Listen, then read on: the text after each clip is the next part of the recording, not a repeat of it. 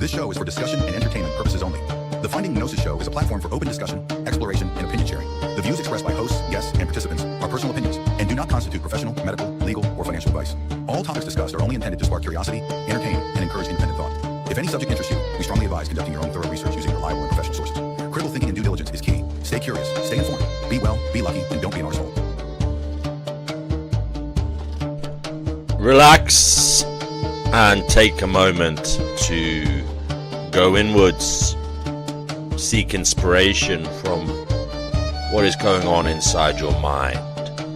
Allow thoughts and feelings to marinate in your conscious awareness, what comes to the fore. Meditate on whatever signs and symbols appear in your mind's eye. Relax and meditate, and when you feel ready, when you feel compelled to say something, click on the link in the live chat to speak to us.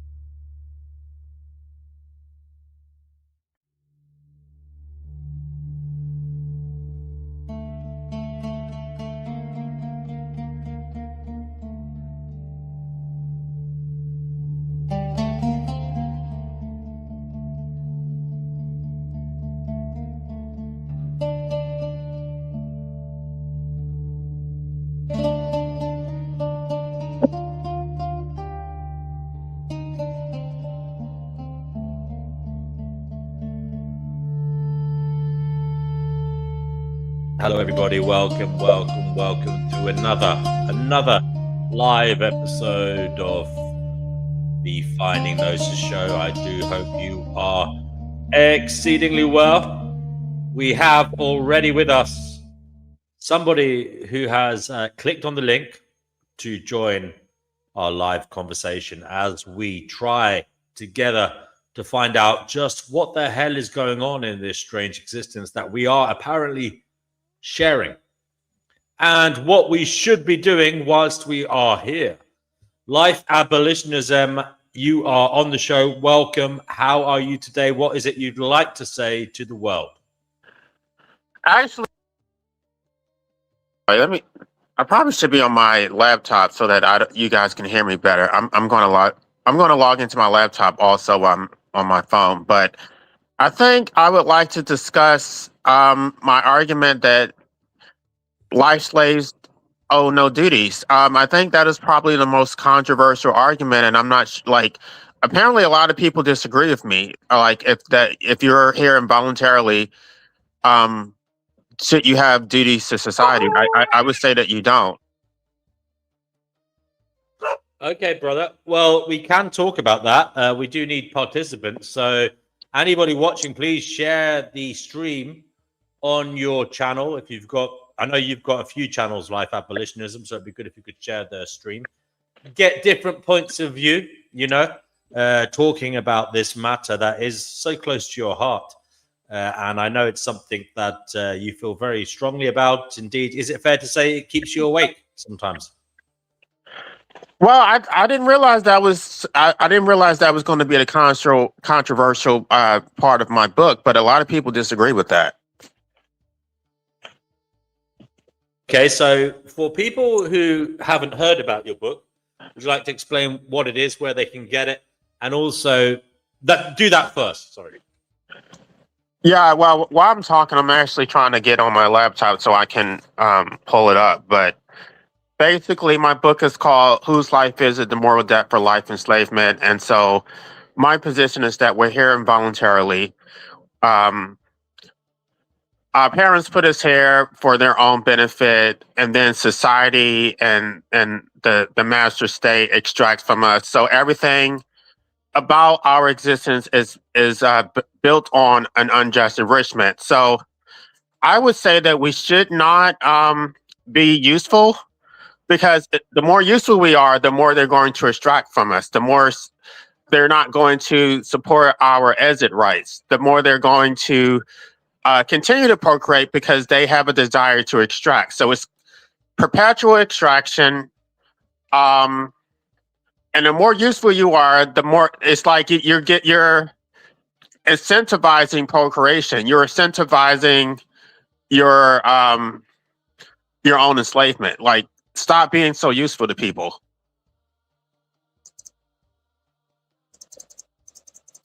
I mean, that's not the sum total of the book, but I guess that's just a portion of it that some people have a problem with. So, all right. Well, I don't agree with you from a kind of moral standing, but I mean, I think we should try and help each other. But how exactly do you intend on being useless to society, useless to your parents, useless to the world? Basically, I mean, this is going to sound really perverse, but it basically don't give them what they want. If your parents, they want they want attention, they want validation, they want you to participate in holidays and birthdays. Don't participate. Don't give them the supply that they're looking for. Society wants you to be social.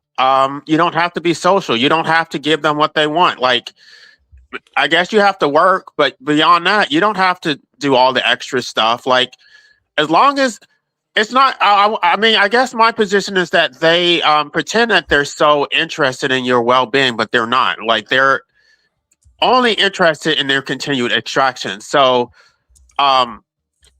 if you're not a good person, by the way, and I'm not advocating that you should be a bad person, but they would support your liberation more than if you were a good person. You see, life abolitionism, with respect, I think you're being a little bit naive and, dare I say it, solipsistic. You're looking at the world through your own, introverted lens.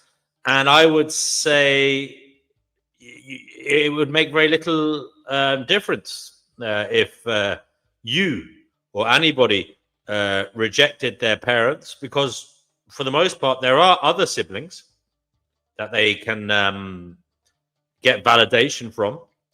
And there are other people. Indeed, they have each other a lot of the time. I know a lot of marriages end in divorce, but, often they don't. So the parents have each other. So maybe you're just making yourself, dare I say, miserable by not joining in and trying to make everybody smile and happy. And maybe you're doing yourself a disservice by not being accommodating to the familial needs. It's going to cut you off. It's going to mean that you don't inherit anything, and it's going to mean that you don't have people looking after you when you're ill. Your needs are less and less likely to be met. Mimsy, if you'd like to come on here, please, I would appreciate that. You are a strong feminine force in the live chat, and it would be lovely to have you on here. She says the best case for this man, i.e. you, life abolitionism, is to be celibate and remain celibate until the end of your days.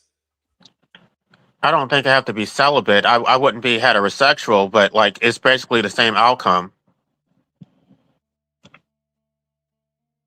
I guess what she's saying is that I shouldn't procreate. But I can have sex and not procreate.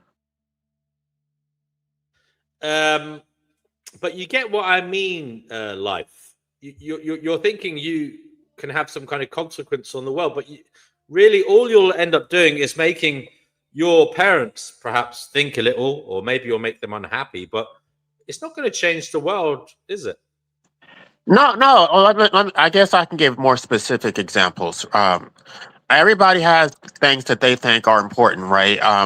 Because they want to make the world a better place, and they want to use you as a means to their end. So, for example, if they think that they can create a vegan world, right? And they're going to use you to create a vegan world. But if you refuse to go vegan and they can't use you for that purpose, then they will actually support your liberation.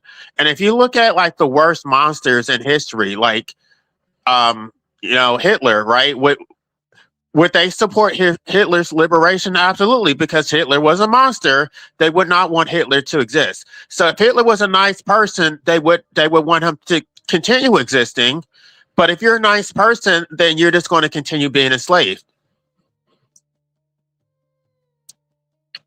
Unless, do you think that's true? Do you think that sometimes if you show humanity and care, people will see the humanity in you and realize they cannot treat you in an inhumane manner?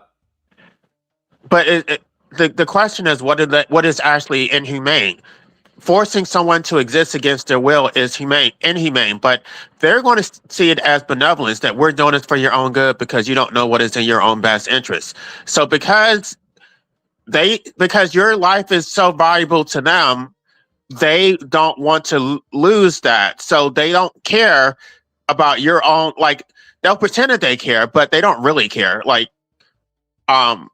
They see you as a nice person, and every time you talk about that, it's always about how valuable you are to everybody else, how everybody else would miss you.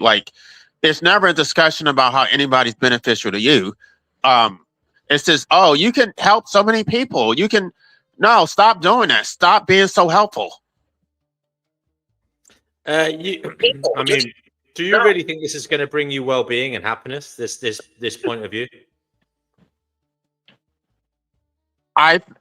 I don't think that I can do it individually. It's not going to give me happiness. But I think if enough people stop being so useful, and they actually saw us as unpleasant people, they wouldn't care whether we had rights that we don't currently have.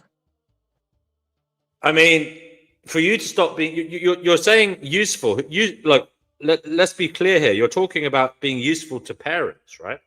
No, I'm talking about being useful to society for whatever causes they want. For for veganism, for activism, for helping people, for anything. They want to borrow money from you. They want a favor.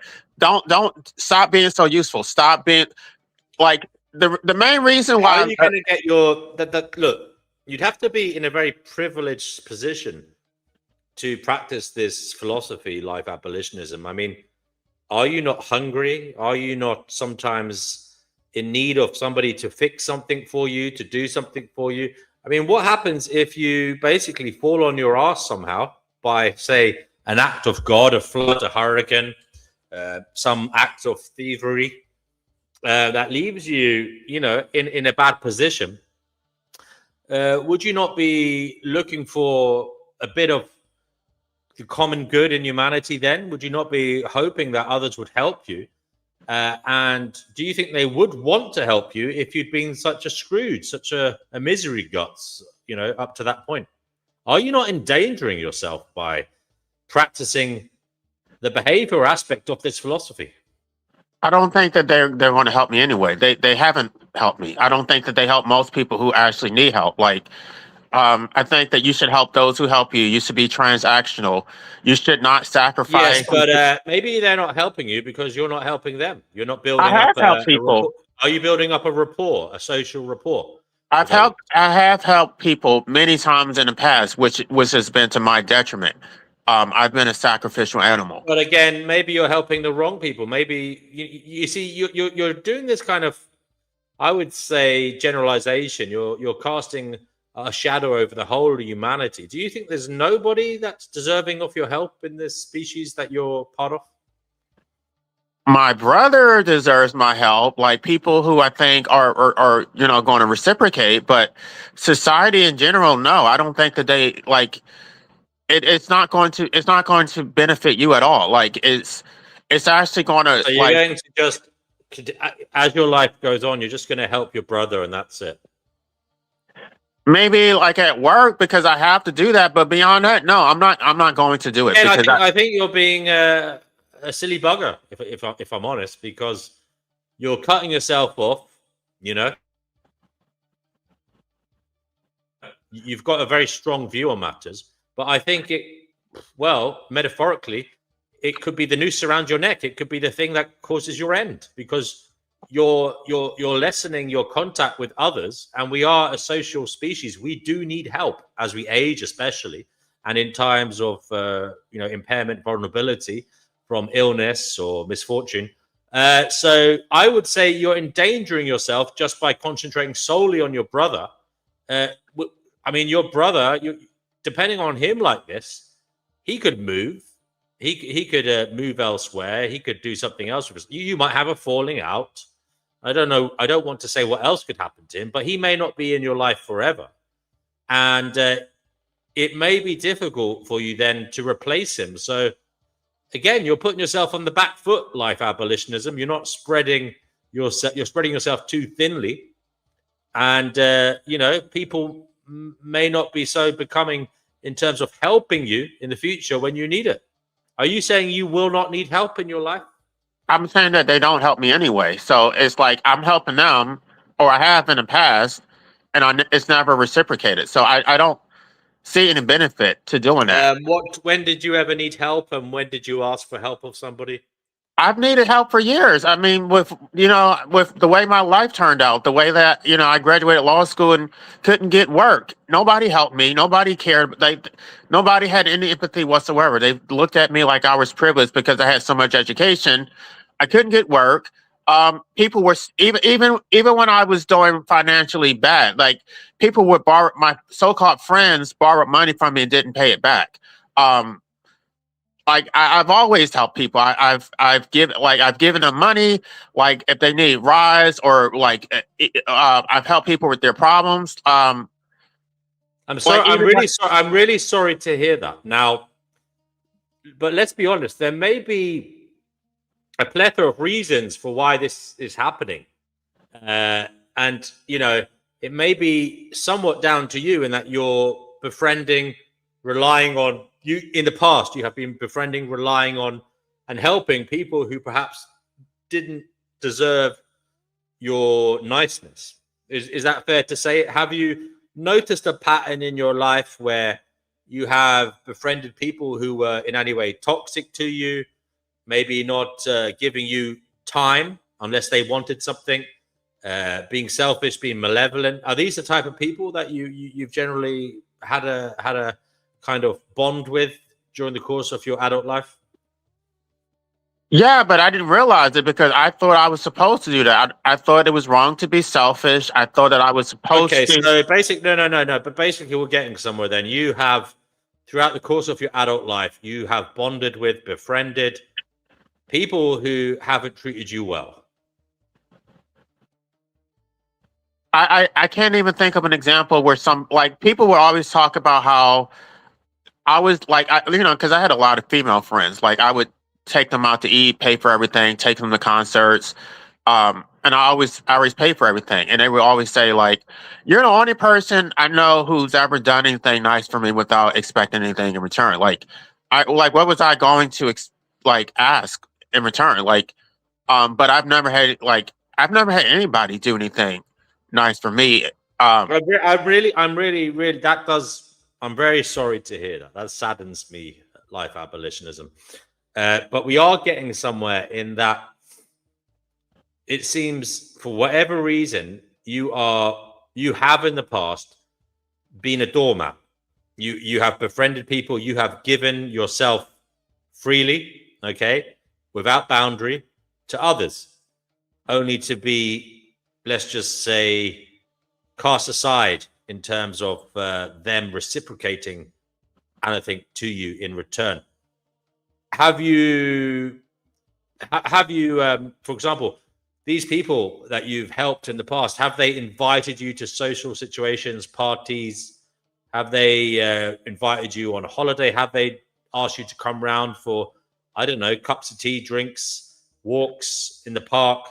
Have they wanted to do things with you? Have they sought your presence in their life, aside from when they need something? yes, because I'm fun to be around when things are going good, but when things are bad, it's just like they'll just cast me aside. So Have you ever? Do you reach out to people and seek their company? I don't do it anymore. And did you in the past? Yes. And for what reason did you seek people's company? Because I thought we were actually friends. I thought that it was like you have my back, I have your back. I didn't realize how things actually work. Okay, so if you could, let's go through something here. I don't need to know any names or personal details, as in I don't need to know who these people are.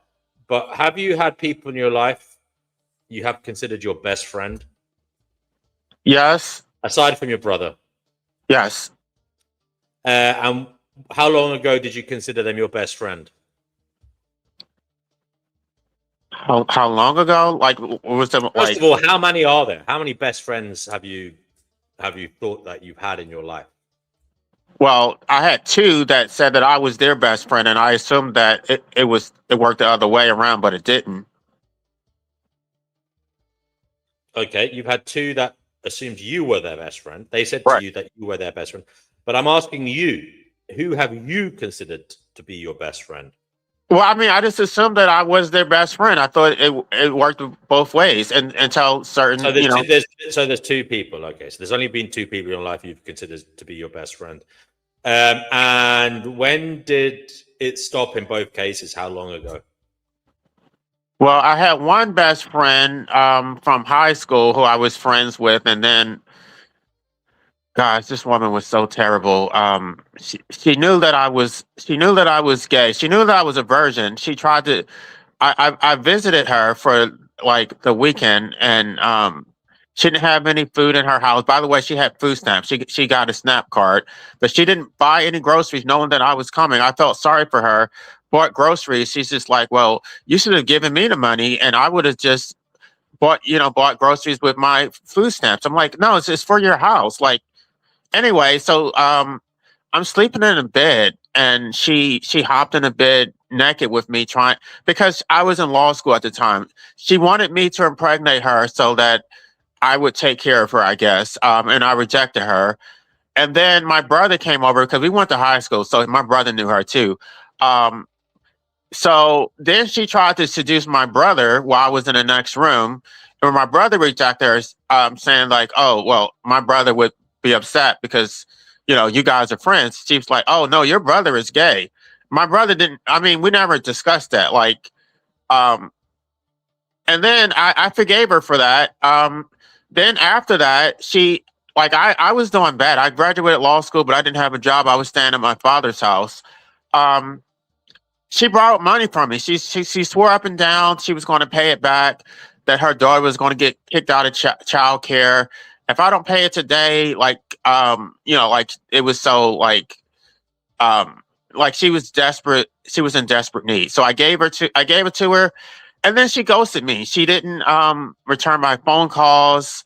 Um, and so I just said, okay, I'm tired of it. She's burnt me so many times. And of course, she's reached out to me since then. She's contacted me or like on Facebook because she needed help, and she knew that I could help her. But no, I'm not helping you. When have you ever helped me? I've bought her like gifts for her birthday. She's never Okay. So that's one person.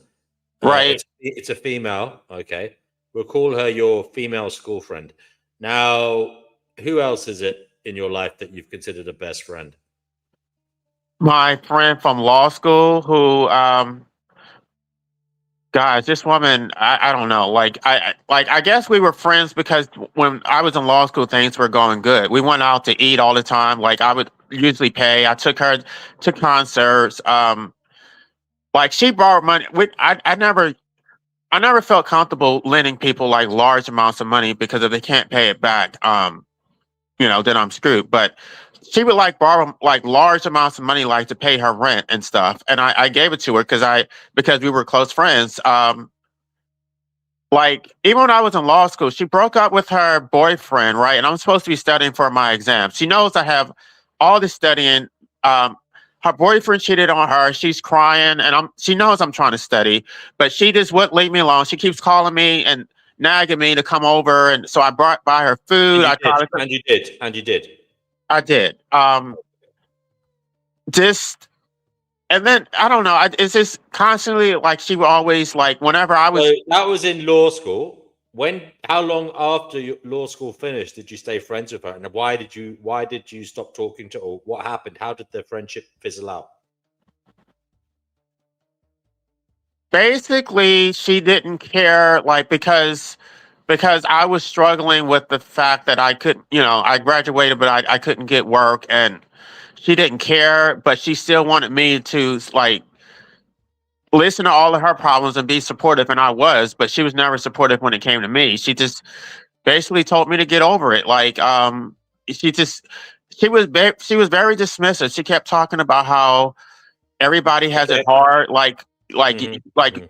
what makes So you so these special. are your friends. These are two instances of your friends here. And all I've heard is that the first lady basically was somebody you knew at school, and then you stayed friends with her after you left school, and she was somebody who doesn't seem like she was as educated as you. She was somebody who was financially in trouble, and she seemed to be somebody who was craving security and a male in her life. So she tried to bed you. She tried to bed your brother. She seemed like a very troubled lady in my eyes. Somebody who wasn't healthy in terms of being able to stand on her own 2 feet, and she didn't seem like a secure person. Now, this other person you've just mentioned, who was a friend from law school, she was in law school as well with you, or you knew her at that time? We went to law school together. Okay, now she also sounds like somebody who wasn't emotionally mature. Neither of them sound particularly emotionally mature. She sounded like she was on the take and she wasn't giving back. Now, you said they were your best friends. What did you like about either of these people? Because all you've done here is talk about their negative traits. What on earth made you call these people your friends? What did you like about them? I don't know, just because like we would have fun together, we would go out, like we would talk a lot. So I just assumed that we were like close friends, but You say fun. You had shared interests. Did it involve going out to a bar, going to a nightclub? What did you do? Eat together? yeah, we went out to eat. We went like I took my friend to the like concerts, like we did a lot of we went to movies together. We did a lot of stuff together. So um And like generally speaking, who paid for the socializing? usually would be me. I mean, I'm not gonna say usually it was always me. Um if it wasn't Okay, me, okay. then it would be like I pay like we would go Dutch, like you pay for yours, but I usually pay for everything. Okay, so in terms of a ratio, then both of these people, what would you say was the ratio in terms of over the period of time? How much did you pay for the socializing? Was it like no? Give me a percentage, like actually. So was it 70% of the time? Would you say, or you can break it down for each of them? The first one was But over the 100%. whole course of the friendship. The first one was 100%. I always pay for everything. The second one, I would probably say maybe 75%. No, I don't know. I was maybe 60%. Okay, so obviously, yeah, that is a lopsided affair. How long ago did you start talking to these individuals then? Well, it's been a while. It's been probably 8 years for the last one. Actually, I had more friends than that. I don't even. I'm just counting some other friends that I didn't even remember, but those were my two closest. I've had other friends since then. That That's okay. These were the people you considered your best friend. Now, what have you learned? Because what I've learned throughout life is we have friends, people we get along with, but it can be confusing to determine what exactly a friend is. Now, for me, I'm not quite sure how we determine that. That is I would say, a subjective thing. It's up to you as an individual whether you call someone a friend or not. But I would say generally, it's if they're giving signs and symbols, if their behavior, hopefully, is aligned with their words, to the degree that it favors your survivability. Like they're trying to help you flourish. They're trying to help you feel good. And I know that can be a problem because sometimes people can be, say, for example, um, ill, mentally ill, etc., or going through a rough patch, and that's bringing you down.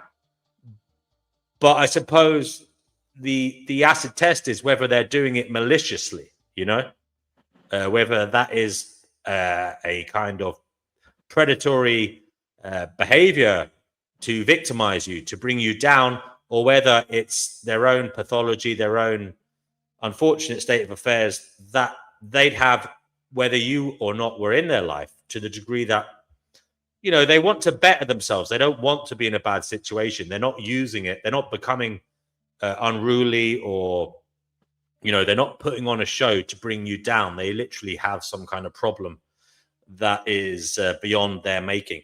Now,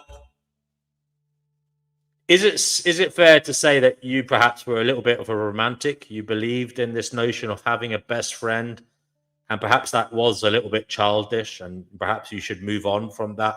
well, that's why I'm not childish anymore. I don't believe in that stuff anymore. Yeah, I don't. yeah.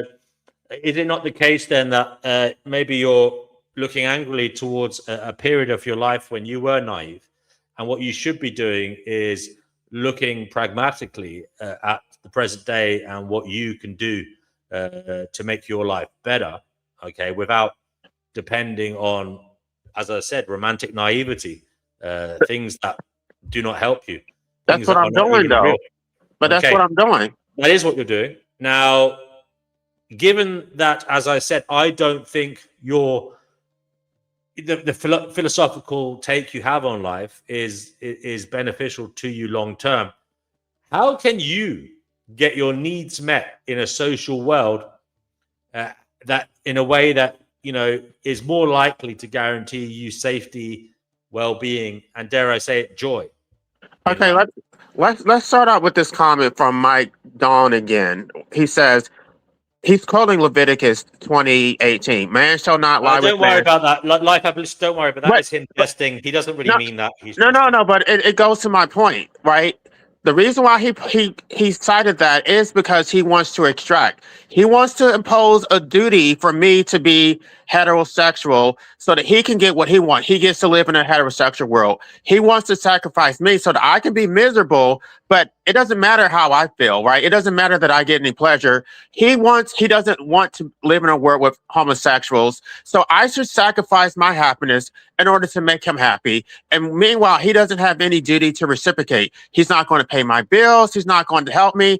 But I should just make him happy. He should always come first. This is the way that these people think. They're predatory. Okay, that may or may not be the case for individuals, but I'm not talking about. I'm talking about you here. How can you start navigating the world in a way that maybe gives you some safety, gives you some, personal security, and being safe in the knowledge that there are people out there who will have your back. Now, this is going to be a huge problem because you've already divulged that you are schizoid, right? Now you don't Right. see that. You don't see that as a personality disorder. That's fair enough, but you see it as just a particular way of thinking. How do you think the schizoid facet of your nature, how does that feed into all of this, these problems of socializing? I mean, what would you say schizoidism lends to you in terms of character? Right, and I just reconfirmed because after that recent conversation we had, I had to research it again. It is a behavior style. It's not only a disorder. And for me, it's been a reaction to the fact that I can't rely on people. So, why it's not in my rational self-interest to invest in people. I should invest in myself. I should not expect anything from people, and whatever my needs are, I can satisfy them myself, but I'm not going to satisfy my needs if I'm giving my energy and resources to other people. So I I was doing that in the past, thinking that it was going to be reciprocated, but it is not wise for me to do that. I should conserve my resources for my own survival and not depend on anybody. Right. That is, I mean, look, if you were able to do that for the extent of your life, then that would be well and good. But it's a difficult task, is it not? It's not difficult for me. The difficult part is maintaining clarity, to not allow people to extract from you, to stay focused, to not get sucked into other people's problems. That is difficult. But it's not difficult for me because I don't benefit from it. Like, people are always trying to get my attention. They want to give me their sob stories. I'm fine. Like, I enjoy being alone. I don't have the social needs that other people have. Fair enough. Now, you may not have the social needs, but as I said, this is about practical needs, and there may come a stage where you do need people to help you, and maybe a reciprocal situation would be beneficial, where you help them in some way and they help you in others. It sounds to me, though, life abolitionism, that perhaps the issue in your life in terms of supposed friendships has been about boundaries.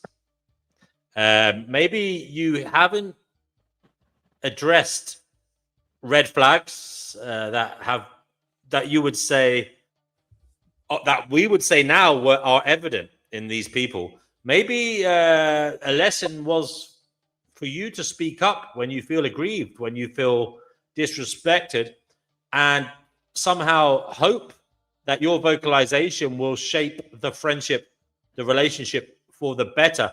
Did you ever try to communicate your dissatisfaction with the way these supposed best friends in these instances, these two people that you've mentioned, did you ever try to communicate to them that you were not satisfied? I can't say that I necessarily except when those situations actually were presented, like I would address them. But it's not necessarily my responsibility to fix people. Like if that's who you It may are. not be your responsibility, but I'm talking about it from a pragmatic sense here, in that you were in some kind of relational dynamic with these people, and it was in your self-interest to try and shape that in a manner that would be satisfactory for you. Otherwise, it would be some way. It'd be some form of let's just say masochism, right? Because you're willingly going into a bad relationship, a bad friendship, and not trying to make it better, not trying to put down some boundaries, not trying to get your needs fulfilled. You are willingly going in there and being a doormat to people who are not going to make you happy. So Right, that but seems to me to be insane, irrational, and no, but a problem. But you have to start from the way that I was raised. I was raised to be a doormat. I was raised to not have Yes, boundaries. yes. I If no, no. I know. my mother was I a, understand. We've gone through that in other episodes where right. you've So said people that. talk about But how, what I'm saying to you, maybe you need to start evolving personally to the degree that you start laying down the law a bit and saying, "Hey, I'm not having that." but Maybe you need to speak up, brother. You are an adult now. You're in your 40s or wherever you are. Maybe it's time that life abolitionism started saying how he feels, started saying what he wants that's what when I'm doing he. right now, though. I feel like Yes, I'm that. but you're doing it in a manner that I would say is harmful to you. I'm telling you to do it in whilst you're socializing. So when you are socializing with someone, when you are out there, perhaps trying to form new friends or romantic liaisons, maybe you should be laying down the law, laying down the rules whilst you're talking to people, and telling them the score so that they know what's up and they don't have a problem when you say, hey, I already told you I don't like that, so please don't do that again. You give them a warning. I'm telling you to start laying down the law, start saying what you like and dislike to people when you meet them. This way people know, hey, I can't do that to life abolitionism because life abolitionism doesn't like it. And I want life abolitionism to be happy because I'm their friend. Hello to Gerald. I'm a big fan of Gerald's channel. Gerald, do come on here, brother. We would love to talk to you. We are just generally talking about life, friendship, and the difficulties therein. So do come on here, brother. I particularly liked your recent video. You said you're a very brave individual. Gerald has a channel. I will share it in the live chat or under this video. He has a channel where he talks openly about having ADHD, sometimes anxiety and depression. And he was talking recently about feeling low. I do hope he's feeling better today. But maybe he could come on here and we could get some common ground as to what to do about feeling low, what to do about feeling lost in this strange world that we're all inhabiting together. But yeah, so Gerald, the link is in the live chat. Gerald, the link is in the live chat, so feel free to come on. Same goes for anybody in the live chat. But life abolitionism, do you get what I'm saying? You need to start laying down the law a bit, telling people what you like and dislike, being upfront about it, so that gives them a framework to work with when they're socializing with you. And then that also gives you the satisfaction of knowing that, hey, if this person doesn't agree to my framework or consistently breaks the rules that I've already communicated to them, well, guess what? They're not my friend. Okay, Right, so but they don't it's care. up to you. It's up to you how many strikes you're willing to give them I before you don't. kick them to the curb.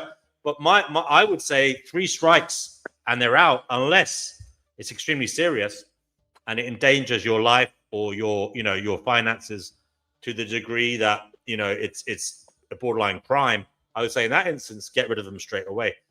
But it's up to No, I you. don't. It's up to you to forge that personally, isn't it? No, I disagree. I do put up boundaries. I don't tolerate that. The only time I have to tolerate that is in a workplace environment where I don't have a choice because I'm in these environments. And I do tell people like what my boundaries are and they don't care. They don't care because they know that I still have to come and work with them. So it's not a situation where I can just go no contact. So they don't care about what I want. They still are going to uh, bulldoze their way to get their needs met. They still want the attention. They don't respect boundaries. Even when I am working or whatever, and I just want to be left alone. Even when I tell them explicitly I want to be left alone, they don't care. Um, it's it just is what it is. I think I've already recognized human nature. I think the only thing I could do is be more schizoid. The only thing I could do is to really block people out, be really short with them, and then they will absolutely be forced to respect my boundaries. But they don't do it voluntarily. They never do.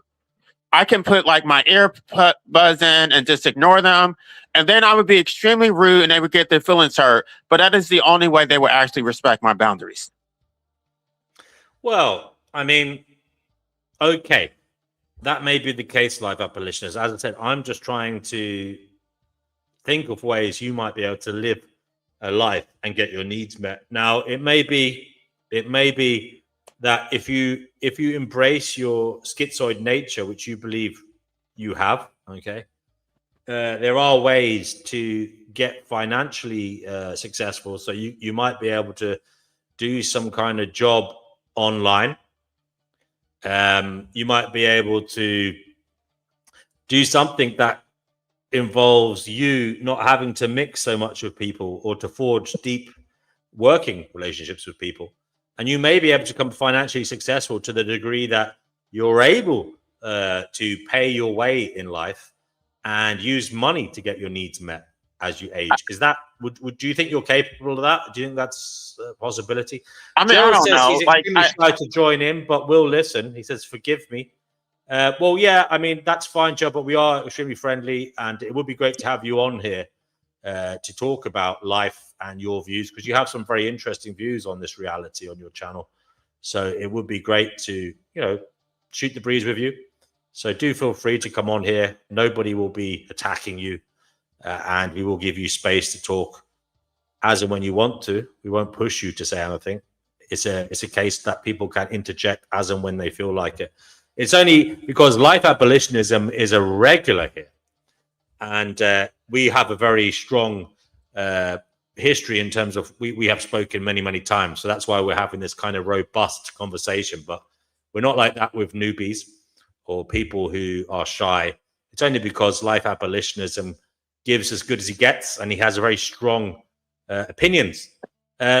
Gerald says to you, life of abolitionism, that he hasn't worked for 40 years. Now, Gerald, would you like to say why that is? Is it because you have diagnosed ADHD? Is that because you do talk about having ADHD a lot on your channel? Would you like to come on and perhaps talk about how that affects you? The thing about Gerald is, right, if you see Gerald's channel, he looks like somebody who should be managing a big company or something. He has that kind of look, He looks like some kind of executive. So I imagine it must be very hard for someone like Gerald, who looks completely normal, if not looks like somebody who should be successful, to have problems with ADHD, anxiety, etc. I mean, that must be a very strange problem in life, because, visually people are expecting things of him, but he's not feeling necessarily up to it, which is okay. But yeah, look, he says he hasn't worked for 40 years, life abolitionism.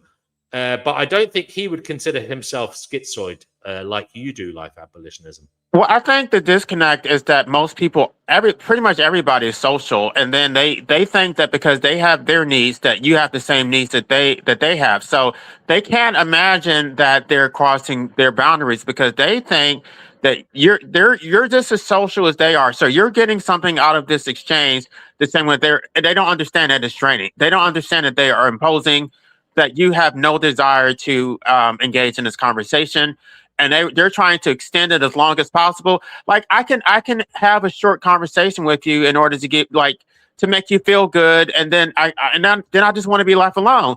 But because I made you feel good, now you want more and more. You just want to keep sucking, extracting. Ah, I see. So you feel like people are emotional vampires. So you're worried if you make people feel too good in a certain social situation, that they're going to come at you and look for more of your vitality when, as a schizoid individual, you don't necessarily want to socialize with people. Is that how you feel, that they're kind of like these emotional vampires who are looking for your life force? Right. That's exactly how I feel. Yes, I've met people like that before, and that must be extremely exhausting. Gerald says he was misdiagnosed with depression and anxiety. Okay. He says he's taken SSRI medication for 35 years. And he was recently diagnosed with ADHD. He says he didn't work mainly because of extreme shyness, which morphed into social anxiety. Gerald, this extreme shyness, would you say it's a symptom of like autism or something? Again, I mean, they do say autistic people have extreme shyness. I know on your channel before, I think you mentioned that you have ADHD. You might be autistic. I don't know, because you don't. Again, when you watch Gerald, you think there's nothing wrong with him. You think this guy could do anything, So it's one of those things, you never know what's going on in someone's head and how they feel. And that can be a huge problem in life, because we do put expectations on people because we are very superficial, and we expect people to be competent. We expect people to do things for us, a bit like what life abolitionism is saying here. He is somebody who is intelligent. He went to law school. Visually, he looks the part. And I suppose life abolitionism, when people meet you, they see you as somebody who's competent, able, and maybe they want a piece of you to fix that in them, which is broken or needy.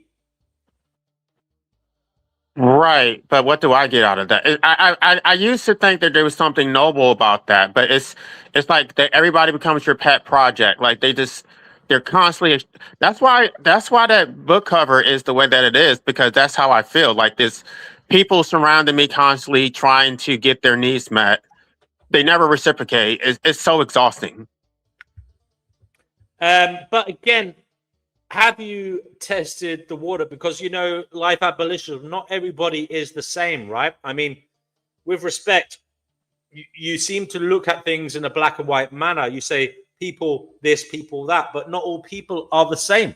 No, I think that I used to give people the benefit of a doubt, that I didn't think that everybody was the same. And then eventually they revealed their true character, and it's like they are the same. Like I should have kept my guard up. I thought there were exceptions, and then it's like, no, this one burned me, that one burned me. It's like, have you? I mean, as I said, I'm just speaking off the cuff here, trying to get to ideas that might be helpful for you. But have you seen a pattern in the types of people that you're attracting in terms of friendship and relationships? Are they a similar kind of archetype? I think everybody's pretty much the same. I don't see anybody being different. Like, so like I run across the same. What would you like them to be like? What I would like is reciprocity. I would like, if I help you, you help me. You should recognize. Like, I mean, if I had a friend who was in distress, like they had a hard time, I would try to console them. I would try to help fix their problems. They don't think that way. Like they don't. That doesn't even run through their mind. Like if I were having a problem, they would still be thinking about themselves. They would pretend that they are, like maybe they'll talk to me for 30 minutes to try to like make themselves seem like a good person. But then it does switch back to their needs. Like they don't actually care about helping people. Like maybe if it's something super. Yeah, but again, I think this is a bit of a problem in communication. You are letting them tell you their needs, but you're not telling them your needs. I am telling them my needs, and they don't care. And then why do you feel beholden to them? If they don't care, why can't you just move on to somebody who does care? No, I have moved on. I've cut, but there's nobody who cares. There's no moving on to somebody else. Where do you meet these people?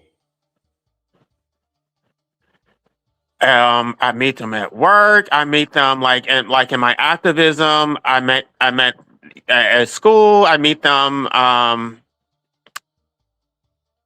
At this point, I mean, this is all past tense because I don't engage with people anymore. Well, you know what? Gerald has come up with a great point here. He says that his mother once said, and this stuck in his mind. She was a Sicilian, so she was Italian from that little island at the bottom of the boot. She said to Gerald, "Let yourself be wanted," i.e., stay away from people who don't want to be with you. Don't chase people. And I believe that's kind of a Taoist kind of view, isn't it? Like, go with the flow, let life flow. There is some philosophers, especially some of the New Age ones, says, don't try too hard. Let things come to you. Let that which comes to you, that which is attracted to you, work with that. Life abolitionism. Have you ever found yourself maybe rebuffing people, who have made social advances towards you, maybe for superficial reasons? Maybe you have, thought, well, this person isn't attractive enough to be one of my friends or partners. This person is too old. This person isn't at my level intellectually. Have you ever thought that perhaps there is an element that you are rebuffing some people and you're chasing others that are not good for you? I'm not chasing anybody. That part is definitely not true. Like, Okay. they're But always are you potentially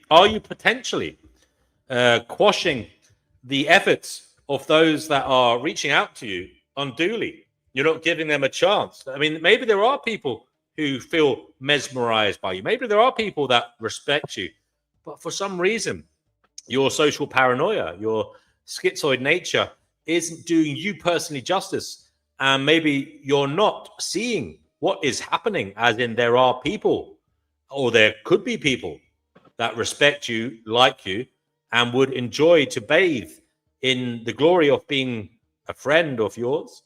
And they wouldn't be so selfish. Maybe they would be happy to give you a meal, to go for a walk with you, and not expect anything back. Do you think that is a possibility for you? If it's not a possibility for you, why then do I have friends like that? And why do other people have friends who are happy to be the giver or the receiver in terms of, time and effort?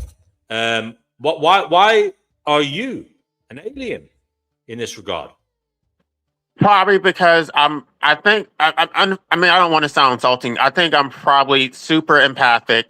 I am I will sacrifice, at least in the past.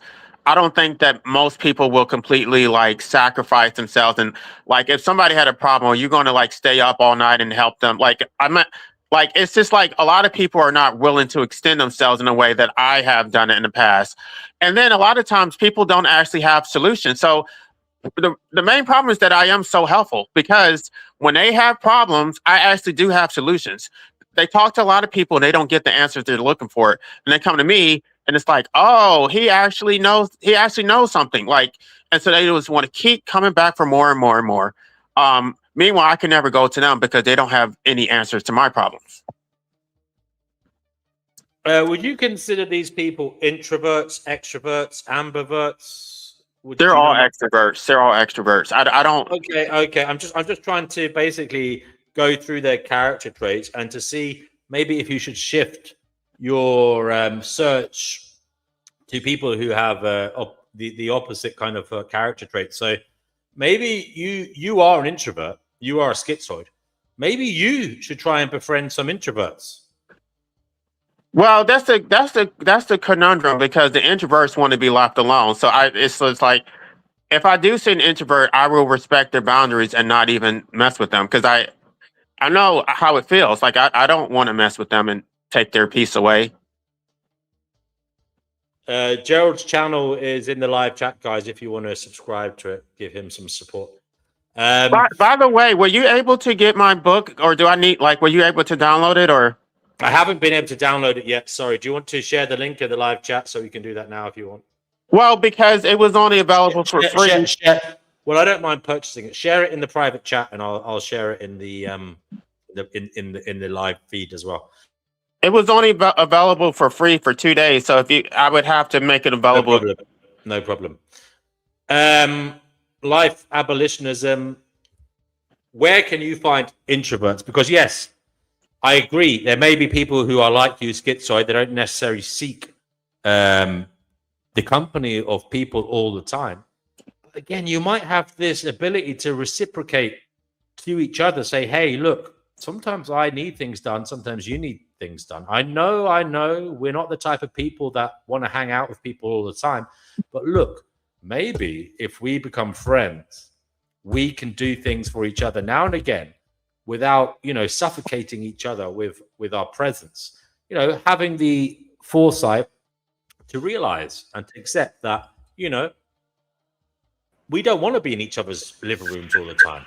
We'll do things together pragmatically to get things done in our lives, to achieve things, but hey, don't expect me to hang out all night till 3 a.m.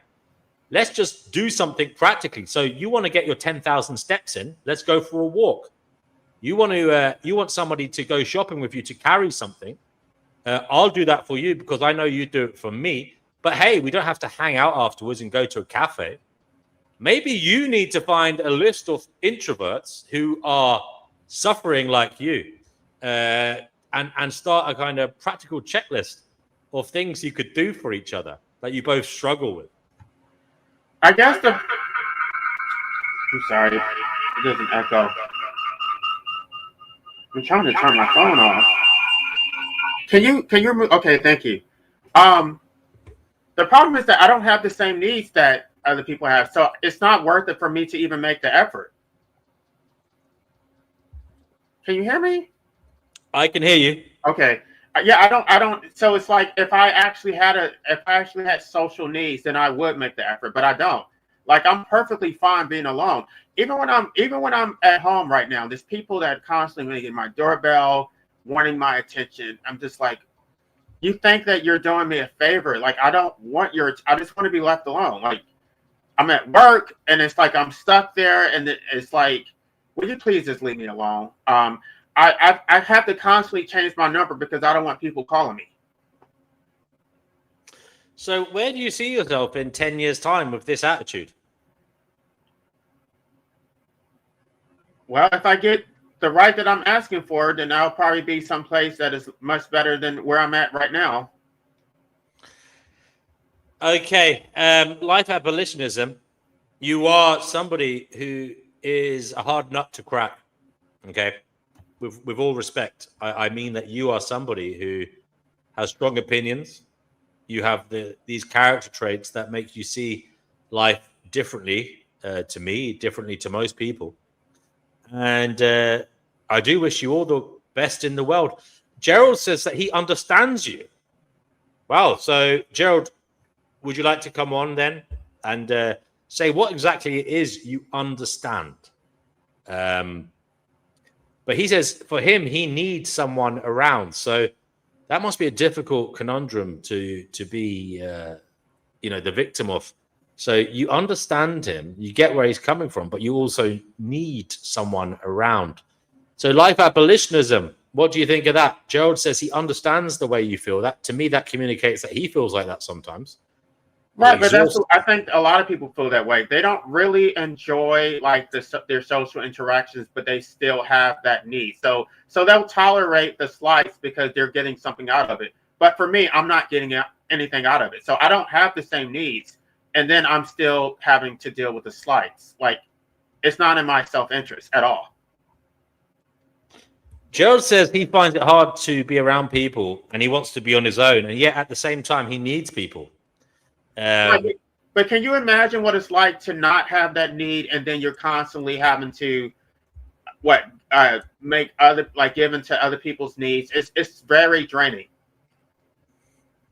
Yes, but again, have you developed a strategy to deal with the stress that causes in your life? I mean, how do you relax? What do you do to let off steam? But that is the whole point. That's what I'm trying to tell you. Like schizoid is a behavior style, which is a reaction to the constant demands that you get from the external world. Like that is why we become schizoid. I mean, the psychologists don't really know. They haven't really explained it. But as someone who does have those traits, it is because of the constant need for extraction from society. Yes, again, I understand that, but do you do things for yourself to get rid of this angst, to get rid of this anger, this upsetness, this feeling of unease? What The do you only do? thing I can Do do, you go for a sauna? Do you go for a swim? Do you go the for a only thing walk I in the can do woods? for myself is be alone. That is the only thing that I want. Where do you want to be alone? At my house. So you close the front door, turn off the phone, and you feel better. Yes, I do. And how long do you need that for to stay sane? How long do you need to be alone for each day to stay sane? If I could do that constantly, I would be perfectly fine. I would have no distress. I would be happy. I would be the happiest person ever. I can never get peace because even when I am at home, there's always somebody ringing my doorbell. Like, there's always somebody trying to get something. Gerald says growing up with his mum and dad, he still felt lonely. He said he's had a family and felt different, and this brings the loneliness for him. But now with divorce looming, he's going to lose everything, and he being alone, he's going to be alone and lonely. So Gerald is basically someone who has had a family, and it has given him connection and feelings of happiness. But now he is facing a divorce, and he is worried about that. I'm sorry to hear about that, Gerald. I do wish you all the best with that. But look, you are building a community online, so I hope that brings you happiness and connections with people who understand you, and it might help you through your dark nights of the soul. Life abolitionism. What about that? What about the online realm? Online, does that help you? Does it help that you can make I guess friends? that's okay. Like, it's not that I'm like antisocial. Like, if I can talk about things that I'm interested in, that's fine. So I can come to an anti-natalist space or an anarchist space and talk about things that we have like shared values in. But that's not the way it is in the outside world. Usually they're talking about things that I have no interest in. And it's like you have to dumb yourself down. And even if I even talked to somebody at work about my book, and they just basically tried to make it seem like I was crazy, and just started spreading rumors about me. It's like every time I let my guard down and think that I can be vulnerable, it's always a mistake. Yeah, I mean, I understand that. So, what are your fears? Are you fearful of being rejected by others? Is that it? I don't have any fear. I guess my fear would be investing into someone thinking that they're actually going to understand me, and I already know that they're not. So what is the point? Yeah. I mean, have you ever felt like someone understood you? I guess the only person who does understand me would be my brother. Okay, and how often do you see your brother or talk to him? How often do you talk to him? I don't see him, but we communicate. Oh, hi, Chickpea. Hello. Hello, we have Chickpea in the house, the lovely 71-year-old who acts and looks much younger than her age. Oh, thank you. Chickpea, we have heard life abolitionism here complaining profusely about having to socialize. And I'm finding it very difficult to give him any practical advice. Chickpea, you are somebody who for the last 31 years or so, Yes. Mm-hmm. you have basically not moved more than 2.5 miles from your home. You stay indoors. For 31 years, you haven't really socialized to the extent that you like. Chickpea used to be a lady about town. She used to paint the town red. She used to be out partying, drinking, and causing all manner of mayhem throughout the nightclubs of London.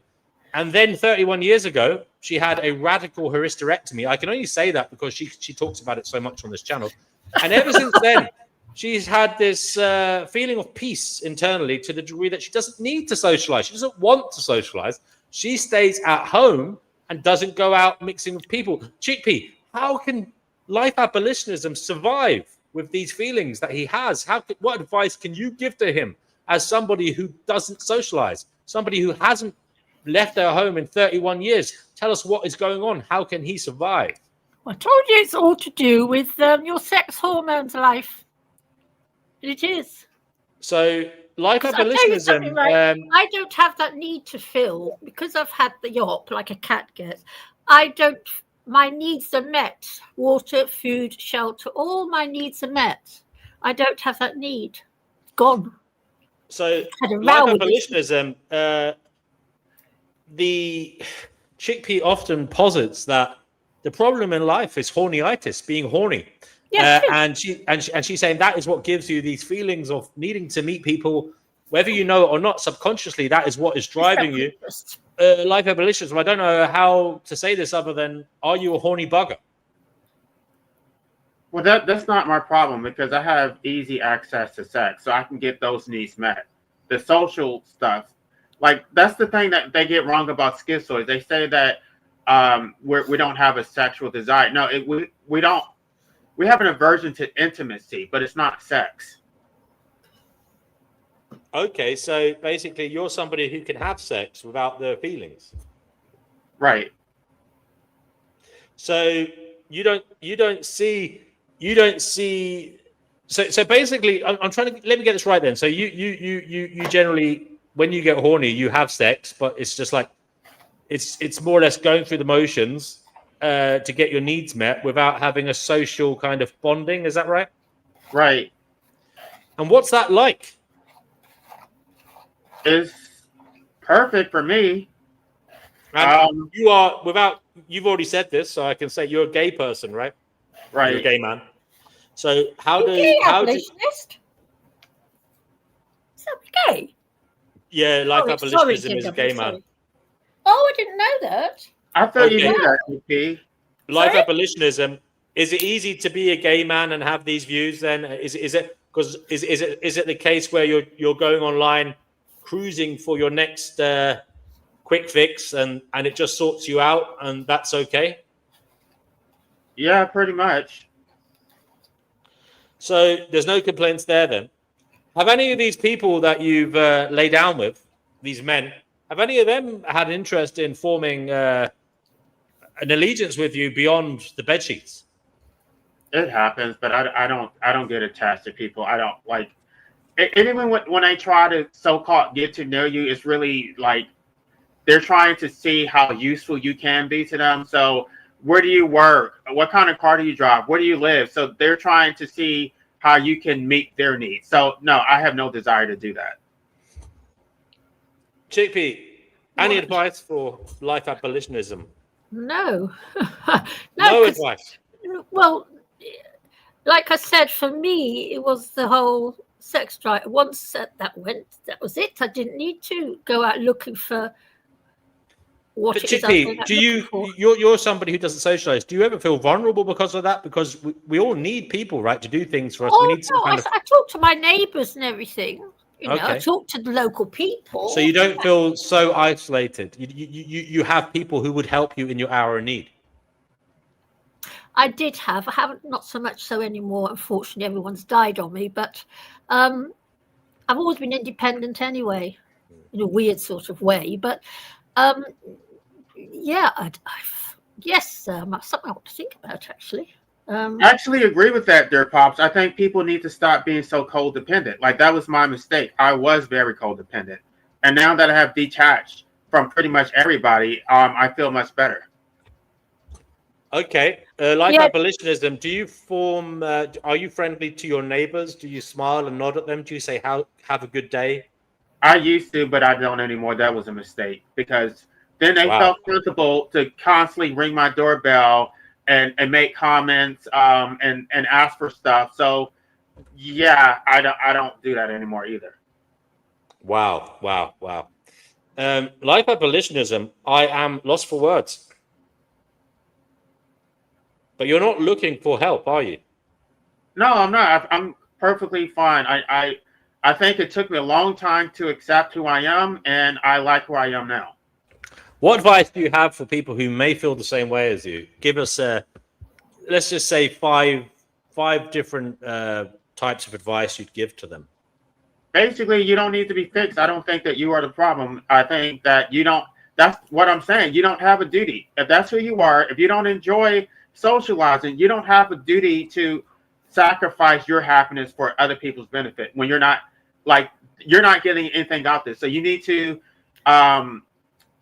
value yourself and your own needs. Stop being a sacrificial animal. Any other advice? Basically, you need to know what you actually want, what you actually enjoy, and then don't let people suck you and or try to change your mind to say that what actually makes you happy isn't what makes you happy. Like to say, if you actually enjoy being alone, don't let somebody tell you that, oh, you don't really enjoy being alone. You would actually feel better if you socialize. You know what you want. Listen to yourself. Okay. Sorry, Chickpea. I just want to say, Poop is drawing comparisons between you, life abolitionism, and a monk or a sage who wants to live in seclusion and solitude, and that brings them peace, and it allows them to expand their awareness, their mind, and to concentrate on what really matters to them.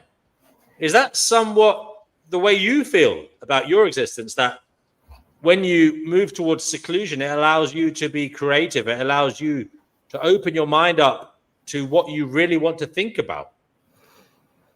Right. It's people think that I'm bored because I'm quiet. It's just I'm not bored. They think that because they're talking to me that they're entertaining me. No, I was actually thinking about something. You disrupted my thoughts.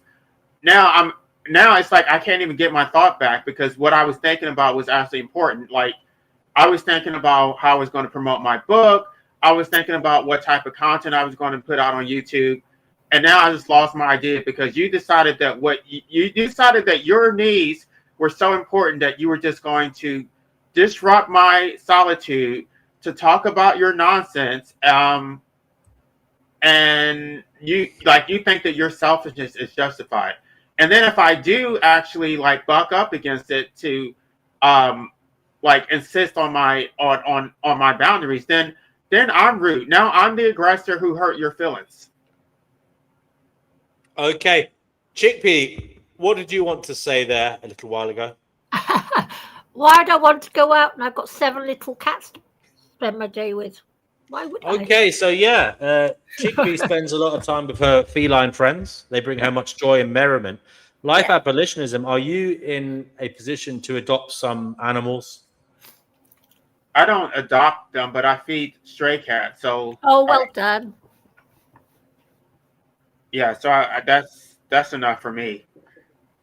And does that bring you joy and happiness? Yeah, but does that bring you joy and happiness? It's when I want to. So it's not like they live with me where it's a constant thing. It's when I want to go outside and play with them, I can. And when I come inside, I can be left alone. Gerald, I'm not sure who you're saying why to, but just let us know who you're directing that to. This comment about the Holy Bible, by the way, I've read the Bible. The Bible didn't do anything for me. I've already rejected the Bible. I've read it from front to end. It's you're taking it literally. So maybe I think that you're not getting what you're supposed to get out of it. It's allegorical. If you actually understood the Bible and its intended purpose, you would not be interpreting it the way that you are. Yeah. Now, I believe life abolitionism and Chickpea are on the same page in how they interpret the perhaps basis of this reality. Chickpea, would you care to describe to the newcomers here how you view this existence? And life abolitionism, do feel free to chime in where there are points of agreement or disagreement. Well, for me, it's what we do to the 92 billion. That is my biggest cause of misery. Explain what that is. The 92 billion, the 92 billion animals we bring into existence, just factory farm, slaughter, and eat. And I find that so hard to live with. I just find it so hard to live with. Yeah, Okay, and that's and my main. That's the main thing of my unhappiness. If that didn't go on, I would probably be okay. I'd be okay here, but it just makes me so unhappy. And it's all around me. Every time you go outside, you see it in shops. You see people. You can smell it in the air. It's everywhere. For me, that's the bugbear. And so also the fact. Sorry. But Also, Chickpea, don't you think that is a problem for vegans because they're creating children and raising them as vegan, and they know that their children are going to be more sensitive than other people when it comes to animal suffering. But they're saying this for the greater good because these children are going to help liberate animals, but they're also going to suffer knowing that they won't be able to liberate animals. no, And they can't. That can't be done. That will never happen because we're a tiny 2% of the population. I don't think it's going to get much bigger. Sad, brutal reality. guys, I will be right back in about a minute or two. But don't you think that it's almost cruel to like create a vegan child to? Yeah, I agree with you 1,000,000%. I think the only solution to this problem is what David, basically human race goes extinct. Because I don't think we're meant to be here anyway. And I really don't think we are. And I just find that we are a cancer on the earth. And I include myself in it. I'm no better. I'm just as bad as everybody else. But at least I know it about myself. And I tell you something, they say there's this God here and everything. Well, if I was God, I'd wipe the human race out. I wouldn't allow it to happen. I would not allow. Right. So God already recognized that He made a mistake. He flooded the world. If you believe in the Bible, literally, He flooded the world upon realizing His mistake. And then He made the second mistake of saving Noah and allowing the human species to flourish. Yeah. We are not cut out to be here. We're far too needy to be stuck inside a meat bag because God Almighty, we need. We're not meant to. I don't think we're meant to be here. I think when I believe what Zachariah Sitchin has to say and all this, that we are some kind of a crazy invention somehow, because the animals are so adapted to the world. They've got their fur coats and their wings and they're this and they're that. But we are completely naked. And our needs, there's just no end to our needs, is there? But I don't think these vegans that talk about having babies to change the world into a vegan place, that will never, they're wasting their time. Right, and I'm actually going to be doing content about it. It's called half-hearted asceticism.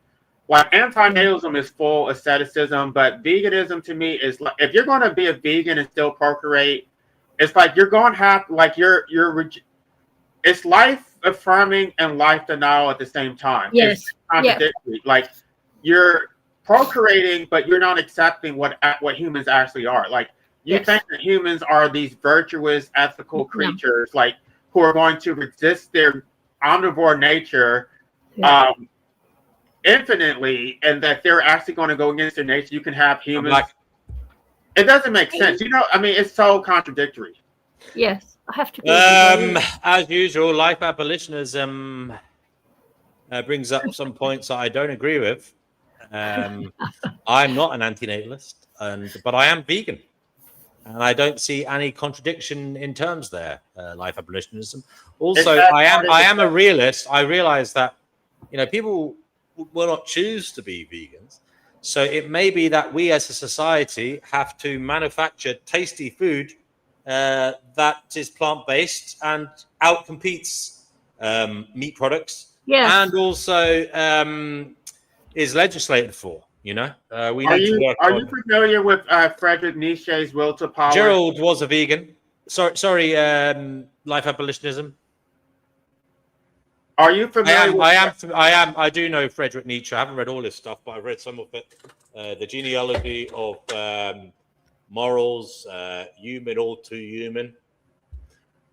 And so the problem, the will to power is basically accepting who you are and basically embracing it. And so if you actually engage in a denial of yourself, that is a weakness. But what people do is that they frame their weaknesses and twist it around and make it like a moral virtue. because some people can't accept their true nature, which is we're omnivores, we are predatory. They will negate it and then turn their weakness, their failure to accept who they actually are, and then turn that to a strength, into an actual virtue. Life abolitionists, why do you say humans are omnivores? Okay, because now a fox is an omnivore. Okay, now a fox can catch a hen, kill it in 2 minutes, eat it completely raw. So, and a bear is also an omnivore. You know, grizzly bears that kill all the thingies. I don't think us humans are omnivores. I think we are actually herbivores, and that's what gets it. Well, I mean, unfortunately, we are herbivores, and the proof is.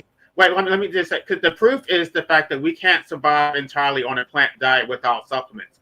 That you have to get B12 in a state of nature, you would get it from an animal source. But what is wrong with taking B12? No, that's not the point. I'm just trying to tell her that we are natural omnivores, and you overcome the fact that we're natural omnivores through your supplements. But that doesn't change the fact that we are omnivores. Yeah, I beg to differ. I think this whole B12 thing, I don't know. I beg to differ. I think we are actually herbivores. Because don't forget, in the Garden of Eden, God invented in the Garden of Eden, we were to eat the fruit from the trees. Now, that was quite clear. So why all of a sudden do we become omnivores when we leave there? But how could you survive without supplements? Well, I didn't take supplements. I didn't take B12 years gone by. It's a very new thing, these B12 supplement things. I'm only saying because, I haven't eaten meat since I was tiny. I didn't want it even. And I'm still here. I mean, I do take lots of supplements now, but I didn't when I was very young. When I was a little girl, I didn't because, Right, but I guess the point is that herbivores can get all their nutritional needs met from plants. Humans can't without relying on supplements. Yeah, this old B12 thing, I'm very sort of, yeah, is that really that true? I don't know. I don't think that is the vegan position. I think most vegans recognize that we are omnivores, but they're still saying that it's ethical to reject your omnivore nature because animals are being harmed. So you're going to reject your nature in perpetuity. You're going to basically reject your desires, reject the will,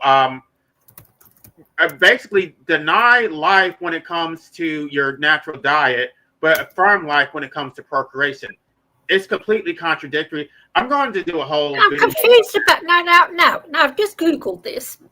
Vegans, we can get B12 from white mushrooms, from microbes. There are places where you can get it. Most people get their B12 from products like meat, dairy, and eggs, but you can get it from yeast and cereals. Stuff. I don't know. But I guess you guys are coming from a place of we have grocery stores and all of these products are accessible. And so because of the accessibility of manufactured goods, that creates a duty to go vegan. This does not exist in nature. I mean, just because you can go to a grocery store and get nutritional yeast does not mean that would be your natural diet. I find it just. Sorry. Because they don't want to engage in that because they'll say it's an appeal to nature. It's not an appeal to nature to say that we're omnivores, because you would not be able to be vegan long term without the manufactured goods that you have access to. See, because I'll be honest. Well, it does say brain function, mood regulation, energy. So God only knows. But then you see, I am a bit of an ethicist anyway. I think us humans shouldn't be here anyway, because the sad truth of the matter is you are actually correct. It's probably why I have brain function problems and mood regulation problems, because I don't get lots. God knows. You're probably perfectly correct, but then I don't think we should be here anyway. So yes, you're right. I apologize. No, I think, I'm sorry, vegan equaler. I think you're making a nirvana fallacy. Because your whole framework is based on what is ideal. You're not accepting what humans actually are. It's wishful thinking. It's not accepting what is. And the proof is the fact. Well, I don't want to go there. I'm going to do a whole video talking about that. No, you are actually correct, unfortunately, with the B12 thing. See, but that's how bad it all is. Has anybody in the audience or had a near-death experience? I'd like to hear about near-death experiences, out-of-body experiences. If anybody in the live chat has had one, do let me know. Sorry, guys. Yeah, unfortunately, you are right, unfortunately. But then I am a suicidal little... I'm verging on soft euphemism now. Well, now I don't even use the term aphorism because they keep conflating it with amendum and all that. I just use the term extinctionist. I think that is probably more accurate because there's some problems with the way the ethical framework of like the syllogism isn't really correct because they're saying that. I think you're both delusional, and your supposed morality has driven you to the brink of abject insanity from which there is no coming back. I mean, to say that we have to cause all life to go extinct because suffering is so bad. I agree, suffering is extremely horrific. Yeah. But do you realize how difficult it would be to create a system that caused the cessation of life, of sentience throughout this planet, let alone the cosmos? And considering how difficult it would be to attain that, why not instead of building a red button to blow everything up, why not put your mind towards building a green button to make everything okay? But I think you would either have to accept life and everything that comes with it, or you would have to reject life. You can't do both. But DW, the Gnostics believe that this planet was created, this dimension was created by a complete arsehole called, what was his name again? Who created this arsehole? Yes, thank you. Or Yahweh. Yeah, it's a bit of a shit house, really, when you think about it. So why shouldn't we dislike it here? Oh, no. I mean, yes, you can dislike it, but I'm talking about what you should do about it. You're saying we should cause life to go extinct. I say that's impossible. We should work with the limitations of this reality. The limitations are the phenomenon of life comes into existence, and therefore we should go with the flow and try and fix it, try and help it, rather than prevent it when we don't even know. We don't even know how biogenesis happens. We don't even know how life comes into existence. And you're talking about ending it. You're ending it could mean that it could pop up all the more elsewhere. Gerald says that he had a white light experience when in Wu Dangshan meditation. He said he was sleeping and was woken by a white light that frightened him so much he thought he was going to die. I bet he did. So he was sleeping and was woken by a extremely bright white light that frightened him so much he thought he was going to die. Sounds very scary. He said it wasn't exactly a near-death experience, but it certainly seems like a spiritual one. DW. Now, you yourself believe in Gnosticism because this world was created by an evil asshole. Okay? I said I'm trying to finding Gnosis. Gnosis is an ancient Greek word which means knowledge. I'm trying to find knowledge. I'm trying to find out what exactly is going on in this strange existence. It's not very nice, I think it is a strange existence. I am agnostic, though. I'm agnostic as to what is going on. I don't claim to know what is going on in this strange existence. I'm just trying to find out what is going on. Chickpea, would you like to tell us about your out-of-body or near-death experiences? My out-of-body, that was under surgery when I was 7. Had to go to surgery when I was 7 years old, and basically the surgeon put the needle in my arm. I screamed, and the next thing I knew, I was floating up the ceiling. But I had my brain and my soul and my sight. So we do not need eyes to see with. And I just floated around the room like I was only 7 years old until they finished working on me and started to wheel me out of the room. But yeah, I've had an out-of-body experience. But as I was saying, D&W... Do you know anybody else who's had an out-of-body experience? No. Your mother, anybody else? No, I've never. Do you know talked- anybody else who had paranormal experiences in real life? Have any of your friends or family told you? No, I've never talked about it ever, Dean. I've never talked about my weird experience till I came here. I've never, ever mentioned them. I think I might have told a psychiatrist when I was ill, but I've never talked about them in the real world. That you had that experience. What?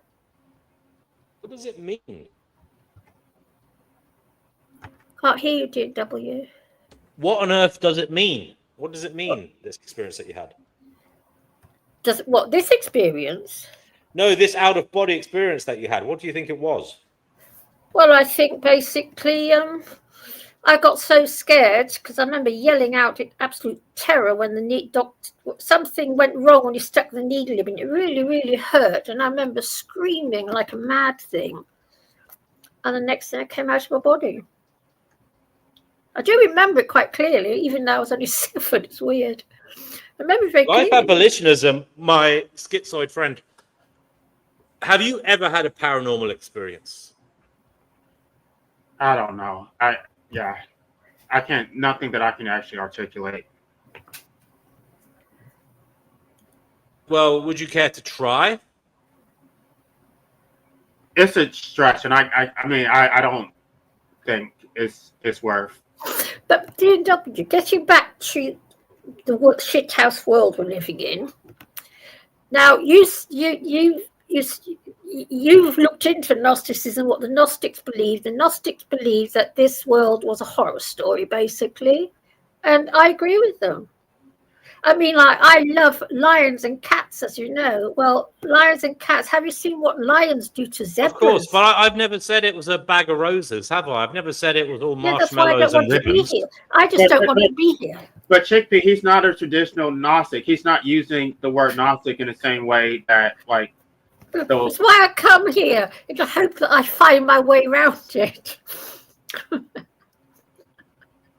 it's a horror story from top of the and lions are gorgeous animals. I love them to death. I'd love to go to bed with one because I really love lions. But lions are pretty heavy duty little carnivores. They don't have to do some killing. And what about orcas? What they do?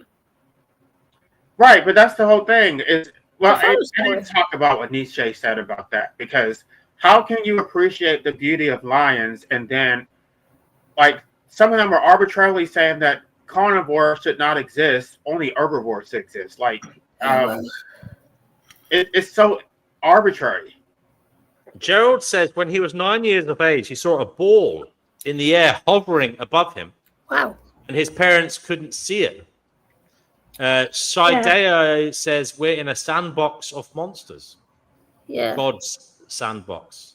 We have Noodles on the show. Welcome, Noodles, to Finding Gnosis. Oh, God, here we go. What is it you'd like to say to the world today? I don't think I'm going to make it. Good. What do you mean? You'll all be free of me soon because of this flu. Because of what? You won't have to deal with my personality anymore. What, you think you have a flu? Look, you're being overly dramatic. We know that. You have a flu at the moment? I think this is it. This one's going to take me out. Tell us about the ongoing symptoms of your man flu.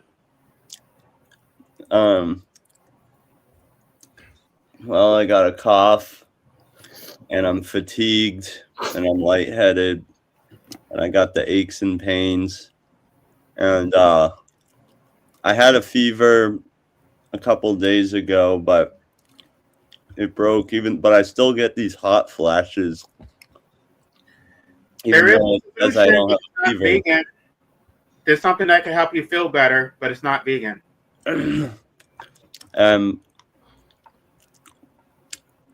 So- and I'd get a headache and stuff, and chills. The chills is just, how is it that I get chills even if I don't have a fever? So, when do you get the hot flushes? That's what Gerald wants to know. I don't know. They just happen randomly, And Have you? I mean, I don't think I've ever had hot flushes. What is it like? Tell us. It's just when you just get this wave of being like too hot, like you're like, oh, I'm so hot, but then Does it last long? then you want to strip down and take layers off, but then I have the chills, Have you had any Wow. diarrhea?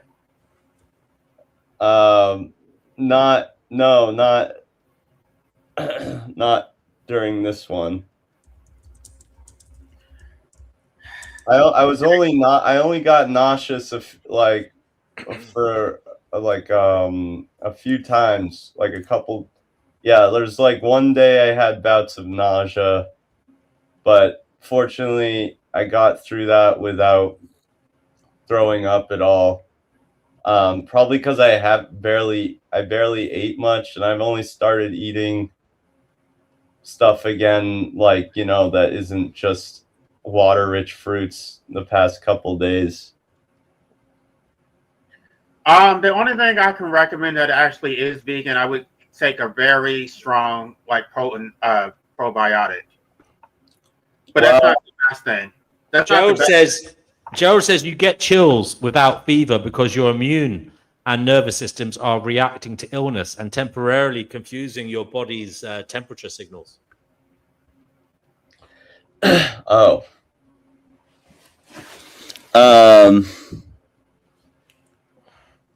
Reacting to.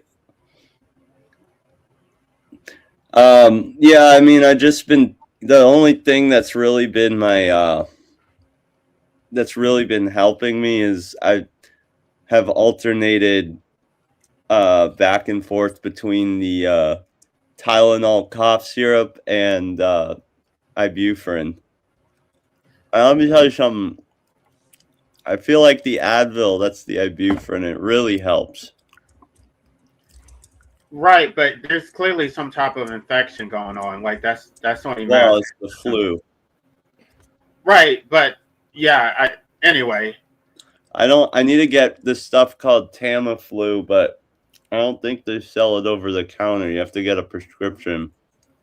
Oh, how about something like colloidal silver? How about that?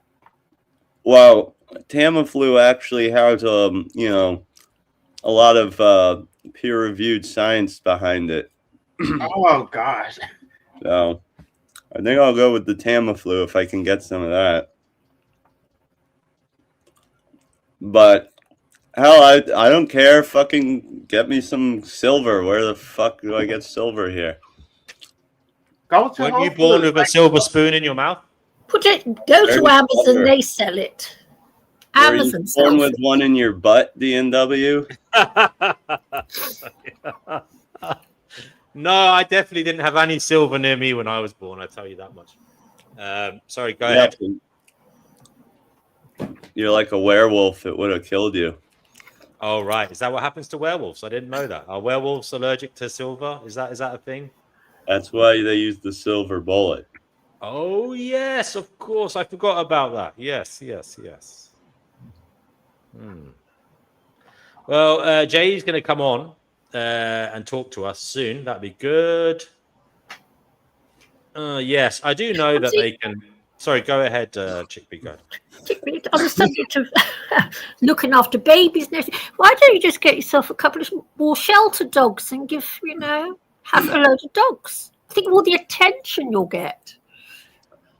I'm talking to DNW. Oh, thanks. Well, I'm saying DNW, right? Think of all the attention you got if you went out with 4 shelter dogs. Fun. But maybe I'm not in search. I'm not in need of attention at the moment. He has a dog. Yes, I know. I'm saying maybe she get a few more. I don't want any attention. I'm perfectly fine with my relationship, friends, and my dog. I mean, why would I want more? Well, instead of having babies, get a load of shelter dogs. Gerald says if Tamiflu isn't taken early, it usually doesn't help much, but doctors may still give it if someone is very ill or at high risk. Yeah, I heard that. Perhaps it's too late to get it. I mean, I am doing better than I was, but it's still not good. It's like it's such a slow recovery on this shit. I can't stand it, man.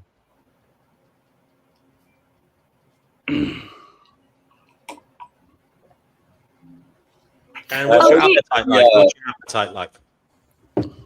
I haven't been hungry. I haven't been able to eat much. I tried to make myself. I made myself eat some substantial food yesterday, and I didn't feel great afterwards. But I heard that this flu season has been particularly bad. Yes, I heard that as well. There's been, it's been earlier than usual as well. You need to take a ton of vitamin C every day.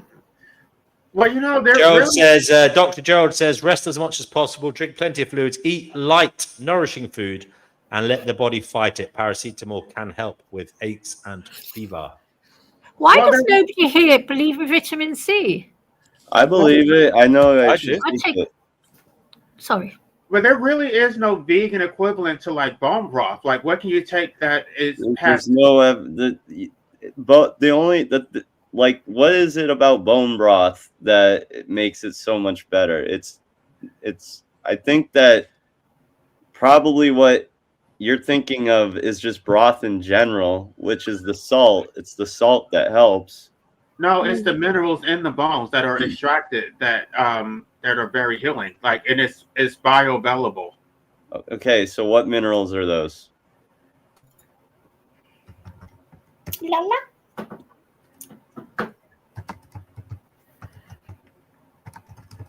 Noodles, what you need to do is take a big, huge dose of vitamin pills every couple of times a day. Okay, the minerals in bone broth are calcium, magnesium, phosphorus, potassium, iron, zinc, and copper. All right, so I can just take those things. I don't need to drink bone broth. No, but it also has collagen, amino acids, and gelatin. I mean, for whatever reason, okay, gelatin doesn't do anything. Collagen doesn't do anything unless it's collagen peptide, and yeah, so that's. I mean, I could just take the minerals and take electrolytes.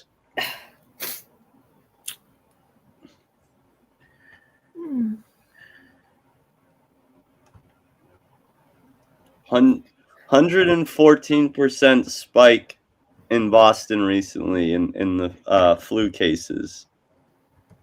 I don't understand this because I'm a little skinny 8-stone female, but I don't get flu. I'm well, you said you don't really go out much, or no, I don't go out far. I go out locally to the shop. But you also probably don't interact with a lot of people, right? Well, I interact with my neighbors.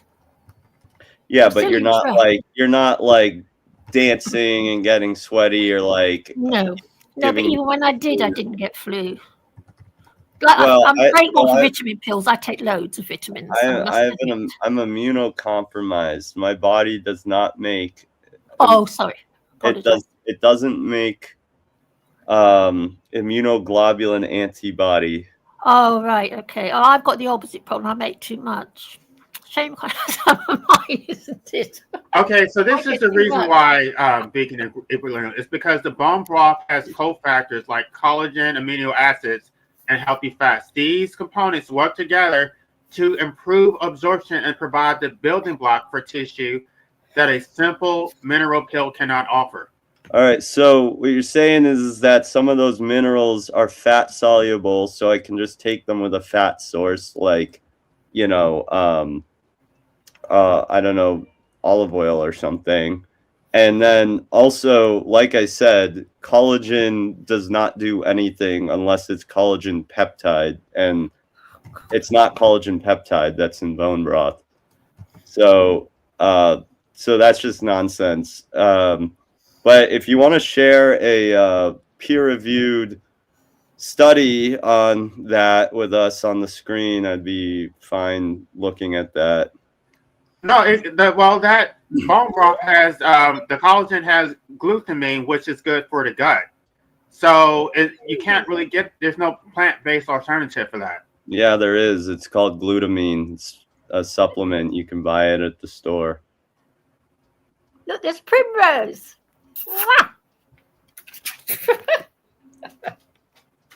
Sorry.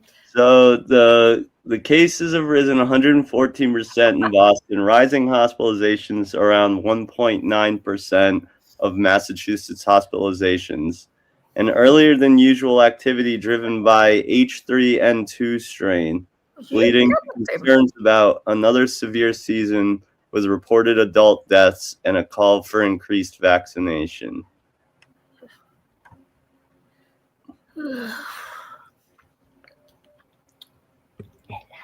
Do you think you have the C? No, I tested for that. It's negative. I probably have this thing they're talking about, H3N2.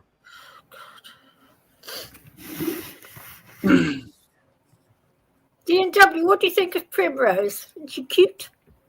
Primrose is a lovely kitty cat. Yeah. Yeah, Shout she out is to Primrose. gorgeous. Cabbage soup.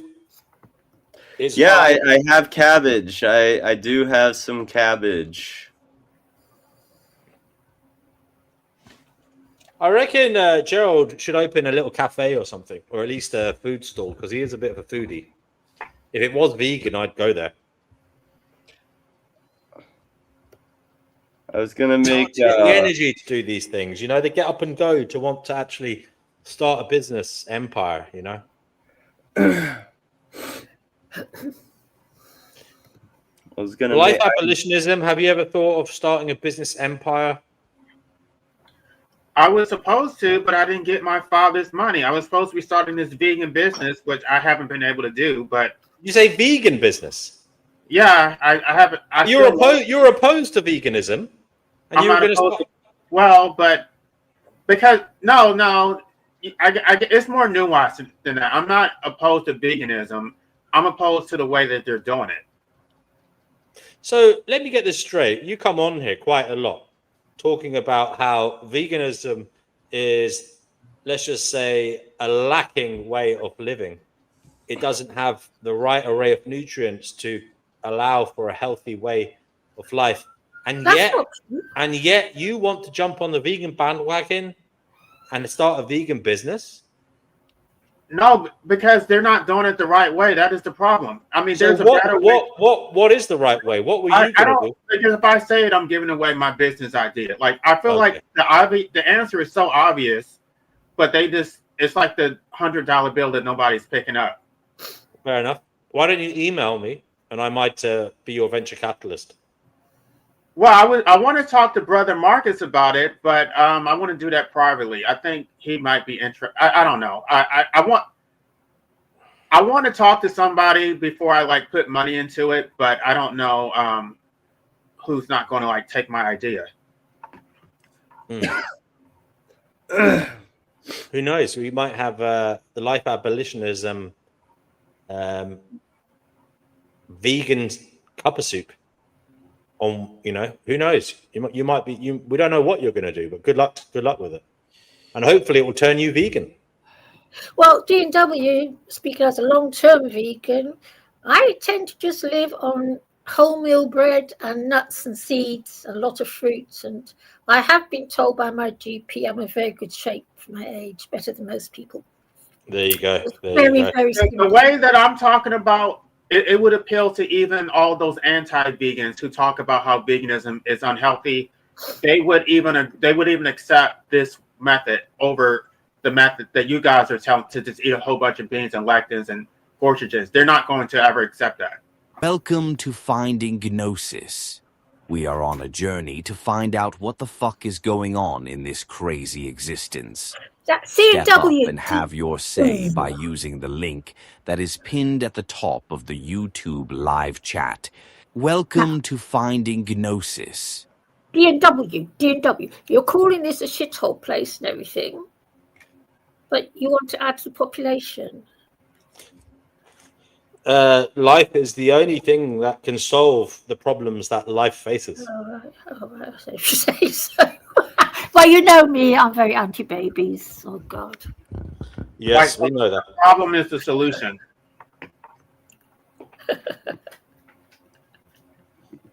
I think it's a myopic stance.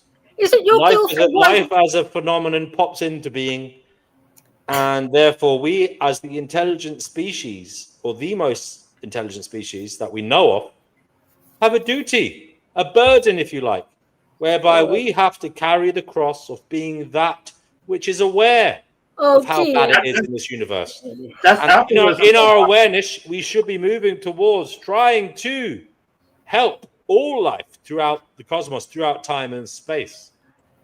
But we are the biggest destroyers of life. We are the biggest destroyers of it. But that is what atheists believe. Atheists believe that because humans are the superior and more intellectual species. Gerald agrees with me. I have finally someone who agrees with. Thank you, Gerald. Luckily, I have faced down the monsters on this channel, episode after episode. But finally, hallelujah, somebody agrees with me. And by the way, guys, I'm not happy about it. It's a tragic imposition. It's terrible. There will be much suffering. There is much suffering. But the terrible truth is there's nothing else we can do. Our hands are tied by mere fact that we exist. And the moral imperative is that by our existence, by our intelligence, we have a duty imposed on us to help life. That's the reason why my philosophy is so important, because if humans reject these artificially imposed duties, then there is no opportunity for extraction. So if you correct humans thinking that they're actually going to serve your means and they're not, then you will have no incentive to procreate. I am not forcing people to procreate. If people want to procreate, they can procreate. I'm just trying to put together a philosophy that will compete against all the other philosophies that cause disharmony, disconnection, war, murder, homicide, sadness. I'm trying to instill hope in what is otherwise a bleak and terrible existence. The vegans who are procreating are doing so with the expectation that their children will carry out these imposed duties to make the world a better place. So if those children reject those duties, then other vegans will have no incentive to procreate. So my whole motivation is to deprive people of their unjust enrichment. You don't get to be enriched by my involuntary existence, and then you don't have Noodles, it undercuts Noodles writing. Noodles, when you're writing, put Noodles that you show them that it's you writing. Sorry, go ahead. Life abolitionism. You don't get to enslave me with the expectation that I'm going to make the world. You're already here. You're already enslaved. No, but do something about it. No, because if I do it, place. Because if I do it, you're going to be motivated to enslave other people, to think that this is your entitlement, that this is normal, and that this is what everybody's going to do. So no, you need to see that there are going to be some assholes on the planet, and that maybe you're going to create one of those assholes, and then you're not going to risk causing a regression in human progression. You risk causing us to go backwards. You risk causing us to reach a moral stalemate where we become nihilists, where we become lacking in hope and aspiration. You risk causing things to get worse, not better. That's what needs to happen. It's absolutely necessary. DNW, you're taking the piddle here. Sorry, say that again, Chickpea. Are you taking piss out of us or what? I remember when I first came here, you used to write this wonderful prose about the shit planet we live on. Well, it is. It is. Look. I can hold two views. I agree. Yeah. It is a shit planet. We both agree. You agree, and I agree. It is a shit planet. There is shit. There are shit things happening here. Shit things have happened. Much shit. But the difference is, I say we should do something about it that is practical and meaningful. You say people should stop having kids. But that's not going to do anything. That's not going to solve the problem of life. Solve the problem. It won't, because not everybody's going to listen to you, Chickpea. Not everybody's going to listen to you. And biological evolution is such that there will be some that won't listen to you. Life will flourish, and life will be taken over by perhaps people who are not conscientious. DNW. But the thing is, okay, all these people you bring here, it's just more souls for the archons to feed on. The existence of the soul. We don't even know if souls exist, Chickpea. Of course souls exist. Silly. Now, DNW. We don't know for sure. I deal in facts, not fiction. I don't know what is going on. But I do know it's not good. Yes, I know. We must try and do something about it. Chickpea, you have to accept what their motivations are. We may not make it, but we may not make it. I'll be honest, we may not make it. It may be a tragic episode of, us not being able to do anything. But at least we tried. Listen to what they're saying, Chickpea. They want to extract. So deprive them of their extraction, to deprive them of their unjust enrichment, and then they will no longer have any incentive to procreate. Why do people not? I know I've got a soul. Why do people think there's no soul? I don't understand. Don't you feel your soul? You can feel it. Tell us about this soul, Chickpea. The soul, the chakras that you see on those little Hindu thingies, the lights on the body. You can feel it. There is, guys. My soul. There is a strange light that emanates from all life. Did you know that? I'm going to look it up. Scientists have found it. I saw a paper on it the other day. It is a new light emanates from all different things. I want to ask you a question, DNW. If somebody was considering procreating and they knew for sure that their child was not going to be vegan and that they were going to actually be an asshole who was going to harm other people, would you suggest that they procreate? That is a ridiculous hypothetical that has because I think you're making that has zero. I cannot implement that in reality in any way because it is a hypothetical. We can never know. We can never know the ideological outlook of those who are not here. What we can know is that we could try, as living beings, to influence the ideological basis of our culture. That's what I try to do. But people are making the opposite assumption. They're making the assumption that their children are going to be vegan and that they are going to be good. Well, I would say don't assume anything. Assuming you make an ass out of you and me, as my teacher used to say about assume.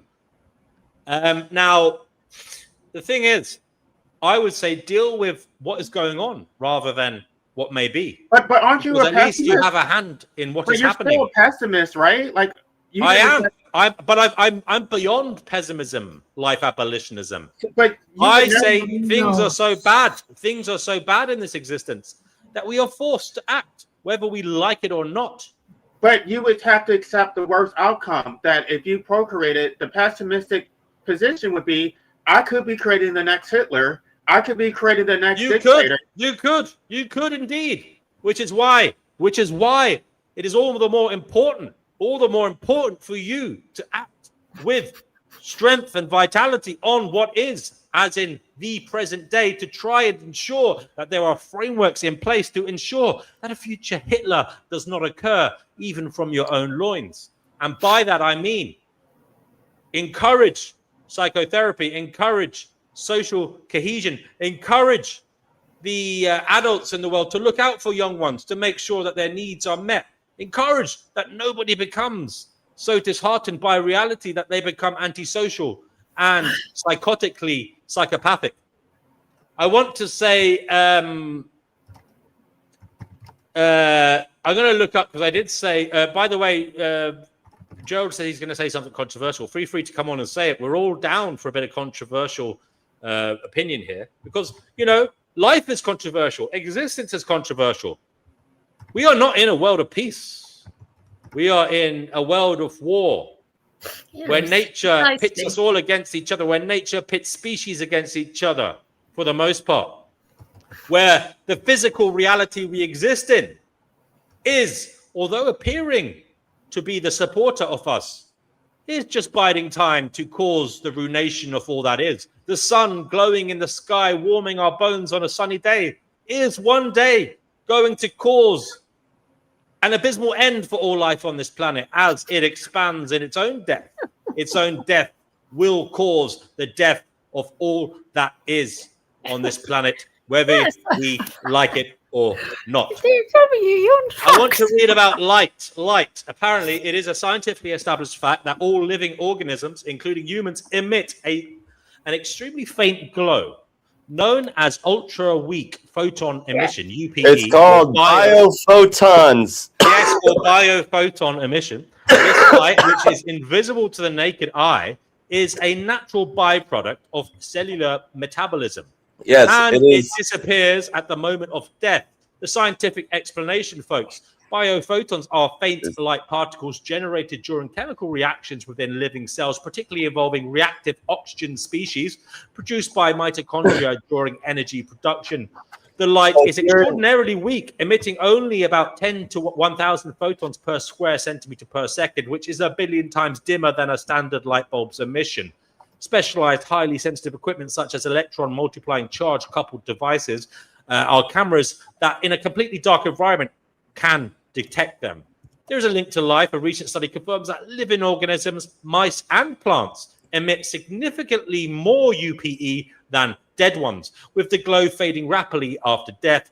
This directly links the light to active biological processes, not just body heat. And the glow that comes from the dead animals or plants is actually coming from the bacteria that live within the host that is dead. So there you go. Sorry. It's coherent sunlight energy that's present in the nucleus of all living cells. And it was discovered, it was studied by Dr. Fritz Albert Popp.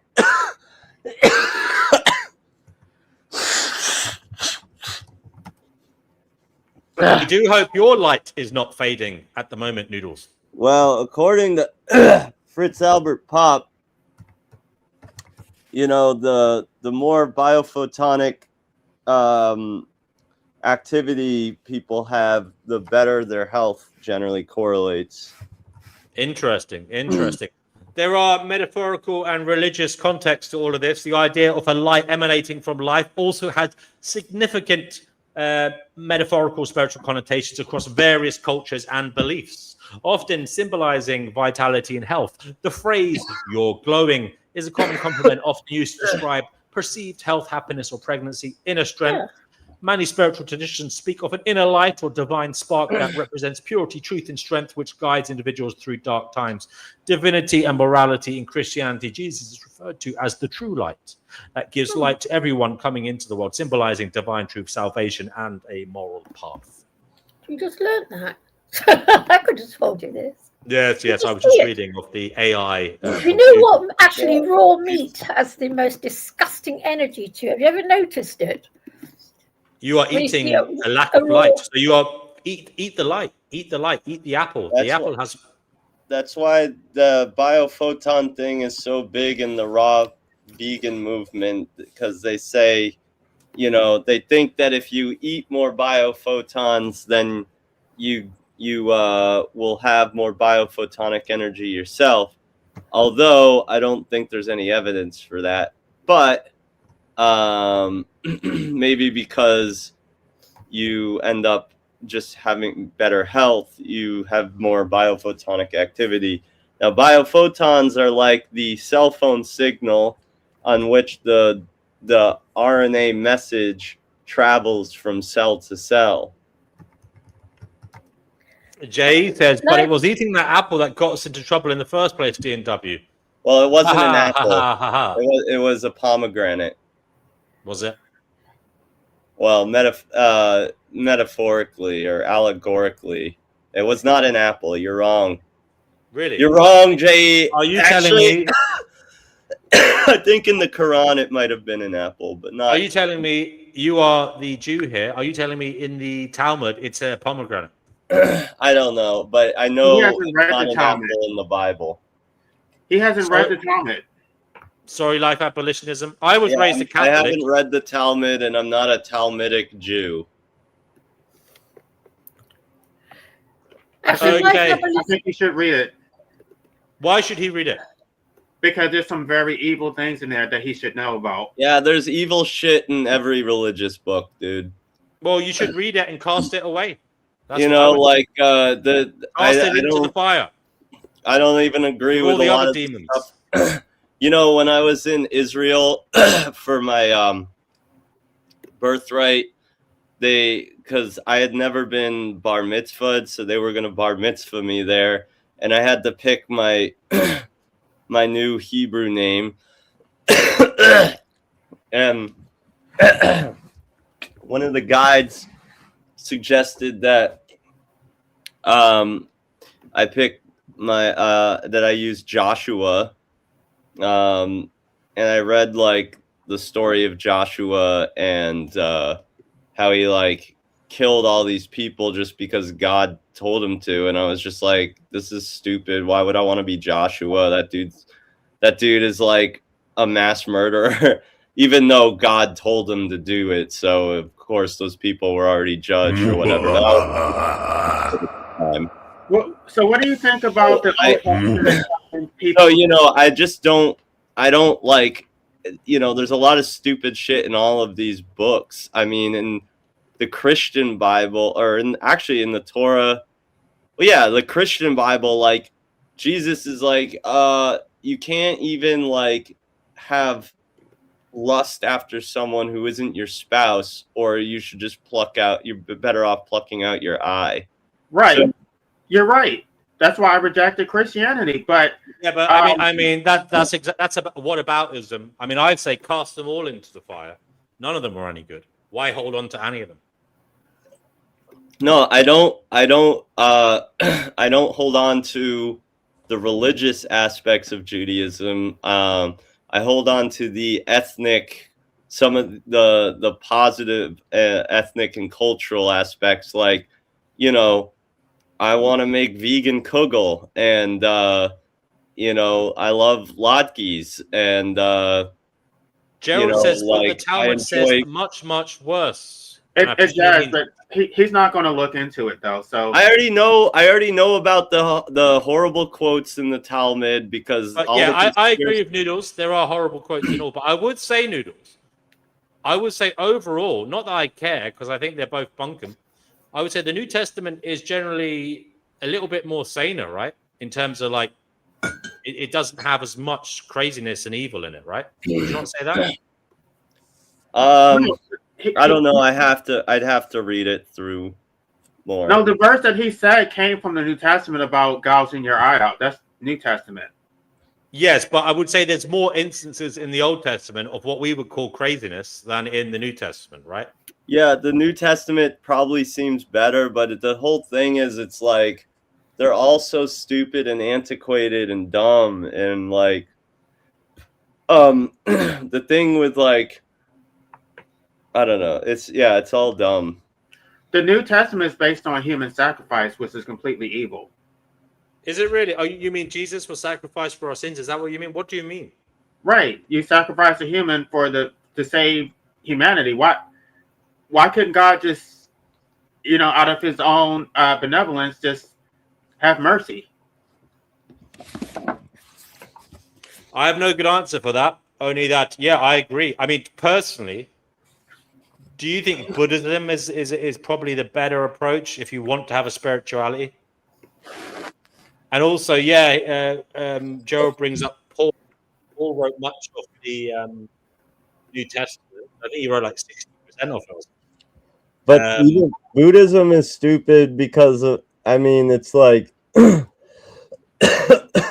Buddhism is fine from a philosophy standpoint, but as a religion, it's silly. They have all these weird things with ghosts, and there's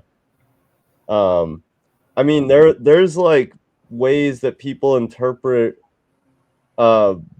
the Buddhist texts that led to all kinds of fucked up shit too. I agree with you. I mean, there are some Buddhists, I believe, slaughtering each other, and they were all Buddhists. Yeah, I believe there's some Buddhists who believe you shouldn't help people because it's their karma. I don't know if people can correct me on that, but that sounds quite sinister. And there is this thing, I believe, that some people interpret or misinterpret Buddhism to allow for, violence and aggression towards people because they view it that if you can do something to people, it's their karma. They deserved it because of what they did in a previous life. I mean, it gets into the realm of being nonsensical, doesn't it? Where anything goes. And this is why I'm an antinatalist, because this human race is a total fuck up, and we should put an end to it. Chippy, what? You may think that, but no, I think just listening to you guys little consequence and little reassurance to future generations who may stumble across this episode of the Finding Gnosis show in 300 years' time, as their forensic computer scientists look at the USB key that you've downloaded it on, and that they find in East London sewer somewhere, in the remains of an East London sewer somewhere. Now, they might say, what Chickpea was saying didn't help us. And I will say, yeah, look, I know, it didn't help anybody. Like, the future. It was just naysaying. It was just pointless pessimism. It feel good, but did nothing of beneficial, aid to anybody or anything. I really would like you to read my book, because out of everybody, I want your opinion, because I want to see what your actual response is, because I'm not going with the traditional anti-natalist arguments. I'm going far beyond that. It's not. We will do that. Life abolitionism. Leave your contact details or whatever one of my videos, and we'll do a proper deep dive. And I'll do a rebuttal. Well, I need to make it available for free again, but I don't know when you're actually going to like. Don't you have it as an audiobook? I haven't done that yet, but I need to. Okay. It's very legal. Hopefully, I'll be able to convince you to be an anti-natalist again. But DW, in 300 years' time, the East End will be way, way under the sea. It will be. Maybe, but maybe they'll have built towering glass structures. Maybe it will be mermaids. Nothing I like better than a nice tower block. Life abolitionism by name, life abolitionism by nature. D&W is a lifist, says J.E. That makes me sound like I'm doing a life sentence in a maximum security prison somewhere. You're a lifer. Well, the term that I use in my book is a life enslaver. You think I'm a life enslaver? So you didn't personally enslave, but you still seem to excuse it. My only crime, J.E., is caring too much. Sorry, go ahead, life abolitionism. I mean, you didn't directly enslave anybody, but you're like an apologist for life enslavers. Okay, that's fair enough. I mean, I'll accept that accolade. Gerald says, according to the Gnostics, he believes the resurrection happens in your own body, not via the death of Jesus. Yes, and I do believe that. Yes, I believe this view of being born again. I mean, one has to wake up and smell the coffee in life. One has to appreciate, hold on, we're not lying on a bed of roses here.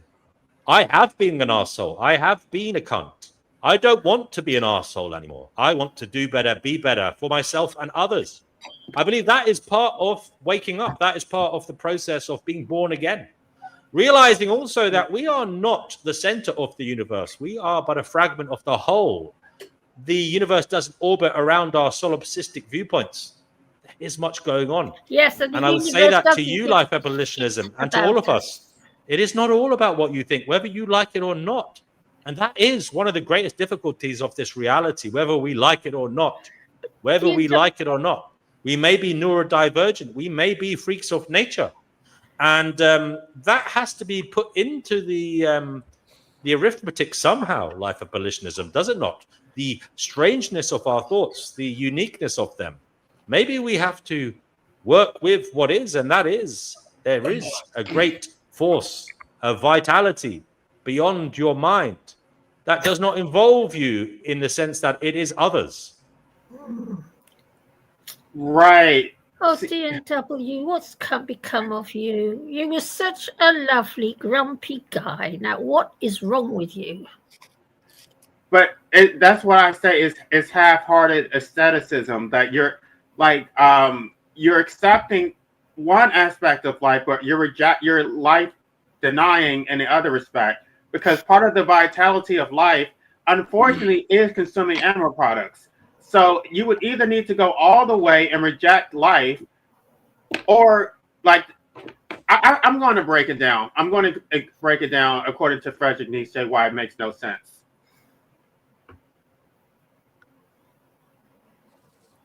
Go ahead. No, I'm going to actually do a whole video about that. Oh, right, okay.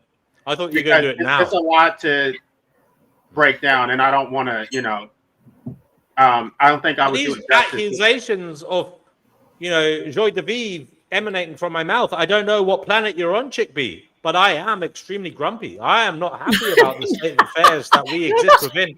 I believe there is much work to be done to attain a state of egalitarianism. People are born into dire straits. People are born into terrible situations.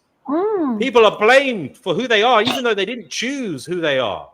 There is much skullduggery. That's why I'm an anti-natalist, because there's so much suffering amongst the rich, amongst the leaders of this realm.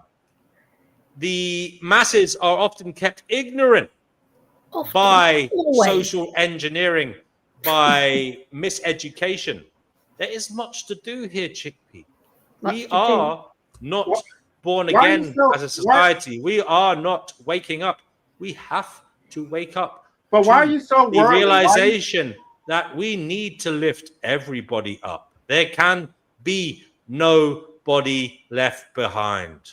Why are you so worldly? Why are you so attached to this world? Why can't you just let it go? Well, I could say the same thing to you. I have let it go. I'm not attached to this world. What do you? You are. You're preaching AN. You're trying to impose a moral view on the world.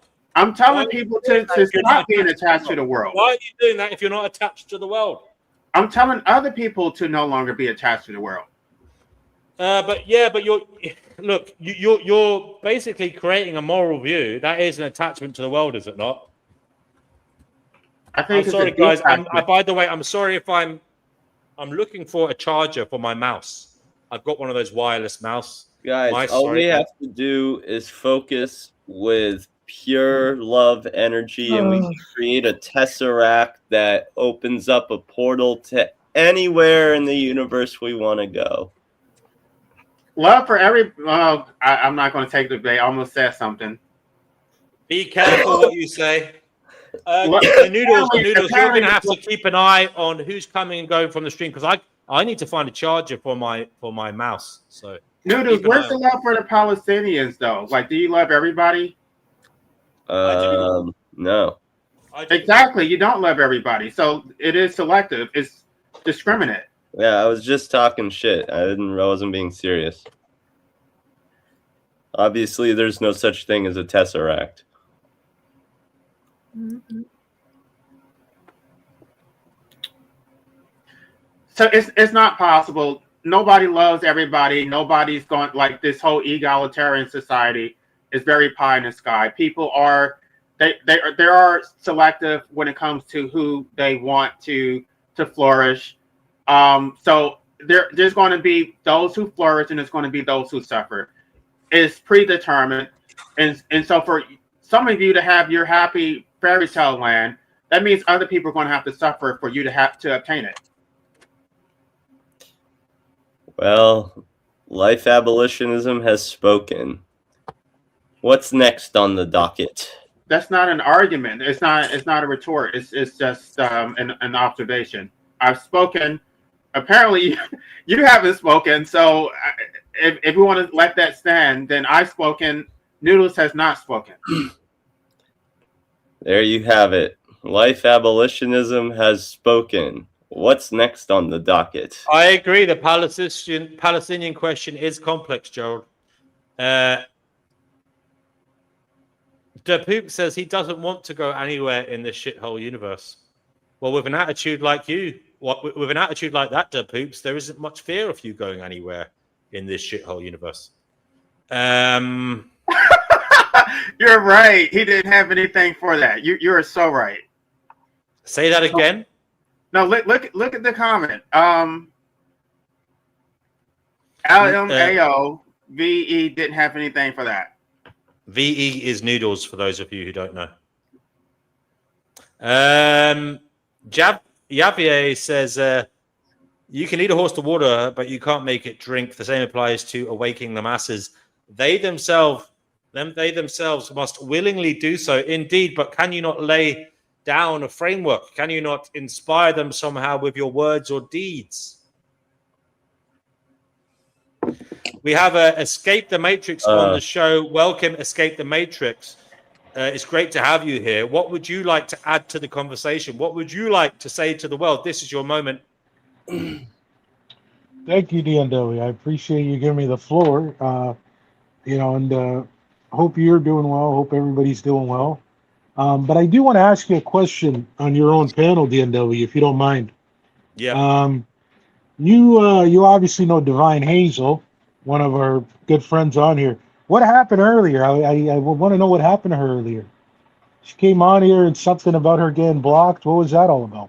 When was this? I don't know. This was earlier when you gave this Noodles fella all the power, right? That he let get to his head. I didn't block him. No, I didn't say you did. I didn't say you did. But when you gave this fella all the power, I don't know why she got blocked. She didn't do anything wrong. No. What happened? That was yesterday. D&W left, and then Noodles left, so nobody was able to come back up. She wanted Noodles to come back. No, that's not what I'm talking about. She can't comment right now. You're not understanding what I'm saying. Like, she can't understand because this guy who lets power get to his head, this Noodles fella, blocked her. That's what I'm saying. I think that this. No, I think you know what I'm talking about. I think you know what I'm talking about. Is schizophrenic. No, I'm not. No, everybody knows who I am. No, I know what you did. She can't comment right now. She can't comment. Really? Because you don't know how to control power, Noodles. I want you to understand. I want you to understand. No, I'm talking right now. No, do you understand I'm talking right now? Do you understand I'm talking right now? Do you understand I just came on the panel, so you should give me the opportunity to talk. Escape the Matrix. Thanks for letting me know what you think might be happening. But I'll ask Noodles. Noodles, have you blocked Divine? Because I'm not aware. I haven't blocked any. Okay, so DMW, I'll prove to you why I'm telling you the truth.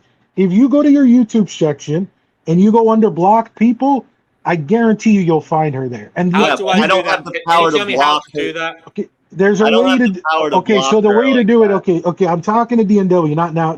So DNW, if you go to Studio, if you go on YouTube and you go to Studio, okay, give me a sec. Let me open up my laptop and I'll show you exactly where it is under Studio.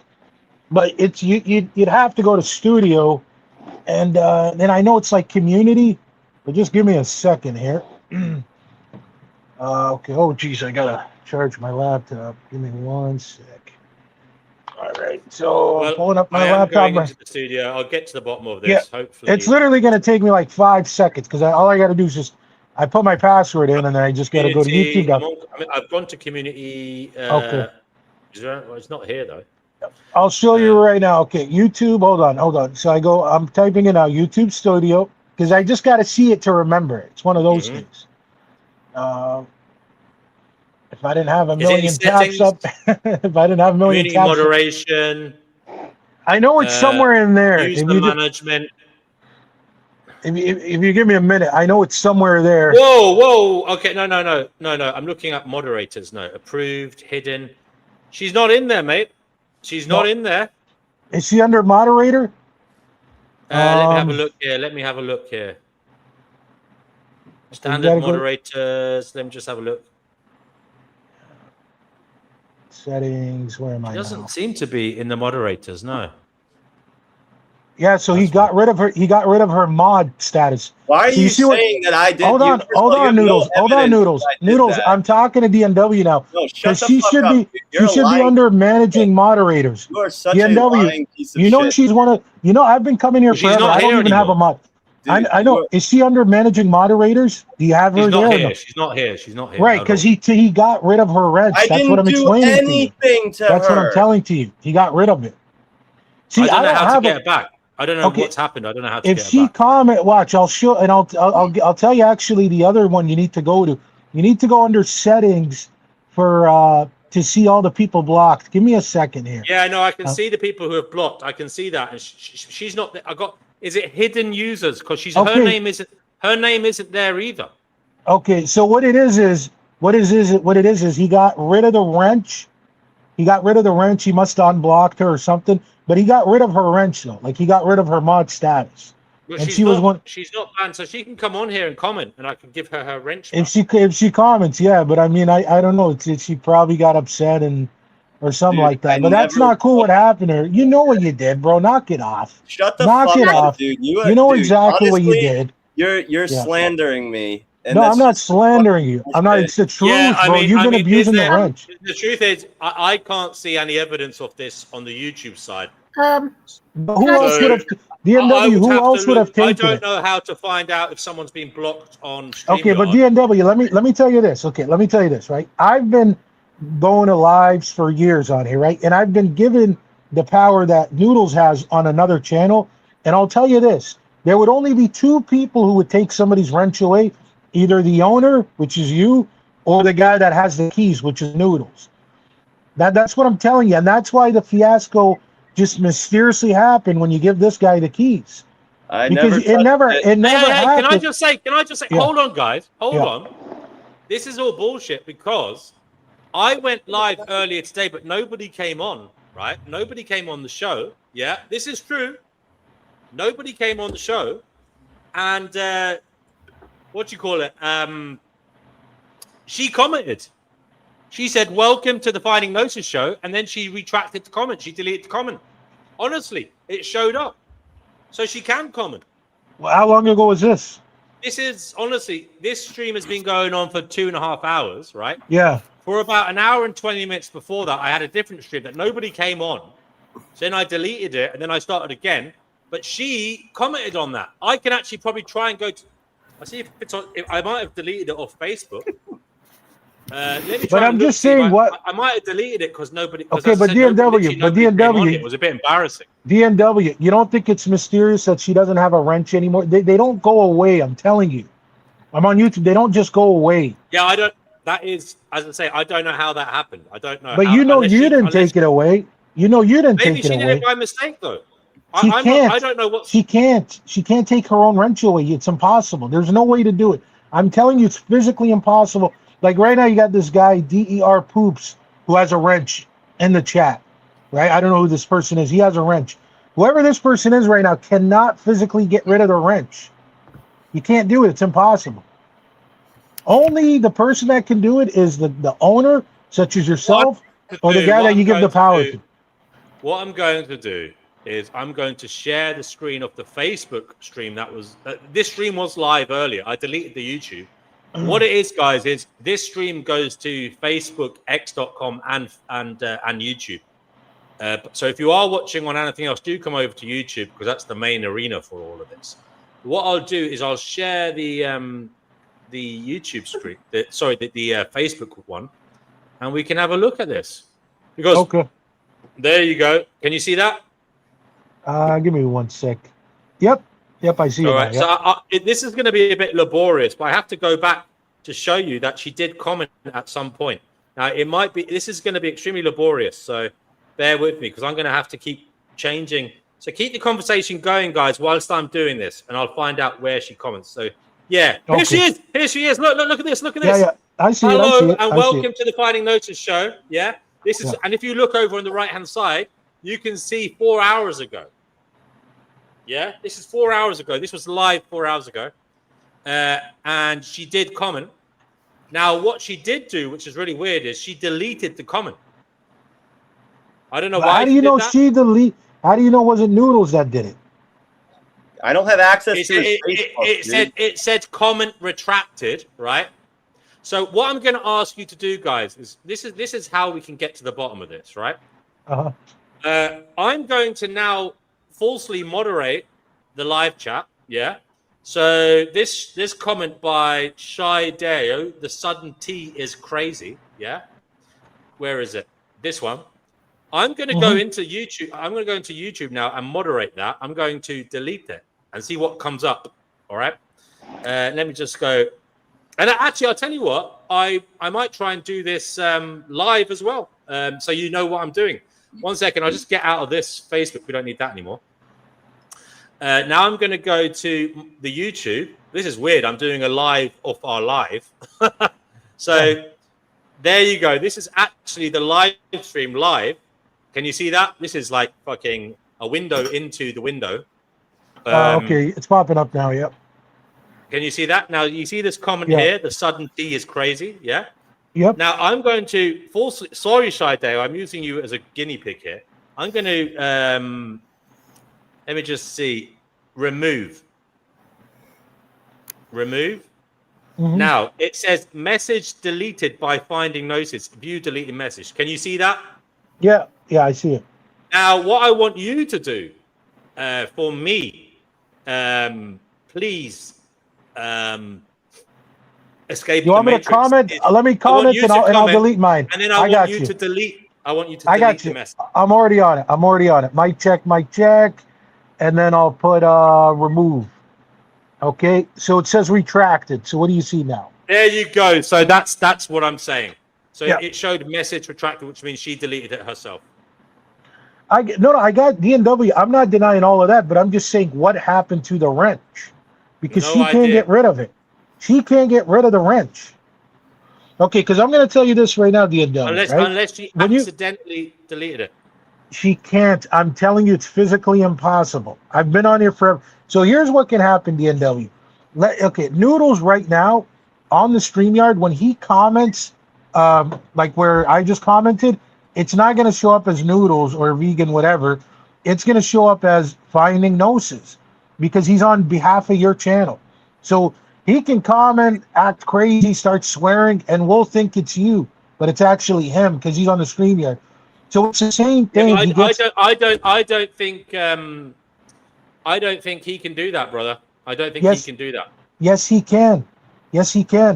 And I'll bet you, because he wasn't a managing admin on my YouTube channel.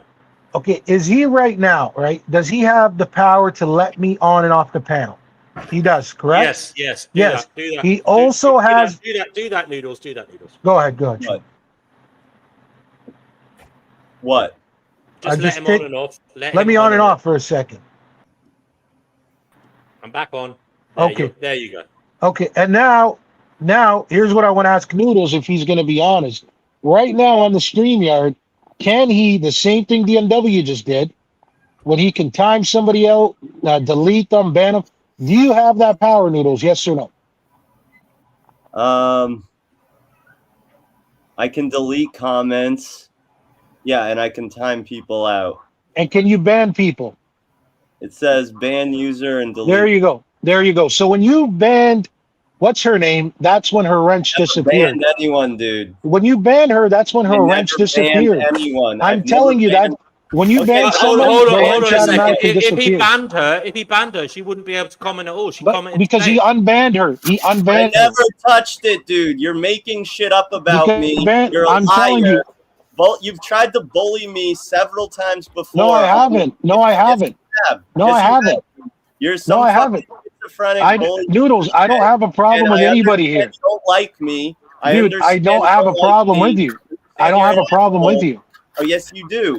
You could think, Noodles, right now, this isn't about you. It's about what happened. Right? That's all I'm here to do. Slander me. Stop trying to make shit up about me. Okay? Yeah, I mean, with respect, Escape the Matrix, right? She is entitled to come back here. She isn't blocked from commenting. I don't know why she said she couldn't comment. She can comment. And she's welcome because she got blocked. She's welcome to come on and talk about it herself. But you can appreciate, I don't know what's going on. And as far as I'm concerned, there isn't evidence to say Noodles did anything wrong here at the moment. Okay, I don't think he would do that, if I'm honest, because he's run this show before. He's never done it before. It'd be out of character. Now, it would also be unusual because although he disagrees with people, he's never called for me to block anybody or anything like that. You know what I mean? You know what, DNW, you bring up a great point, and I'll tell you what, we could change the subject. I have no problem. I'm just going to say this.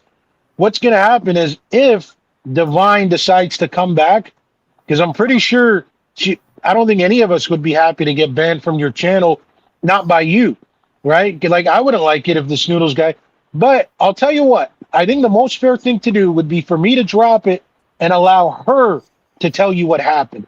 Because if she comes here, and she says, "Look, this guy blocked me," then it's got nothing to do with me anymore. Now it's you guys do. But I'm just you appreciate. Look. You appreciate that she commented today.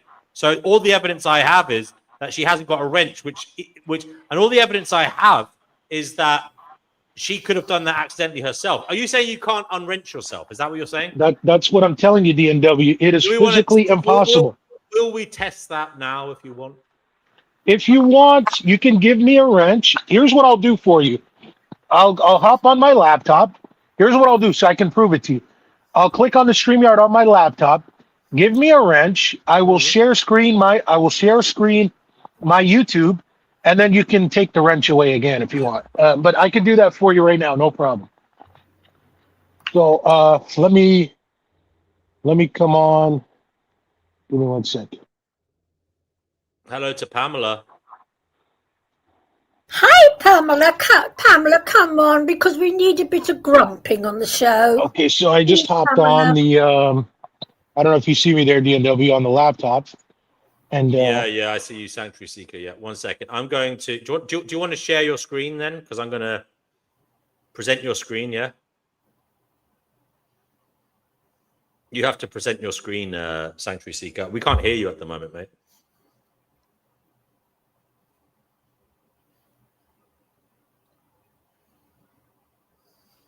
We can't hear you, Sanctuary Seeker. So I don't know. This experiment's not going well. Pamela, anybody else want to come on? Pamela. Please do. Links in the live chat. Divine, if you're there, do come on, darling. We miss you. Sanctuary Seeker just left. I don't know where he went. Yeah. What a situation. Every time that dude comes on here and I'm here, he tries to start shit with me. And we all know that Divine doesn't like me, and she talks shit about me all the time too. So okay, can you hear me now?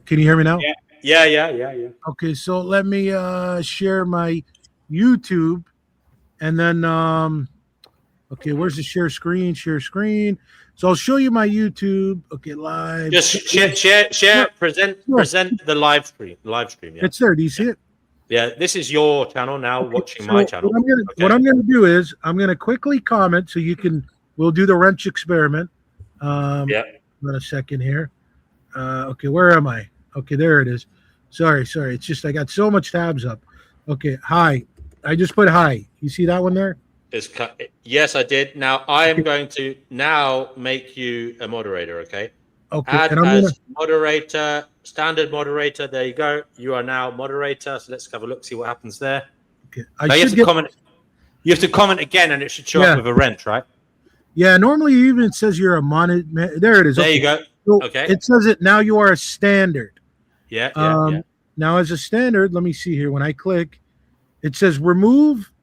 So I can remove my comment. I can go to my own channel or channel activity, but nothing here about removing the wrench. We'll go back. I'll show you some. I'll show you my other powers. So when I click on, for example, a guy who also has a wrench, I don't have much power. I can't really delete his channel. But a guy without a wrench, if you look, I can hide him on here. I can put him in timeout. I can remove his channel. So if you have a wrench, you have protection. But if you don't have a wrench like this guy 9695, then I can do whatever I want to you. But as you can see, now can you Google this, because you can remove this and then come back. Google, can you remove the wrench yourself? Just for argument's sake, yeah. I'll remove it and then you can share it. So just have a look to see if there is a way to remove it yourself. Go on. I mean, just for fairness sake. I mean, if you're going to be transparent. Anybody else want to come on? The link is in the live chat. Sorry about this, folks. As I said, this is a public court of opinion. It doesn't mean anything. It is just opinion. But you came on here fully charged up. As far as I'm concerned, there isn't any evidence of any malice. Okay, it may. I'm willing to accept. It may have been an accident if it happened. Here's what it may even have been on purpose, but then they had a change of heart, which is why she isn't blocked. Do you want me to share something now? Yeah, give me one. You're going to have to. I can see what you're showing. You're going to have to show a different tab. Share that tab instead. Yeah. There we go. Share screen. So this is what YouTube says. I just want you to see it yourself. Google, so to say. So this is what it says.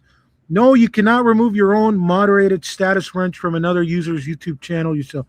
And then it tells you right there, is assigned by the channel owner, and only the channel owner or managing moderator on that channel, which is Noodles, can remove it. So there you go. Okay. Well, it is weird. I do agree. Her wrench disappeared, but there's no evidence that it was on purpose. Noodles says he can't remember doing it. Now, I did. It's not that I can't remember. I didn't do that. I never touched anyone's status.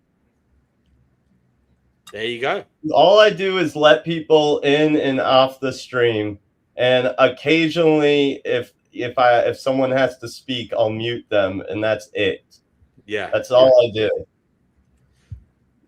Can you invite Divine back, and we'll just try and get all this, move on, because it's a shame, really, if anybody's feeling sad or left out in the cold. Just if you could tell her to come back, and hopefully we can paper over the cracks and keep going. As I said, she did. Oh, I'm looking on YouTube now. This is a curveball. The managing moderators on YouTube are not him. There's Burning Bushes, his channel, but I doubt he did it. But I am going to remove him though.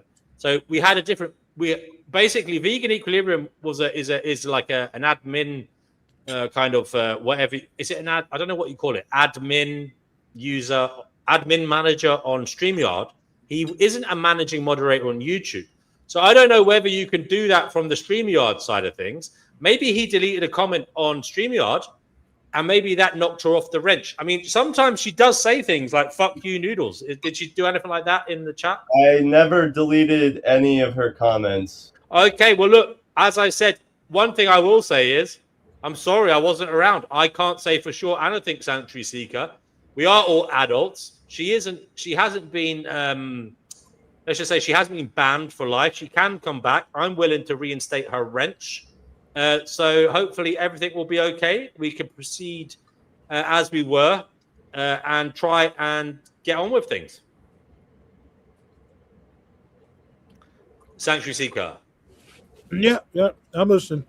That's all we can do in this situation, Yeah. Well, it's another weird paranormal activity. We talk about paranormal activity on this show. Why can't we have paranormal activity in the show? Now, let me ask you this. If she does come back and say everything I said was true, what do we do about Noodles, this power abuser? I can't actually for sure say he did anything. This is you see, I can't for sure say anything. What if she can prove it somehow? What if she finds a way to prove it to you that this guy's a power-hungry lunatic? Oh my God, that's harsh. That's harsh. All right. Well, listen, I don't want to talk about this at the moment because she's not here. She is entitled to come here. Gerald says, "Are you a white knight, Sanctuary?" Am I a what? A white knight. No, but I would stick up for any friend on here. Any friend that's went through injustice. But do you feel that you did come in a little bit fully charged when you don't know for sure what happened? This guy's friend came on here the other day, DNW, and threatened Chickpea, an old individual, to throw her. This guy's a scumbag. Him and his friend, they're scumbags, both of them. Who said that? I think he's talking about vegan gains when she called him stupid little man, and he said, "Little, I could throw you across the room." So he was. D&W, they were picking on me, I would add. Yeah, I do think sometimes he does get a little bit antisocial, but he does have antisocial personality disorder, and it's probably my fault for not policing it properly. Doesn't matter. I'm okay. Oh man, you got this guy who just I don't know. Like I said, I'm not the only one saying he's abusing his powers.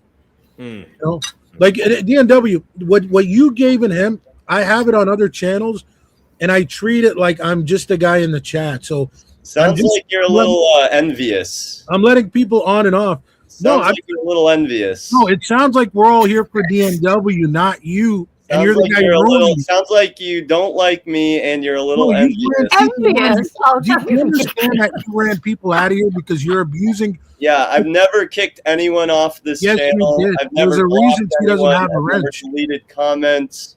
Dude, her wrench. Listen, let me You're tell you making that something. shit up because you don't like me. Her wrench didn't You're making disappear You don't like by me. magic. Because you wish you had this status. I Her get wrench it. didn't disappear I by magic. understand you are a lying piece of shit. Yeah, her wrench didn't disappear by magic.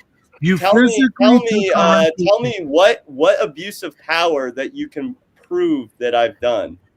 The fact that she doesn't have a wrench anymore is proof that you took it away. Is it possible I did it in my sleep or something, like rolled over on my phone? I mean, there are other things. No, that you did in your sleep? Okay, that's just nonsense, bro. When did it occur during the live stream? Because I did come on at the end and play a laugh for about 3 minutes at the very end, at the very, very end. So I did that. So when was she supposedly dethroned? Because when I left, I went to bed, and then later on, I looked over at my desktop. I wasn't listening to it, but I looked over and I realized nobody was on it. So then I went over and I played this evil laugh, which I'll play now. And I played it for a few minutes just as a joke, because it was a bit weird, and I do weird things sometimes. Let me just see what I played here. 1 second. This one. I played that on a loop. Now, whenever that started, when I came back to the live stream, and then that played for a few minutes, then I ended it. Now, I don't know when she was supposedly banned or dethroned from the wrench holding. But yeah, it'd be helpful if we knew exactly when did that occur and any evidence for it. But yeah, Depute says the Demiurge did this to generate loosh for his minions. I wouldn't be surprised. I wouldn't be surprised. But anyway, aside from this, now I will say one thing. Noodles and Sanctuary Seeker are no strangers to having a Barney, because I know that Sanctuary Seeker, you have had a go at him before, even backstage, about various things, and you have had to go at various people. So it is in your nature to be robustly combative in your argumentation. And I do understand I get it. If you feel right about this, I understand. You think you're being a friend and you care about people. I understand that sentiment, but I'm just suggesting we don't know for sure, Sanctuary, what went on. That's all I'm saying. No, that's why I said let's just leave it up. Therefore, if we don't know for sure what happened, I think we can await Divine coming back and let her speak. She isn't banned. She is welcome to come back here. So we'll wait for that. And if she comes back and we talk about this a bit more, we might get to the bottom of it. But at the moment, my hands are tied. And not in a Pontius Pilate kind of way. I literally don't know what went on. I doubt very much that Noodles would do this to me as a friend, because he knows it's my channel, and I know that he even though he doesn't agree with people, he wouldn't want to knock away people who are regulars here, because of a personal grievance. He is actually a resilient character. He is someone who comes on here like you, Sanctuary Seeker, and has combative and robust arguments with people. But he isn't someone who, I believe, lets it get to him. People have come on here calling him all kinds of names, and it just goes off his. It's like water off a duck's back. It doesn't bother him. I've said it to him personally. I've said to him privately. He is showing resilience in his character that I'm proud of, and long may it continue. You know, we've known Noodles a long time on this channel, and in the past he used to come on and he was depressed or very sad. And yeah, sometimes he is sad about reality. We all are. But I've said to him, I've noticed a key change in that he seems to be holding himself together better, and he seems to be more resilient, and I'm proud of him for that as a friend. So Sanctuary Seeker, that's where I am. Okay, I hope you can appreciate that, and I hope we can all move on now and talk about something else for now, and we can welcome Divine back as and when she wants to come back. I'm sure she will be back. She commented today. She said, "Welcome to the Finding Gnosis show," and then for some reason, and by the way, we don't know why that was. I'll never know, perhaps, but I would like to know, why did she delete the comment? Why did she delete the comment? Okay. Answers, you want me to tell you why? On a postcard. You want me to tell you why? To the Finding Gnosis show. Well, Sanctuary Speaker, you'll only be speculating. You don't know why. No, because did she or did she not send a comment in there that told you to call her or email her? Did she or did she not? No. So you didn't see it, you're telling me? I didn't see any message saying email me. Well, no. Maybe you should. I'll just leave it at that. Maybe you should. So you're saying she messaged me saying, "Are you sure about that?" Yeah, I mean, go through that whole video. Yeah. It's up to you. I mean, it would be nice to get her to come on here, but I don't know if she will or not. Farhat is saying Noodles has no reason to all of a sudden do this, given he has had the keys to the kingdom for quite a while and he hasn't done it before. So why would he suddenly do it? Right, but it doesn't answer the question, what happened to her wrench? Like, that's what you get. Like, what I'm saying is, it's ultimately what I'm saying. $100 got stolen on a shift, and it was only XYZ working that shift. We can't just sit here and say, oh, well, why would this person steal the $100? I'm not saying they did it. I want to know what happened to the $100. Like, I want to know what happened to the wrench. That's all I'm asking. I'm being logical. Like, you can't, this isn't your way to get out of it in court when you're like, oh, but I'm a stand-up person and nobody says bad things. That's not going to work in court, bud. They're going to want to know what happened. So in here, what happened to Divine's wrench? And I proved it. That the guy who has a wrench cannot get rid of it. We all saw it with our own two eyes. So I know that this is just a bad misunderstanding. Well, this is the core public opinion. I'm going to say the jury is the audience. I mean, DNW has the power to do that. So maybe he accidentally did it, Oh, now you want to blame him. You're such a... I'm not saying that. I'm saying... Dude, you're a scumbucket. You're a scumbucket. You're only as quick to blame me. You are a scumbucket, bro. You are a scumbag. You understand that? What happened here? Now you're putting it off the DNW, the man of the hour.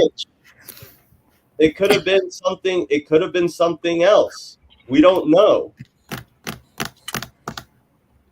Like, there's so many people on here that suck so bad, and I've not done anything to... Oh, we suck too, because I've heard you say that the vegan movement people suck as well. And I've not done anything to remove them or to block them or take away their wrench or anything.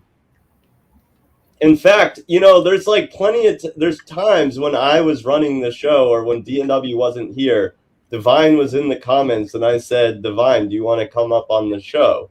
Like, I don't hold, like, I'm not like, oh, like, I know this person is a dick to me. It's DNW's show, and I know that that's how he likes to run it. Okay, so I'm thankful that we can move on at this stage. I would just like to say the reason why Divine isn't here is because she doesn't like to come in here when Noodles is here. Sorry, but I do know that. Well, this is a place for open discourse, and if people don't like each other, that's up to them. If I took that into consideration for everybody, there would be literally nobody on this stream, including me. Do you understand? If this is a public square, if this is a bar room where people can just walk in and say what they want. There is going to be disagreements. There is going to be people who don't like each other for whatever reason, unfortunately. If we barred everybody that someone didn't like for whatever reason, there'd be nobody left. You look at like Yerf Dogs. That dude, he's really mean. He bullies me too. He's called me awful names, even recently. But I'd still invite him up here because I don't know. Like I know that he's part of the show. It's part of the dynamic of the show. Yeah, I want to invite newbies on. Javier or Yavier, do you want to come on here? Gerald, it'd be great if you came on here. Daniela, anybody else there in the comments, do come on. I mean, we need to inject some new life force into this situation. Maybe divert attention from any bad blood or animosity, because we don't want that here. We don't want that. Life is hard enough. It is extremely hard. This stream is hard. It's difficult. But yeah, come on, guys, please. I beg you. I beg you. I beg you most solemnly. Do come on and help us find Gnosis. Help us to find out what is going on in this strange existence, an existence so cruel that it brings people to war, even though they've never met. Two people in two different countries, one in America, one in Canada, fighting on the internet. Something that could never have happened. This could never have happened 50 years ago. But this is that guy who was on here yesterday was putting words into my mouth. I never said that I never blamed my parents for the fact that I'm gay. Like I never said that. And he kept saying that. I'm like, I never said that. He also said that it's not possible for gay people to have children. So I wouldn't dig too deep into that. I would take it with a grain of salt. He was drunk. Daniela says she's a Gnostic. Would you like to come on and talk about that, Daniela? We would appreciate that. Show some support, folks. Show some support for the show, for the spirit of camaraderie and togetherness, trying in good faith to find a better outcome individually and in union, moving towards Gnosis. Greek, ancient Greek meaning knowledge, as Gerald shows us. Gerald, I believe, is Sicilian in stock. Sicily, interesting place. I've been there, Gerald. I've seen Mount Etna. It's a volcano, if any of you didn't know that. Yeah. I've been there. Yes. And an interesting place, Sicily, because you've got the Italian stock. You had Vikings who settled there as well, and Arabs. So there is quite a hotbed of different cultures, And I think that's why they are a little bit different to the mainlanders, the Italian mainlanders. I was saying D&W, Etna is erupting at the moment. Is it? Yeah. For months, yeah. It was quite a scary place because I remember going up the mountain, or literally going up the volcano in the bus. Yeah. And you see all this volcanic shale, the grey rock everywhere. Yeah. And sometimes, occasionally, you'd see like a bungalow or a house where it was covered in volcanic rock, dried volcanic rock, Cool. I never saw that close up. I only saw it sometimes. Far away. Yeah. You'd see like where a previous explosion had covered whatever house was there. Volcanoes, guys. We could talk about volcanoes. Yes. Have any of you ever experienced being near a volcano when it's erupted? What is that like? It must be terrifying. Also, earthquakes as well. Anything to do with plate tectonics. I mean, personally, I've never experienced any of that. I live in a safe zone, as it were. There's no volcanoes around here. Earthquakes don't. We get the odd tremor in the UK, but nothing to write home about. But yeah, do come on and let us know. Have you ever experienced an earthquake, guys, or a volcano erupting? Have these been things that you've experienced? No. I tell you, it's a beautiful rocky place is Yemen. When I was living in Aden, we used to play in all the rocks and the mountains. It was fabulous. and there was loads of caves for us to play, because Yemen's very rocky. Beautiful. Play in the caves by the sea. So the Sicilians also had Greek influence during the ancient Greek civilization, I presume. They conquered Sicily as well. So there you go. Did the Spanish or the French ever get there? Sorry, what did you say? I just responded to the comments. Yesterday we wanted Noodles to come back so that he could bring people on. Like, that's why we were trying to get Noodles' attention. Right. But he went off to watch a film. By the way, Noodles, what film did you watch yesterday? I didn't. I just fell asleep. Oh, okay. Guys, we are opening the doors. Do come in, say hello. The link is in the live chat. Come on. Inject some new insight, new thought, goodwill into the conversation. I watched Vegan Gains stream for a little bit, and then I went to sleep. Okay. It'd be cool to get Pastor D on here. Is he here? I don't think he's here. It'd be if he's around and listening. Shannon said that she might join us in a little bit. Oh, cool. There is a newcomer. No, will there be a newcomer? We need a newcomer. Don't be afraid if you are a newcomer. Xavier or Yavier, how do you like us to say that? Do let us know. Is Gnosis the realization we are trapped, or is it the liberation of that trap? I would say it's the liberation of that trap. It's a personal thing. It's realizing that all is not as it seems. And there is much to appreciate in realizing that, in seeking knowledge and trying to find out what is going on, and becoming detached from that which you were socially engineered to accept, perhaps.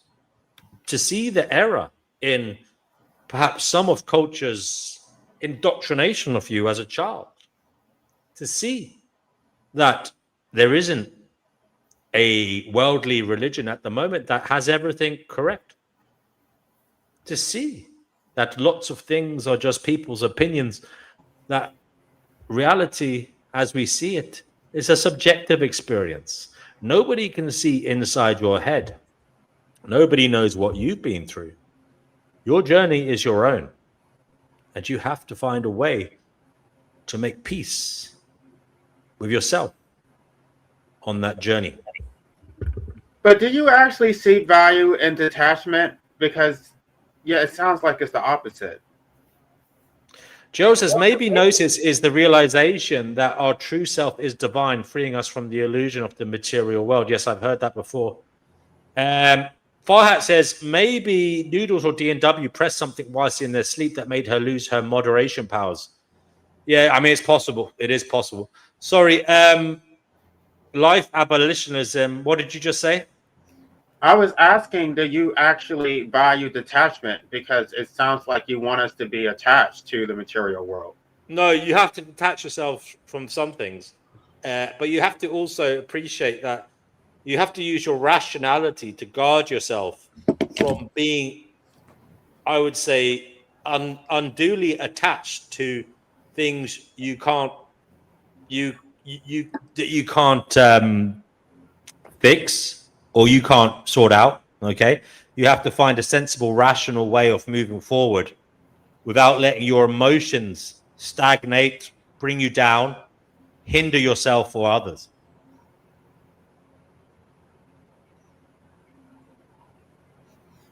Javier says that he agrees with Gerald, but also believes the material world is divine. If all things are one with God, then all is divine. That is a common view as well. Yeah, if everything comes from God, then there is a reason for this realm. And if God is loving, then this world is, for some reason, part of the loving God's plan for us all. Oh, that reminds me. I watched a movie. I think it was either yesterday or the day before, called "Oh God," and it had John Denver and who played God. Some old Jewish guy. George Burns. And yeah, and like that movie, God was basically saying that they didn't make it clear if he was all powerful, but he said he was not all knowing, which means he probably wasn't all powerful, but he had a lot of power or something. I don't know. Right, the mainstream. Yeah, I've heard that God is an emergent being, that he is it is the most powerful entity, but it too is learning what is going on. It too is developing. I've heard that as a viewpoint as well. I think the Gnostic version makes far more sense than the stupid Christian version we were given. Because God can't be all knowing, all powerful, and all good. Like, it doesn't make sense. The Epicurean paradox. So it only makes sense if God wasn't the ultimate God, that there was a God that was higher than him.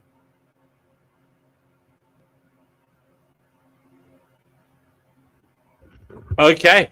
And the people asked the question, what if God was one of us, just a slob like one of us? Yes. Is it Alanis Morissette or someone that sang a song similar to that?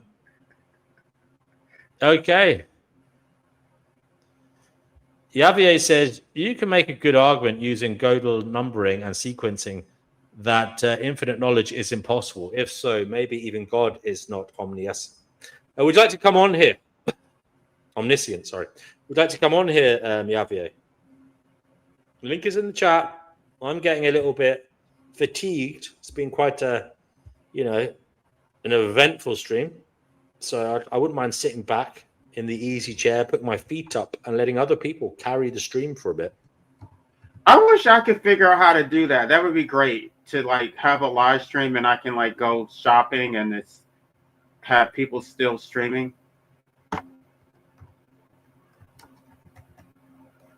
Like, I think your whole model is like unique. It is quite unique, actually. Yeah.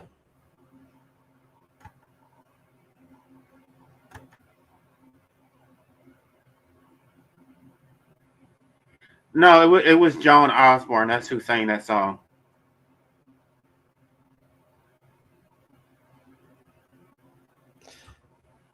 Chickpea, you're very quiet. Can't get a word in edgeways. Well, you're free to talk now. What are your hopes? What are your hopes for 2026? My hopes for 2026 that everything goes okay. What more could I hope for? I'm a little old lady, and I don't have to work, so I can just snooze about and play with my cats, because that's my life. I might go on a couple of Joey Carbstrong demos if he's in London. You know Joey Carbstrong? Of course, yeah. I really admire that guy. That is one brave guy, Joey. He doesn't hold back, does he? Yeah, he's very, very brave, because I tell you something, he's doing something that I would never dare to do. He's a confident man. No, it's the fact he dares to go into those places, because if somebody, if they'll do what they do to the animals, God knows what they do to us, probably just feed us to their little victims. But I think he's very brave. I'm a great fan of his, I must admit. Yeah. I watch all his stuff. One of his little admirers. JE is coming on the show, guys, so we do wait with great anticipation his arrival. JE will bring something to the show, so stick around for that. JE will be on soon, very soon. Chickpea, what about your concerns for geopolitics? What do you think is going to happen in the world in 2026? I think there's going to be a lot of trouble, personally. I do. I just believe it, because I just believe it. You know me, I'm a miserable grump. You know that.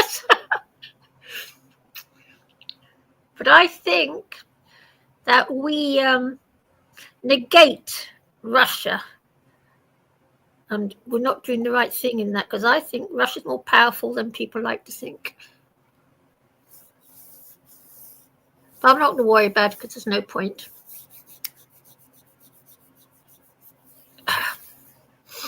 Well, I don't know. For 2026, I would like to carry my philosophy to its fruition. I would like to have, I'm not saying that I'm actually going to do it, but I would like to have a nonprofit or some type of institute to actually carry it out. Thank you, Shady. But I don't know that I would have money to be able to do it.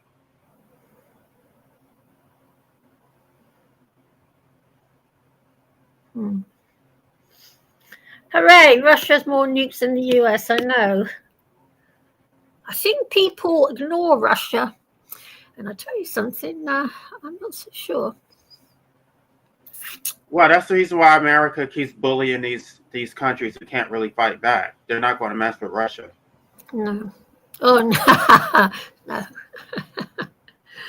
Yeah. Yes. No, the United States is a troublemaker, unfortunately. Yes. Yes, I think it's overestimates itself somewhat. I think it's overextended itself, and it's not sustainable. We can't extend ourselves. Yes. Yeah, exactly. Yeah, precisely. That's what I think. Yeah, it's unsustainable. Guys, if you're on Twitter or X, why don't you share the stream so we get new people? But hopefully, life abolitionism, everything will be okay for 2026. Hopefully. I might move house, D&W. I'll wait and see how I feel. If I can find a flat where I can have my 7 cats. I don't know. I think a little tumult would actually be good. People need to actually experience some adversity so they can actually be galvanized to actually do something about it. And they're just not. If things are comfortable, they're never going to rise up. So they don't really care about what's happening to other people. It's not until something happens. People don't give a shit, do they? I know, yes. They don't care. Right there. Yeah. But D&W, I'm very worried about you and the positive outlook you've got for this world. What's happened? I don't know what planet you're on. How am I positive? I've told you, I think we're in a rough and a hard place. We're living in a hellscape reality where there's grump. Sorry? You used to be such a lovely grump. I'm extremely grumpy. I'm grumpy with your naivety on matters. You seem to think that you found the solution to matters. I say you haven't. No, I haven't found the solution at all.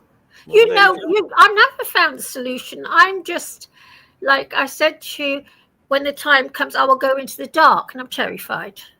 Right, but I guess the problem that is the question for the hour, guys. Chickpea is worried that after she dies, there's going to be this tunnel of light. She doesn't want to walk towards the tunnel of light. In the live chat, can you let us know, would you walk towards the tunnel of light after you die, if there is one? If not, why not? If yes, why yes? And you can come on and talk about that as well as you can come on and talk about anything. We are waiting for J.E. J.E., where the hell are you? Sorry, go ahead, life abolitionism. Right. We don't say that anti-nihilism is the solution. We think that there is no solution. The only thing we can do is prevent people from suffering a predictable fate. So the world can't be fixed. We're not trying to fix the world. Yes, well said. Because Europe, I tell you, there's going to be trouble in Europe. Hey, D&W. Yes, Sanctuary. You remember you were asking me the other day on the Joshua fight? Yes. Yeah, I don't know. Did you guys hear in the news today in England what happened to Joshua today? Yes, Anthony Joshua was in a car crash, wasn't he? And his trainer, his personal trainer, and someone else, his personal trainer and maybe his physiotherapist both died in the crash. Yeah. The strength and conditioning coach. Yeah, all right, both of them. Yeah, it's Crazy. Yeah, I mean it's really it's just kind of bad news to hear. But I saw a video of them getting out. They were getting him out of the truck. Yeah. What is that? That was life abolitionism. Yeah. I mean, I saw Anthony Joshua was in the passenger seat of the car, apparently. The 2 other passengers died. It was a high-speed crash. I don't know whether it was their car speeding or another car. Anyway, the point is his 2 passengers, people he knew well, people who were his teammates in many ways, died. He survived, and they did a terrible thing when they found him in the car wreckage. They basically got him out of there to sit up straight. I mean, you should basically leave someone alone or get them to lie down. You shouldn't move them, manhandle them. I mean, it's a terrible situation. Maybe they don't have good paramedics or ambulance services in Nigeria, but if you find someone who has been in a car crash, you shouldn't roughly manhandle them. You could literally kill them because they may have a broken back or a broken neck. You have to hold C-spine. You have to hold C-spine and get a neck collar on them, and then get them on a gurney as soon as possible. Yeah. So, what do you do in a situation where you're worried about the car bursting into flames? How do you get them out in that situation? Well, in that case, that's a different circumstance. So you would do something that you wouldn't. You would take a bigger risk. Yeah, there didn't seem to be a risk in this circumstance, which is why I was shocked they manhandled. That's why usually whenever there's a car wreck like that, the ambulance shows up with the fire engine, and they assess the situation, and they're like, "Oh, okay, this, the car's definitely not going to burst into flames or anything."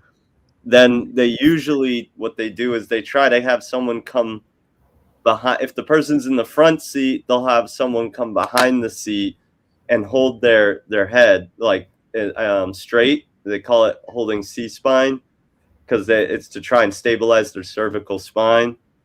And then they get the neck brace, and they put the neck brace on them, and then they try and maneuver them out of the car gently onto the gurney.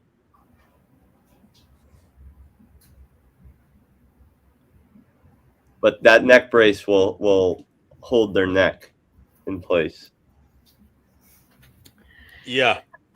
Gerald says, same thing happened in China. He said a man died in his arms after a crash on a moped.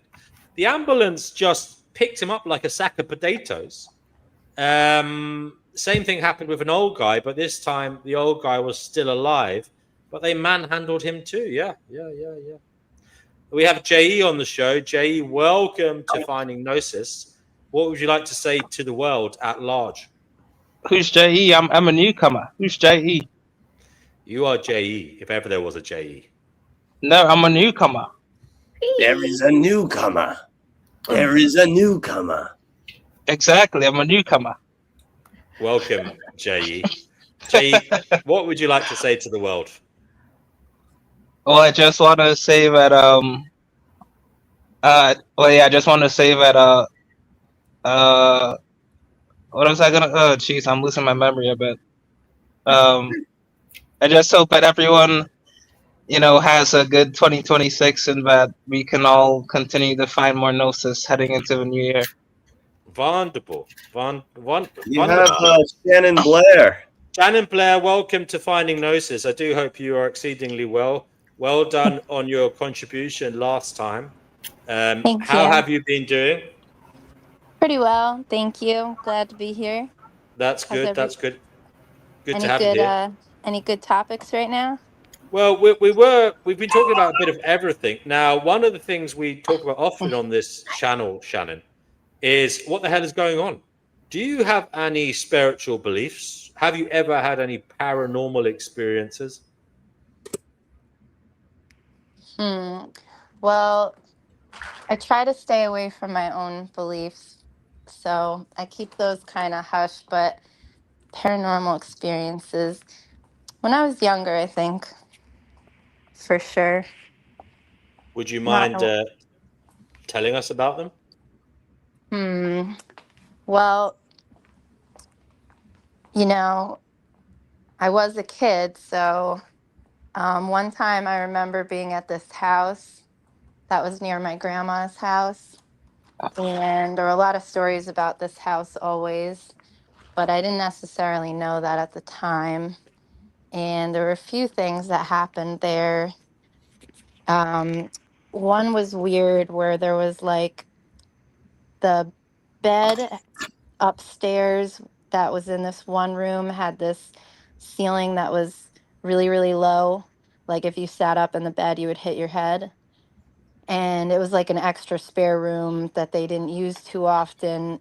There was like a small door in that room too that was strange, but the notches on the wood started moving once. That was bizarre.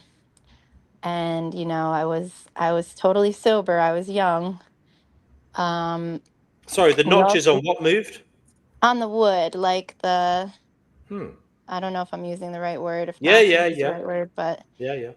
and then we all thought we heard a little child calling from inside that strange door, but we opened it and we couldn't find anyone.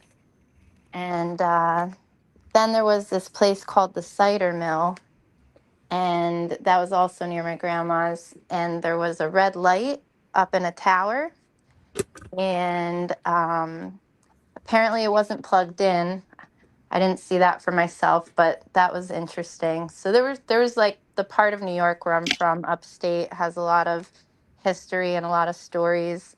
I know my cousins had sworn they saw some interesting apparitions on a golf course once and some other things, but nothing super, super hard that I can really, confirm without a doubt. Very, very creepy though, Shannon. How did it make you feel? I mean, fine, it's whatever, I guess. So you're not scared of what may be beyond the veil? I'm more scared of who I walk amongst here. Yes.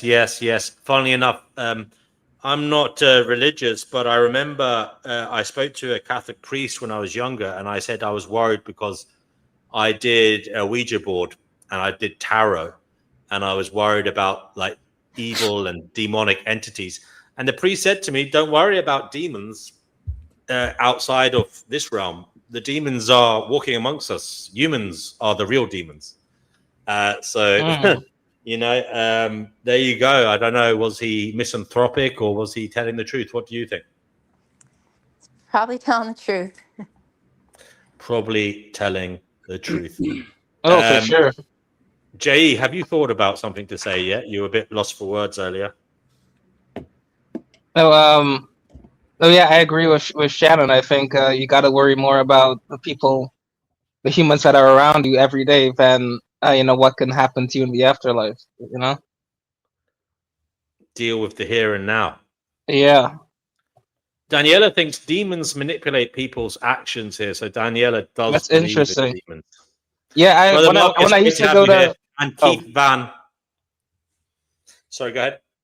No, I was just gonna say, but when I used to go to church when I was younger, there would be times when the pastor would seemingly cast out a demon out of people. Like they would like pray for them, and the person would start to shake up like violently, and their tone of voice might even change, and they might start saying crazy things, and that sort of stuff always did make me wonder if demons actually were real and that they could actually possess people. You never know. It could be true.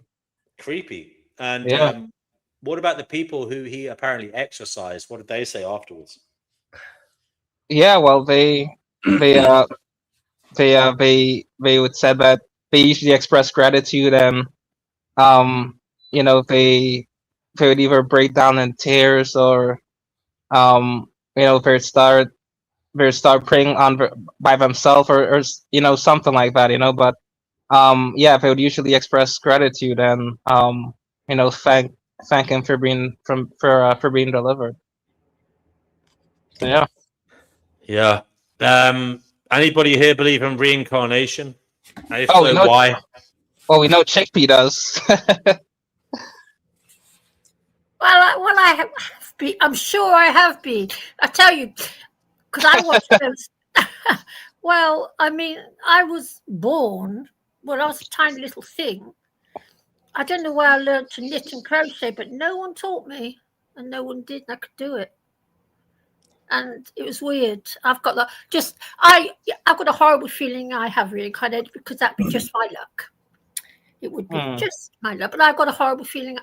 If I had the courage, I'd go and see a hypnotherapist to find out for sure, but I'm too scared in case I get upset. So I thought you said you said you already went to a hypnotherapist, and that's how you knew you were reincarnated. Well, no, what happened was in the 80s. No, I was in the 80s. I went to see one, and I found myself in another realm before I came into this one. Yeah, my fetus was in another realm before coming to this realm. Yes, it's very interesting. Yeah, it was a horrible experience because my whole life fell apart because of it.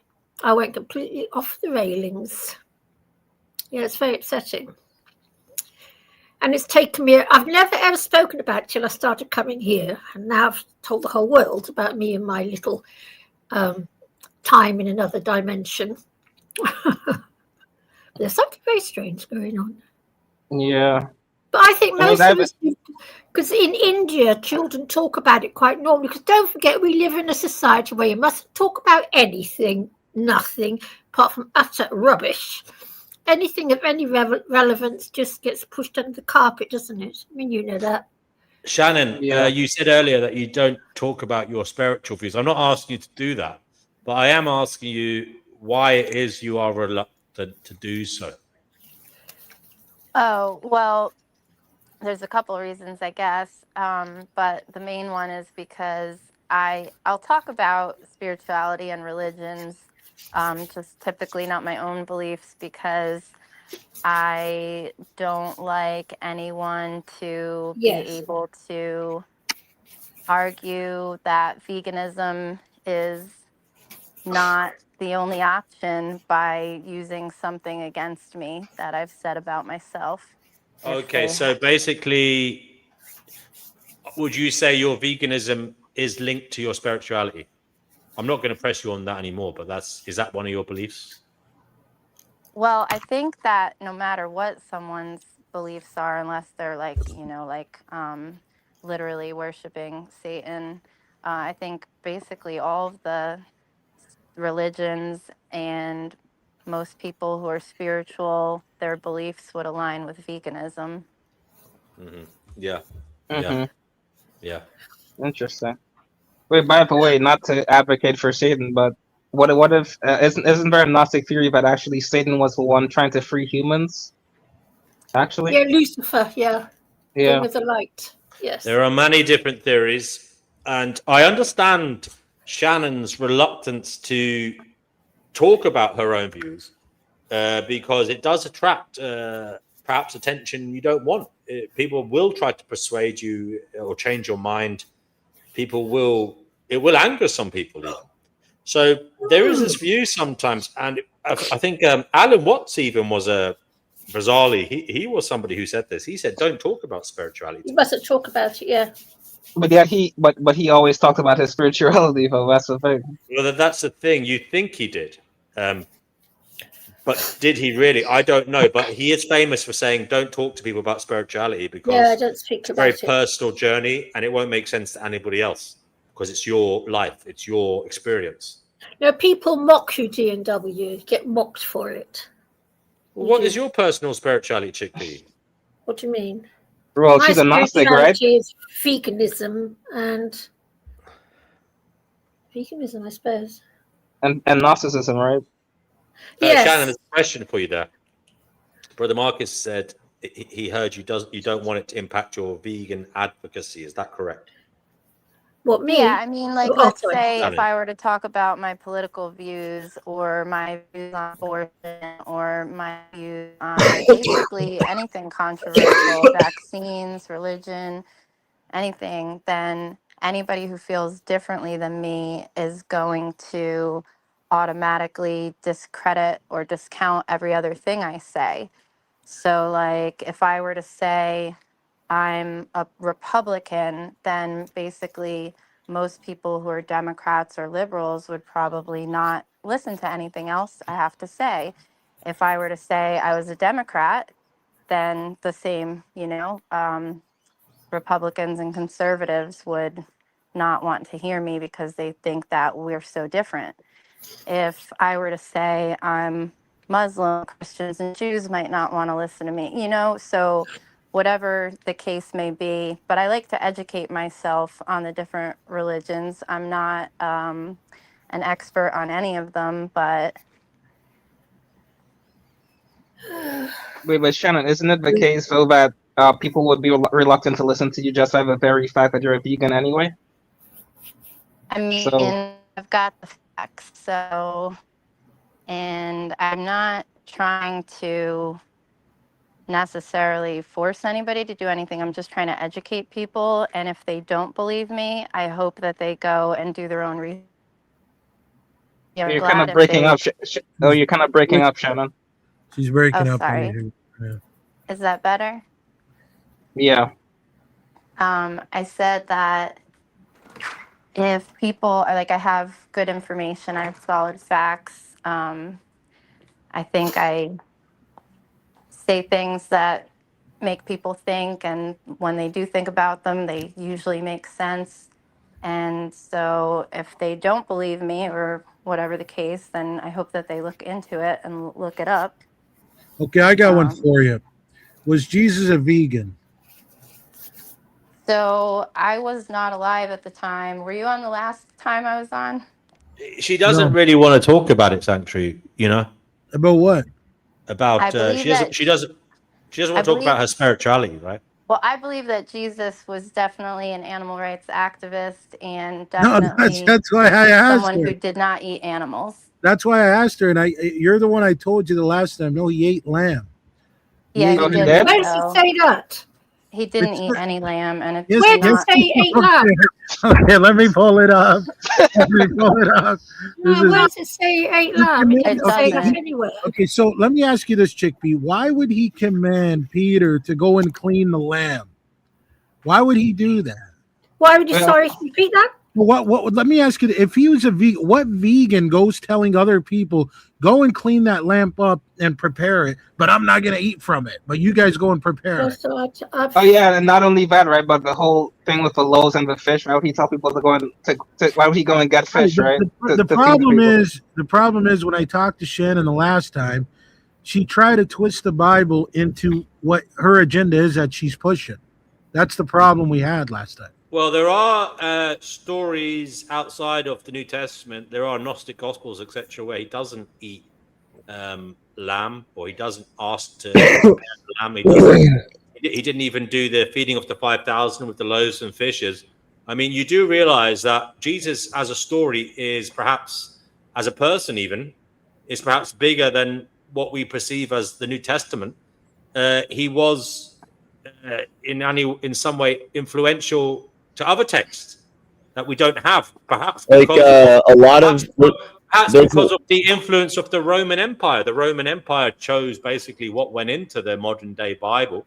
Well, there's a lot of you guys are just trying to deflect. I'm simply saying the Bible says nothing about veganism. And I can pull you the verse where he tells Peter to go and prepare the lamb. Well, let's just stick to that. Let's stop going about this rhetoric. We did that last time. You didn't. No, because last time you both deflected by saying he's a vegan, and he's not a vegan. No. You're just no. You brought up the Passover verse, and he never said anything about a lamb. Yes, he did. No, Jesus did not tell Peter to clean or eat lamb. That does not appear anywhere in the Bible. That's bullshit. Okay. Mark 14 verses 12 through 16. It says prepare. It talks about preparing the lamb for Passover. Okay, so this is what I'm asking you. Why would a vegan tell people to go? What vegan goes around telling people to prepare a cow, chicken? Like Shannon, I know you, Noodles, Chickpea, and DNW don't go around telling people to prepare a lamb or chicken.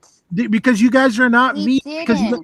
Yes, it's in the Bible. No, you're not going to come here and lie about the Bible. It's in the Bible. I'm going to tell you exactly. I'm not going to have this talk with you. I'm not going to have this talk with you because you're you're the one that lying. brought it up. All right. Sanctuary Seeker, brother, please let Shannon defend her claim. DNW. I just read the verse, and she's saying it's not there.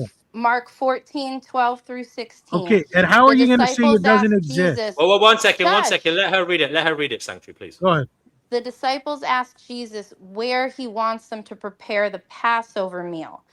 Just because Passover traditionally involved a lamb does not mean that. Are you reading the verse or not? Anywhere. Are you reading the verse or not? I'm telling you what it says in that. No, I don't care what you think it says. Read the verse. Didn't she just read the verse? No, she's saying what she thinks it is. Read the verse. It's that. That's it. Read the verse. We have Brother Marcus who might add some decorum to matters. Brother Marcus, what would you like to say? Wait a second. We have to let Shanna read the verse, right? I can read it. I have it right here. She did read it. She said that it said And prepare on the the first Passover day, meal. No, let me read what it actually says. It Mark says 12, on and on the the first first day of unleavened bread, when they sacrificed the Passover lamb, his disciples said to him, this is a version, so it says, where will you have us go and prepare for you to eat the Passover?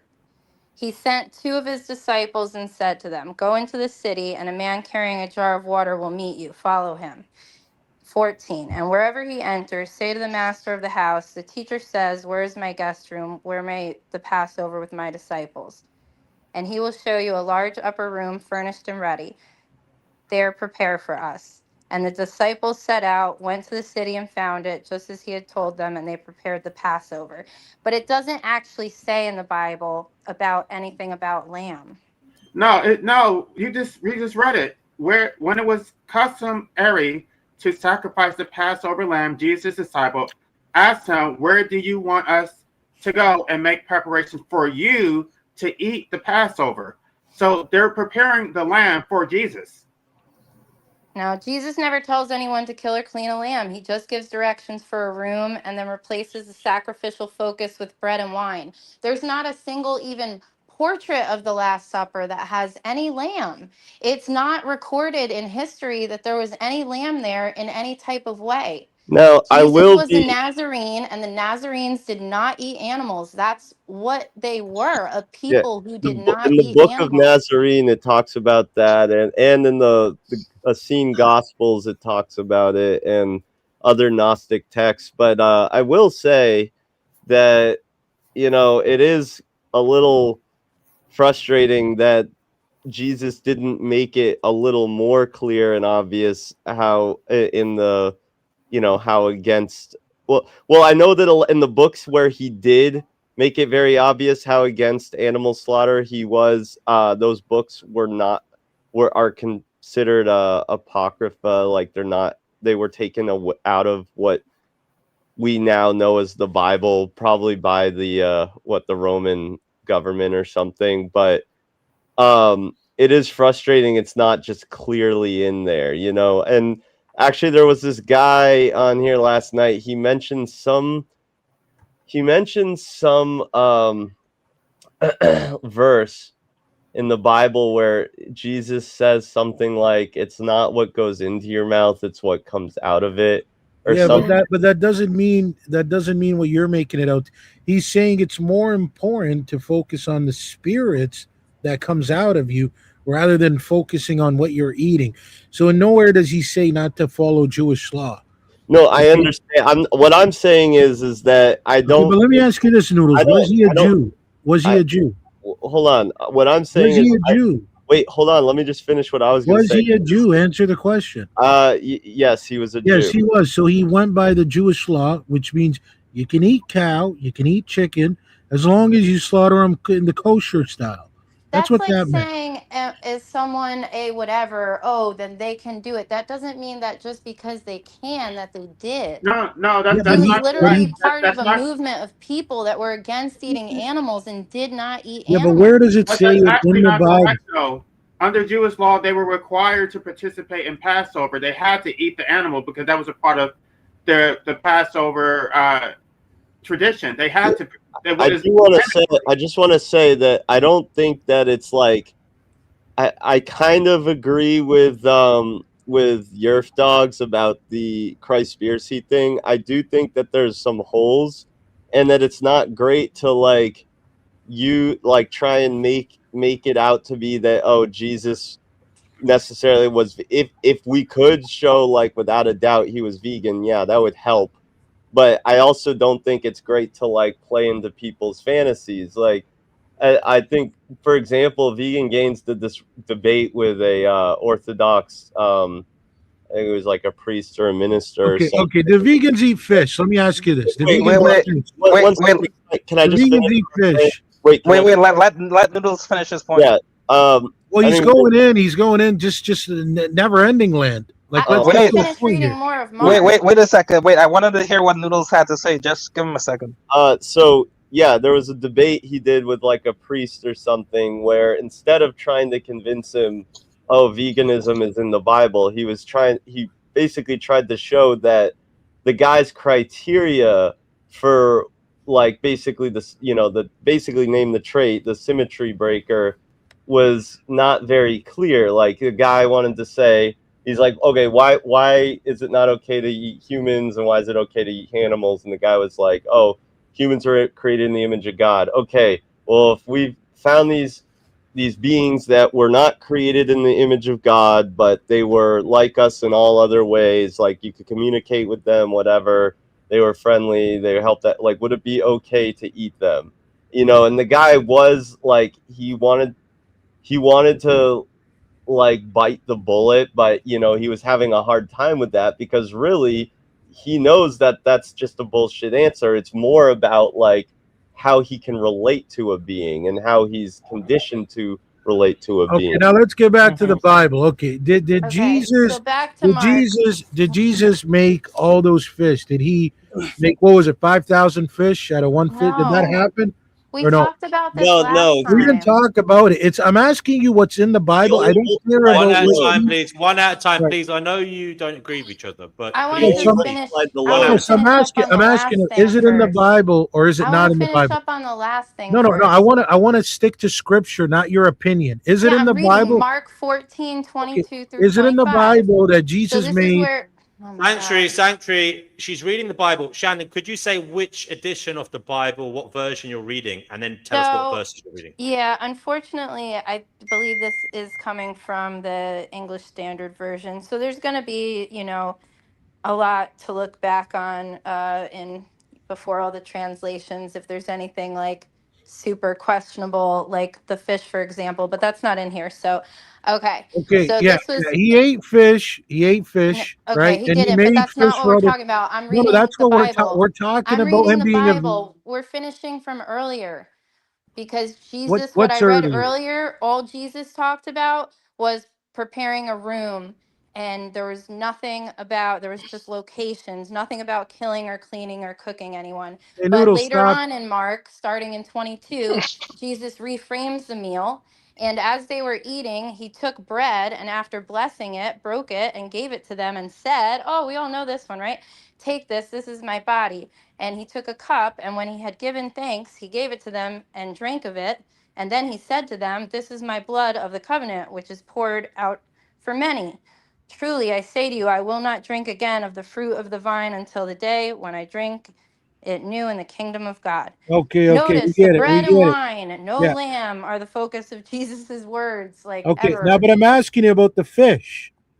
I'm asking. I've actually already pointed to you that he did eat lamb. You don't want to believe it. I That's think I okay. told you But I'm last asking. Okay, time. There's a I'm whole asking you about the 28-minute fish right video. now.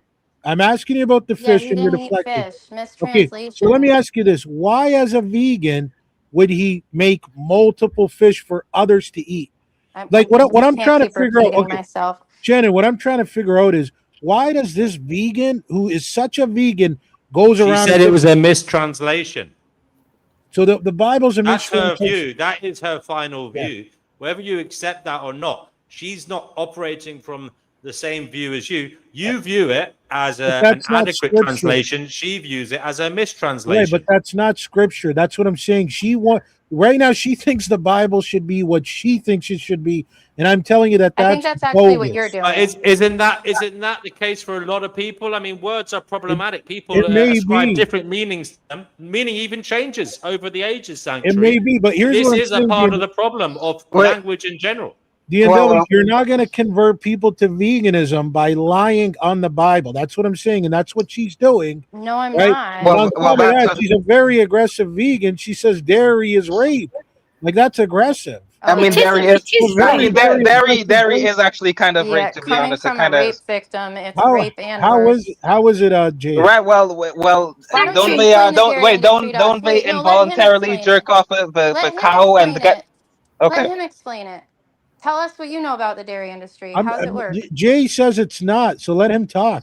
No, I'm saying it is. Wait, I'm saying it is. Right. You're I'm calling no, me no. aggressive. No, this isn't your show, Shannon. Yeah, Shannon, but this you're isn't your calling me show. aggressive. So you explain the dairy industry since I'm Sanctuary, so Well, aggressive. Sanctuary, explain how the dairy industry works. How do cows become? Sorry, how do cows become impregnated? And just explain what happens. why would What I happen? explain when she's the one calling it rape? I'm saying she's saying it's rape. Because you called me Okay, so aggressive. go on. So go They on. believe non-consensual, right? Placing of a hand into a cow's vagina, okay, Anus, arm, is a whole arm sorry. into anus first. The whole arm, yes. The Into whole the arm. anus. Yeah. Followed by a long metal pole loaded with semen into the vagina to force her to become pregnant, then to carry a baby for 9 months, just like I have, then to have her precious baby ripped away from her the day she's born, and then be sexually violated over and over again for another 4 to 5 years until she's no Sexually good anymore. violated by And then who? By who? Where are you getting this By from? the farmer. the farmer's performing bestiality.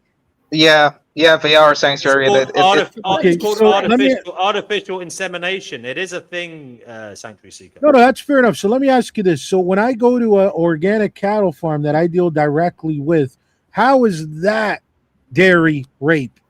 Let's go with that. How is that dairy? Just as bad. No, because dairy is dairy. Because dairy, when you use the word dairy, you're using it across the globe, the entire globe. So how is the cattle farm that I go to, this trusted cattle organic farm, because the cows, everything about it, those cows, right? They have calves. That's how they're able to produce milk. The calves get taken off them. And then basically they still produce milk. Now the calves were put into them by artificial insemination a lot of the time, or coerced. Sometimes the cows are coerced into having sex with a bull. I mean, there isn't much choice going on for the cow or the calf or the bull. And just for the record, all this stuff you guys are talking about, it doesn't go on in the cattle farm that I go to. And that's what you think. That's what you think. No, Chickpea, it doesn't. A dairy farm are two different Chickpea, things. it doesn't. You would have Chickpea. You're making assumptions on people now. You're saying these farmers that I go to are raping their animals. That's the craziest. That is prison time. We're talking prison. You go to prison if you're convicted of stuff. So if you can't prove, talk about go to prison. Actually, they changed the laws about bestiality in certain states so that what they do to animals on farms would not be scrutinized as easily, or they wouldn't get in trouble. Show me that law that says that. Wow. Show me a law that says show me a law that says bestiality is allowed in America. I don't believe you. Well, they changed the definition of it in context so show me the law. Get away with what they do. Show me the law. That's what they do. What they do is they'll change the definition of the crime so that it doesn't seem like if it's a crime anymore. Now you're telling me the most evil people ever are farmers. Okay, Sanctuary, this or is whatever funny. your name is. I have to tell you a couple things. So first of all, it's not my term, it's theirs. Okay? The dairy industry uses what they call a rape rack when they artificially inseminate these animals. Also, I've been to small working farms that have only 10 female cows and still use artificial insemination and rape racks. A cattle ranch and a dairy farm are two entirely different things. They call it a rape rack. You're telling me a farmer okay, show me where once a farmer calls it a rape rack. Just go look it up. It's their term. It's the dairy industry's term. Yeah, I've watched farming documentaries. I don't hear this rape rack that you speak of. And listen, the cattle farm I go to, they treat you like a family there. You get to go around the cows. You can go anywhere you want in their store. You can even go in their home that is on the farm there, right? You just can't go in these people's rooms. So again, I don't understand what you're talking about. There's no right way to it's all hidden away. I don't understand what you're talking about. There's no right way to do the wrong thing. They are still sending cows to auction. They are still doing things. Not these cattle farms I go to. How does the cow? Like, what are you talking about? Not these cattle farms that I go to. That's what I'm telling you. So killing animals is okay. Killing animals, it's not killing. You're not killing them. What? The way that you're describing, you're not killing them the way you're making it seem like it's roadkill. Like how many slaughterhouses No. have you been to? okay, I'll tell you this: have you ever been to a I was at halal 11 in slaughterhouse? the last 3 months. How Okay, many have you been to? have you ever been to a halal one? Yes, I was literally at one the other day. I have a chicken. Did you just hear the Okay. chicken in the background? She's from the halal slaughterhouse. They surrendered her to me. Hey, Gaia is back. Hey, pretty. Oh, there's okay. Well, it's good to have Gaia back. Nice Yeah, to see you, and you Gaia. know what? Yeah. The 3 halal slaughterhouses in Orlando have all been investigated, and they've got as many as 41 felony acts of animal cruelty at one of them in a 3-month period. And that's not as an undercover worker, that's as an undercover buyer that was just going in sporadically. So what were you going to say about halal? No, that's what I asked you if you've ever been to a halal place. Yeah, I've been Now let me ask you time this. you can Okay, imagine. well I've here's been how to we're the gonna largest figure out slaughterhouse in the world how many we're times. I've been to the okay. largest pig farm in the Yeah, I country. got you. Now, did they actually follow the halal Islamic laws, or no? I mean, the Islamic law is that they don't have to stun them or render them insensible to pain before they slit their throats. It's I don't know I'm if you're trying to asking you if say they it's follow better the or Islamic worse. law, where you take it separately away from its family, and you do the most humane butchering. Humane. You know what The the most word humane. humane means? Humane butcher. Yeah, the most. I said the That's an most humane. oxymoron. Humane butcher. The most humane way to butcher it. That's why I'm asking her if she's ever been. It almost sounds like she's actually never been to a halal shop. I She's think been she to knows a damn make sight more than pretend. you do about all this, and you I think should she's been to respect make that. pretend halal shops. Those are You not know halal nothing shops. about this. Nothing. Unlike she. You know nothing about this at Well, all. I know some. What you hear from your local butcher and your local farmers, they just tell you what they know you want I to don't hear. go to a butcher chickpea. I Do go you to have an any actual cattle children? farm. What? I go to an actual cattle farm chickpea.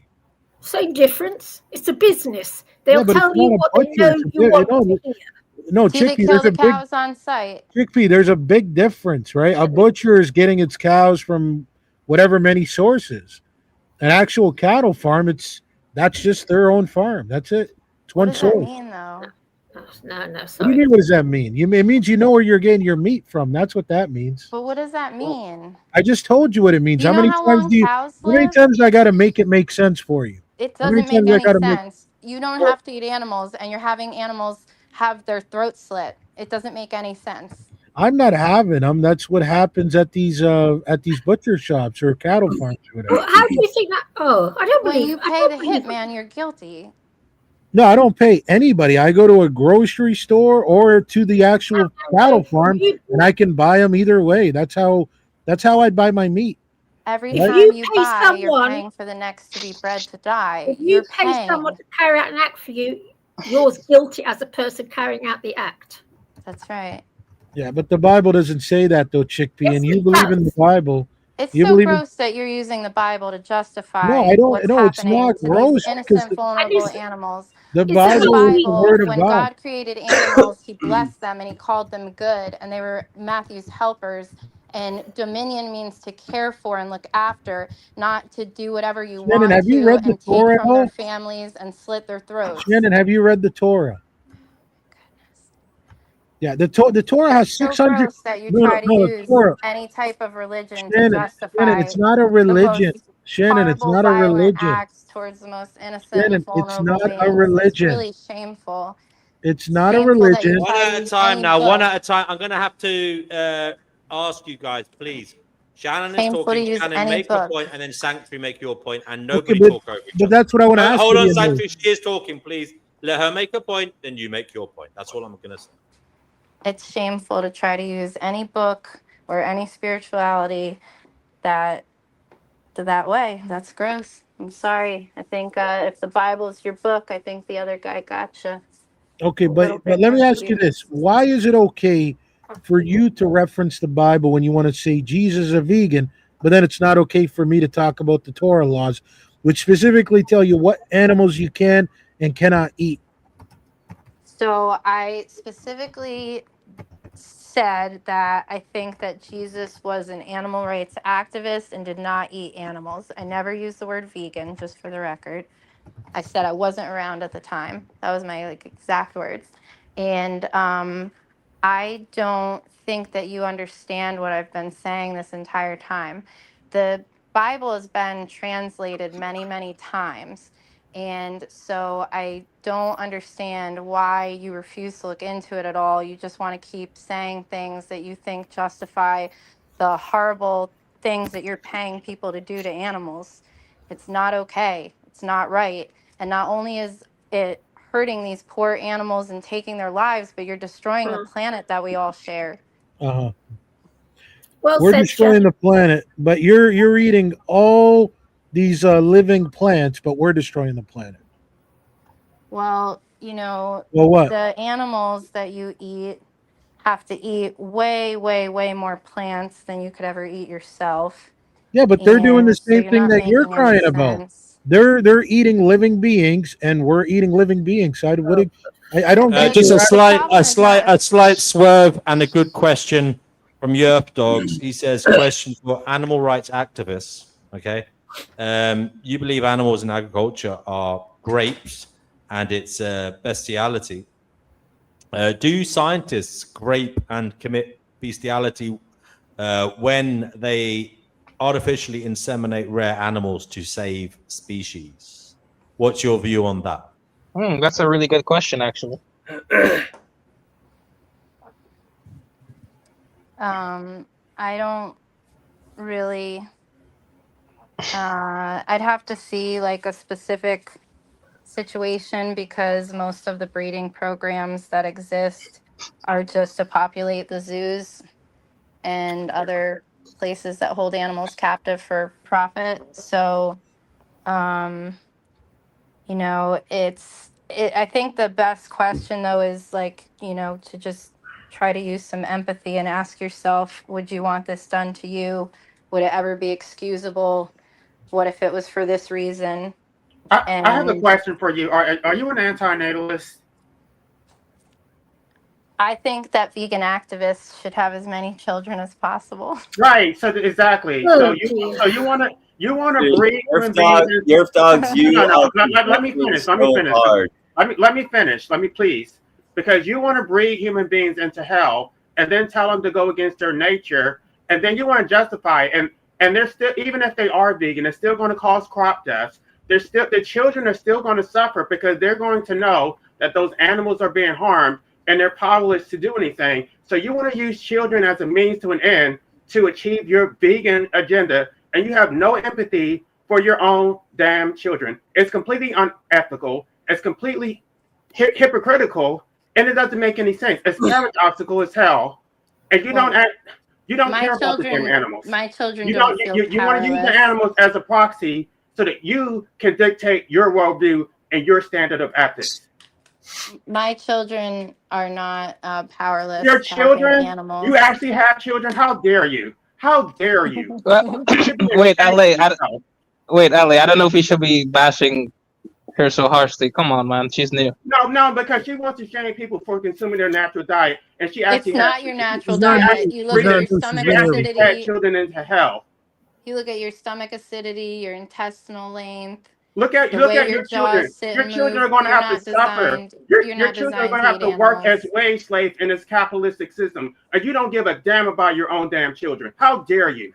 Well, I'm sure she does. I think that's a bit harsh. Yeah, that's a bit harsh, life abolitionism. No, but isn't she harsh on the meat eaters, though? Look at her. What do you mean? Hold you can on. choose compassion every day, and you choose being harsh. If you chose to breed human beings into hell, you chose to breed human beings into hell. You did not have to do that. She's trying to make the world a better place with her children. By sacrificing her children, she's using her children as a means to an end. You haven't proved that your antinatalism is making the world a better place. She at least is trying. She hasn't proven that veganism makes the world a better place. You have no ability to prove your antinatalism does anything. No, beneficial. She doesn't. She has not. You have no ability to show me that there aren't possible unintended consequences that will make antinatalism do more harm than good. Wait, what someone needs to do is someone needs to look up. Do you want me to prove it? Also, Because I've my already vegan addressed it on my activist channel. I can children prove it. are undoing damage that other people are doing because they're helping to create So a your world children that's don't cause closer any to a crop deaths? vegan Your world. children don't cause any crop deaths? Let's not get personal in relation to family life abolitionism. I can't believe anyone that consumes these animals as their middlemen are going to talk about crop deaths. It's so I pathetic. can't believe anybody would breed a human being into hell and talk about their diet. Shannon, what are you talking about? What's your take on feeding cats fish? It's a matter of interest. She's probably against it. I don't think that cats are like, swimming in the ocean and grabbing a big tuna fish. So I don't think that that's normal. So I wish they that do like actually. I wish the lab-grown meat companies could make some decently priced. Okay, we're gonna have 30 seconds of meditation where nobody talks. Wait, are we Danny Shine or something? I'll have to remove everybody for this. I will bring you right back on, but it's just to let everybody, settle, chillax. Remember, nobody here is able to argue a point that will be objectively accepted by everybody. We are trying to, I know, but just remember, we are all human here. We're all having a subjective experience, and yes, for the most part, I think all of us here agree. We agree that this world is a bad place. Life abolitionism has said this is a hellscape reality. Shannon Blair is not happy about the way animals are being treated. Yerf Dogs has come on here robustly and said that it is not good to compare humans to animals. So for him, life must be intolerable when there are people who do compare humans to animals in terms of moral expectation. Now, okay, with that in mind, remember, we are all trying our best. And please come at this conversation in good faith. Leave your personal biases aside and try to accept that other people are trying their best to find Gnosis. I will bring you on now, one by one. Please take a few final deep breaths before you will return to the show in good faith to make your points. Okay, so just in no order of favoritism, I'm just doing this clockwise. There we go. We are all back on the show. Okay, continue, folks. Wait, I just wanted to say first off that one good way to settle this would be if someone got the stats to show if vegans who have children, if their children do turn out to continue being vegan when they grow up and continue the movement. Does anyone have that sort of information available, or can research it? No, no one has. I haven't had any, so I wouldn't know. Let's go around and name our favorite thing about one another. No, wait. Someone should look into it because it would be an actual good way to demonstrate that veganism actually has a if having vegan children actually does have a positive impact on the world.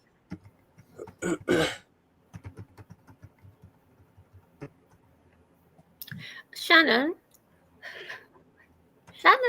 Yep, That's not the way to frame the question. It's not that, of course, vegan children cause less harm than children who consume animal products. But it's not to say they don't cause any harm. It's not that they cause zero harm. They're still consuming plants that has led to crop death. Yeah, but they still destroy the environment. They still destroy a natural habitat and for help to animals. go vegan that even just we know about. You're making excuses. It's like if he didn't exist, then there would be more harm than him existing. No, you're wrong. My daughter is already helping people at her young age, and they've learned empathy and compassion. My son wasn't raised vegan, my oldest one. He was not raised vegetarian or anything, and he decided to stop eating land animals when he was 4, and then he decided to stop eating sea life. And then a couple months after he turned 5, he said he wanted to go vegan, and I told him it was fine when he changed his mind. I tried to talk him out of it, actually, and so glad he had enough sense to not let me do that. But like, he has literally undone damage. He's like, so I don't agree with that. I'd say even just a little bit that I've known Vegan Evan, he improved my life. I felt like my life was better knowing him. Do I get to respond to what she just said? Do I get to respond to what she just said? Sure, go ahead. She just, I mean, so your child has consumed animal products, is that correct?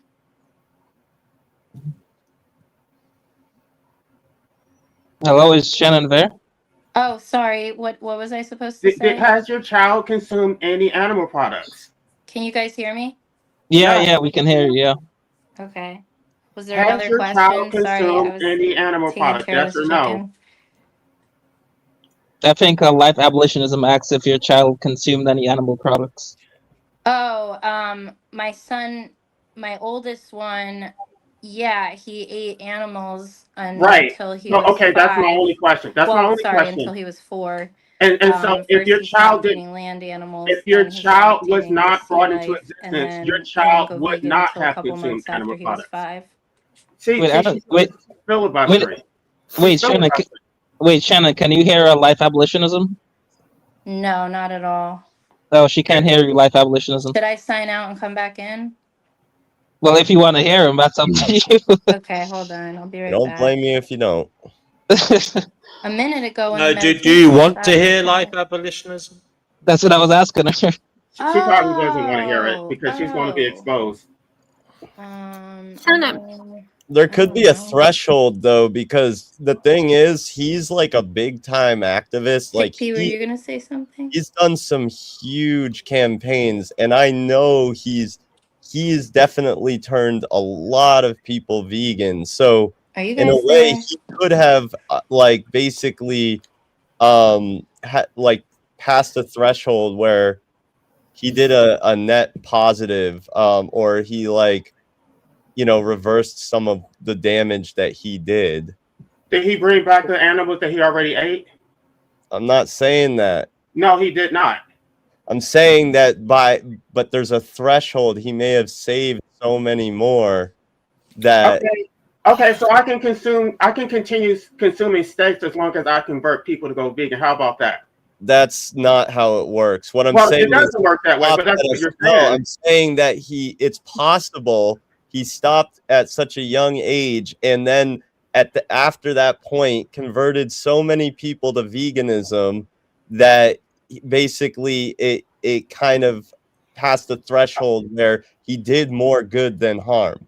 There's a lot of assumptions being made. I understand that, but I understand that, but you're also making an assumption, thinking that you know, antinatalism is going to solve this that's problem. not the assumption. The assumption is that veganism causes no harm.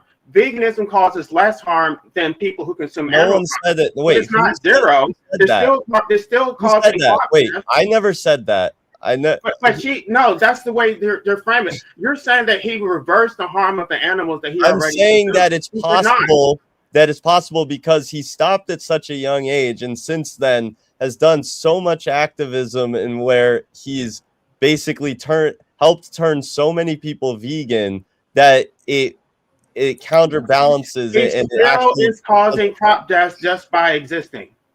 Right, but that's so minuscule. And he didn't have to exist. Right. Okay. What would be better? Antinatalism would be better. What would be better? A billion, like a billion animals dying, or 1,000 animals dying? No, it would be zero. It would be zero. I mean, I think if the population that we currently have went vegan, that would be a lot better than antinatalism. No, if he was never born, there would be no deaths. But we're all here once now, again, so... we get no. See, you're trying to do a post hoc rationalization. You did not have to procreate, but yet you want to shame people for not being vegan. Wait, what I will say though is I'm absolutely going to shame you for picking cow's lactation. And I'm going to shame you for breeding children into hell. I'm going to Oh my shame you for goodness. breeding children into hell. You did not have to do that. I That was told a you, choice. Shannon. Well, I you know told what? you. I'm not having children every day, and every single day you choose evil. You choose And I sure am. I'm going to violence. You continue choose eating steaks until oppression. you You choose until enslavement. you You vegans stop choose rape. procreating. You I'm going choose to continue eating kidnapping. Shame steaks. on you. Shame on Until you you. stop breeding human beings into hell, I'm going to continue eating steaks. With Noodles, while I do appreciate that vegan effing would have turned a lot of people vegan, what about the children of vegans who don't become vegan when they grow up? What about those who That's reject why I veganism? specifically said vegan activists, because if people are not active, then they're not going to teach their children anything that's going to stick, probably. What about I mean, I think that generally speaking, it's probably the case that if a child is brought up in by vegan activists, they're most likely going to be that of that nature themselves. Although there is what was this Matt, was it Max Hershoff? Or is that the Holocaust survivor? Alex Hershoff. Yeah, isn't his daughter like kind of a carnist, or I'm not sure, but I don't think that she's that young. Like, right, I don't know if he went vegan later on in her life. yeah, I think he did. And most of the time when that happens, then it's very difficult. And the parents have a really hard time with that because they raised their children. They thought that taught them right, and they can't understand how they can't get it. And obviously, if somebody's not vegan yet, they just don't get it. That's why they say silly things. Shannon, what's your take on carnivore animals? You know, a lot of vegans now say that carnivorous animals such as lions and cats should be on vegan diets. What's your take on that? Well, when animals are obligate carnivores, I don't know. I haven't looked at recent research with the newer foods. Like, I know people also argue about dogs can definitely not only survive but thrive. Yeah, dogs can, yes. I know dogs can, yes. Cats, I'm not sure. The males are urinary tract infection. You're breaking up, Shannon. Oh, sorry. The male cats are definitely prone to urinary tract infections in the past. I don't know about the newer foods, but that's why I said earlier, if the lab-grown meats could be made available to these animals, and it would make most sense if it would be like their natural diet, like if they could lab breed like mice flesh or like rat flesh or you know who they normally eat, and create companion animal food from that. That would be ideal, rather than what you see in the stores now. You see like lamb and cows and chickens and fishes that they could never catch or even swim in the same waters. Like, it's I know you're wrong there, Shannon. Cats will go into water to fish. I've seen it done. Not usually salt water though, right? Yes. Like deep salt water where tuna fish are. No, in ponds and stuff. I've seen right, it. I've right. seen it Yeah, they'll get. Yes, yeah, they do go into water to fish. They do. Yeah. Interesting. But I mean, like the ocean waters, the big waters. Well, obviously they can't go into the waters, ocean, right? no, but they can go into ponds and low rivers and things. I've seen it with my own eyes. Yeah. It's just, I've got 7 cats, and it's a terrible, because I'm a radical vegan. I've been vegan since I was a little girl, and I've been here for 71 years now, and I'm still DMW. I want to welcome Kugaduma. Kugaduma, you're on the show, brother. Welcome. Shannon. Kugaduma, I'd like to use this opportunity to just steer the conversation somewhere else. We've been talking about the various issues we've been talking about for quite some time. Kugaduma, what is going on in the world of global heating? Any new facts or insights for us? Just how screwed are we? Shannon, can I just finish talk to Shannon for a second? I don't know. Oh, you're muted. Well, I guess. I was waiting for an okay. I can wait. I'm in no hurry. Talking DNW. I was talking to Shannon about people wanting to turn lions into vegans. Do you know, Shannon? Do you ever watch Dean Schneider, the guy that's got the Pride of Lions? No, I don't think so. Oh, yes, this guy, you have to watch see it to believe it. He's being bullied by vegans because he feeds his cats on his lions on meat, basically. Yeah. Because I'm in that dilemma at the moment, because I've got 7 cats. And yes, I'm a radical vegan. And it's a terrible problem. Okay. Is that your question? What's your question? Who are you talking to? Me? You. I was telling What is your question, Chickpea? Oh, sorry. You were telling her something. Okay. I was talking to Shannon. No problem.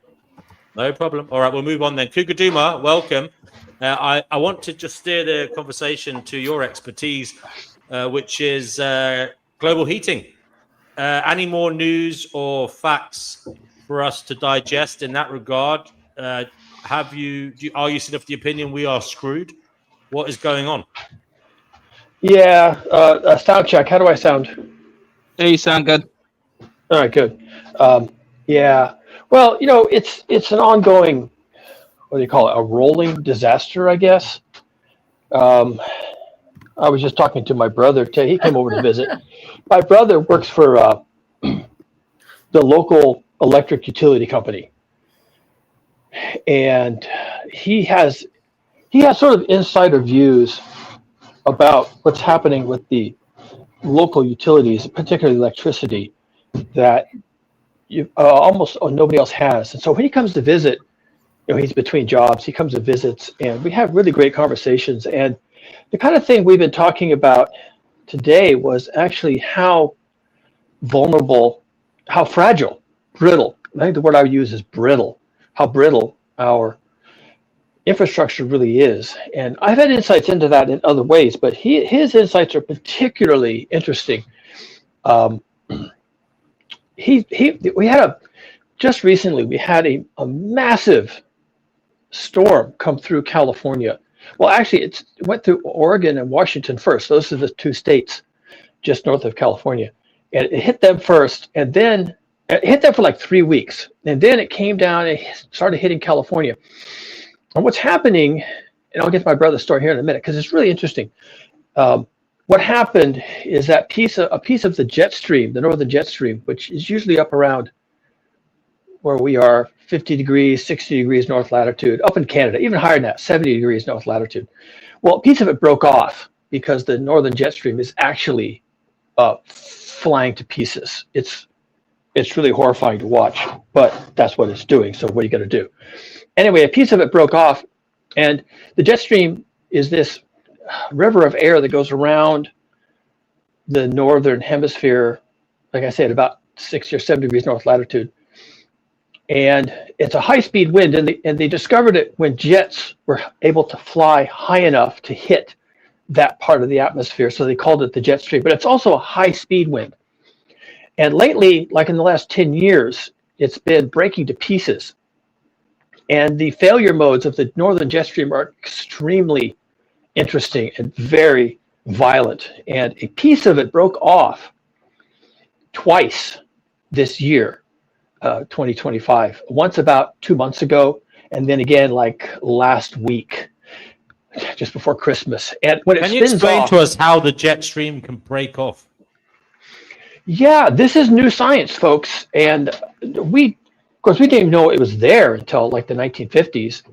And we didn't know the mechanisms behind it until the computer age. That would be a good thing some people might not know exactly what the jet stream is as well. So maybe. Yeah. And if you don't mind getting a little bit into the weeds of the science here, I think people would benefit from just knowing, okay, this is really esoteric science, but let me go ahead and try to explain. I did a video on it, I don't know, a week ago when I was really, really worried. I'm still very worried, but it just kind of hit me about 2 weeks ago what was happening. So I did a video on it. So if you want the long format, you can go to my channel and watch that video. But what's happening is that the jet stream is a high altitude wind that blows consistently, like all the time, from the west to the east in the northern hemisphere, kind of up where nobody really lives. So we don't really know much about it as casual people. It's also fairly high up.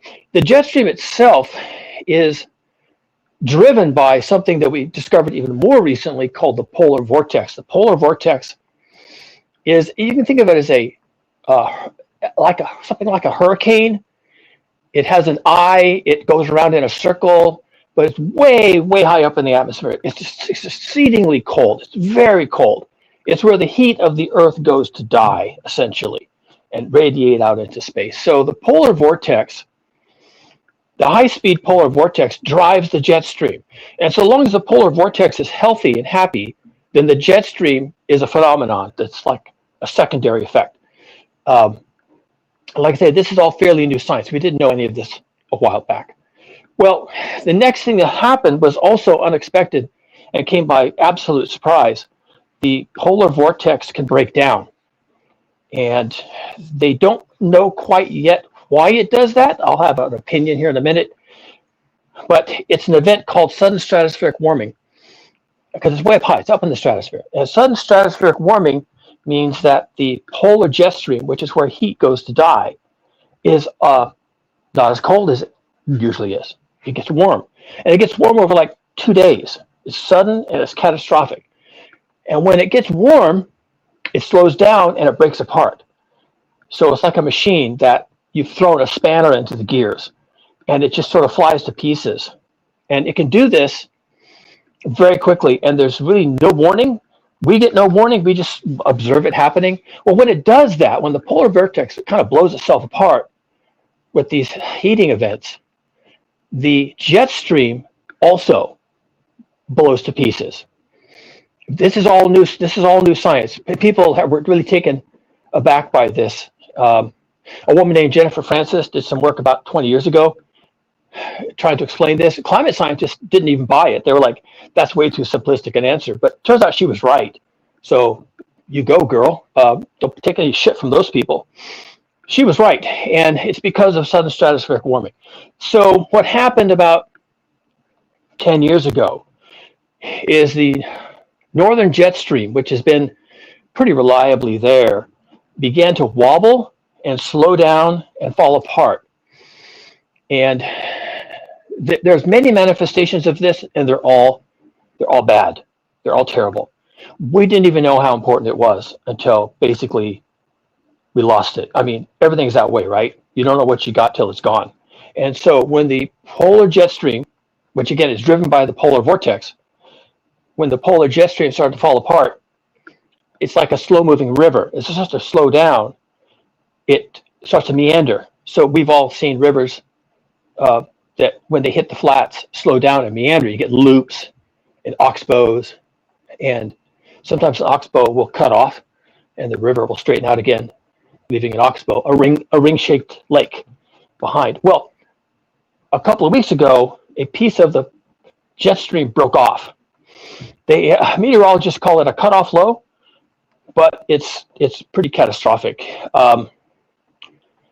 It steals its angular momentum, its circular motion from the jet stream. So that's a high-speed wind. So these things break off and they come down into lower latitudes as they look like cyclones.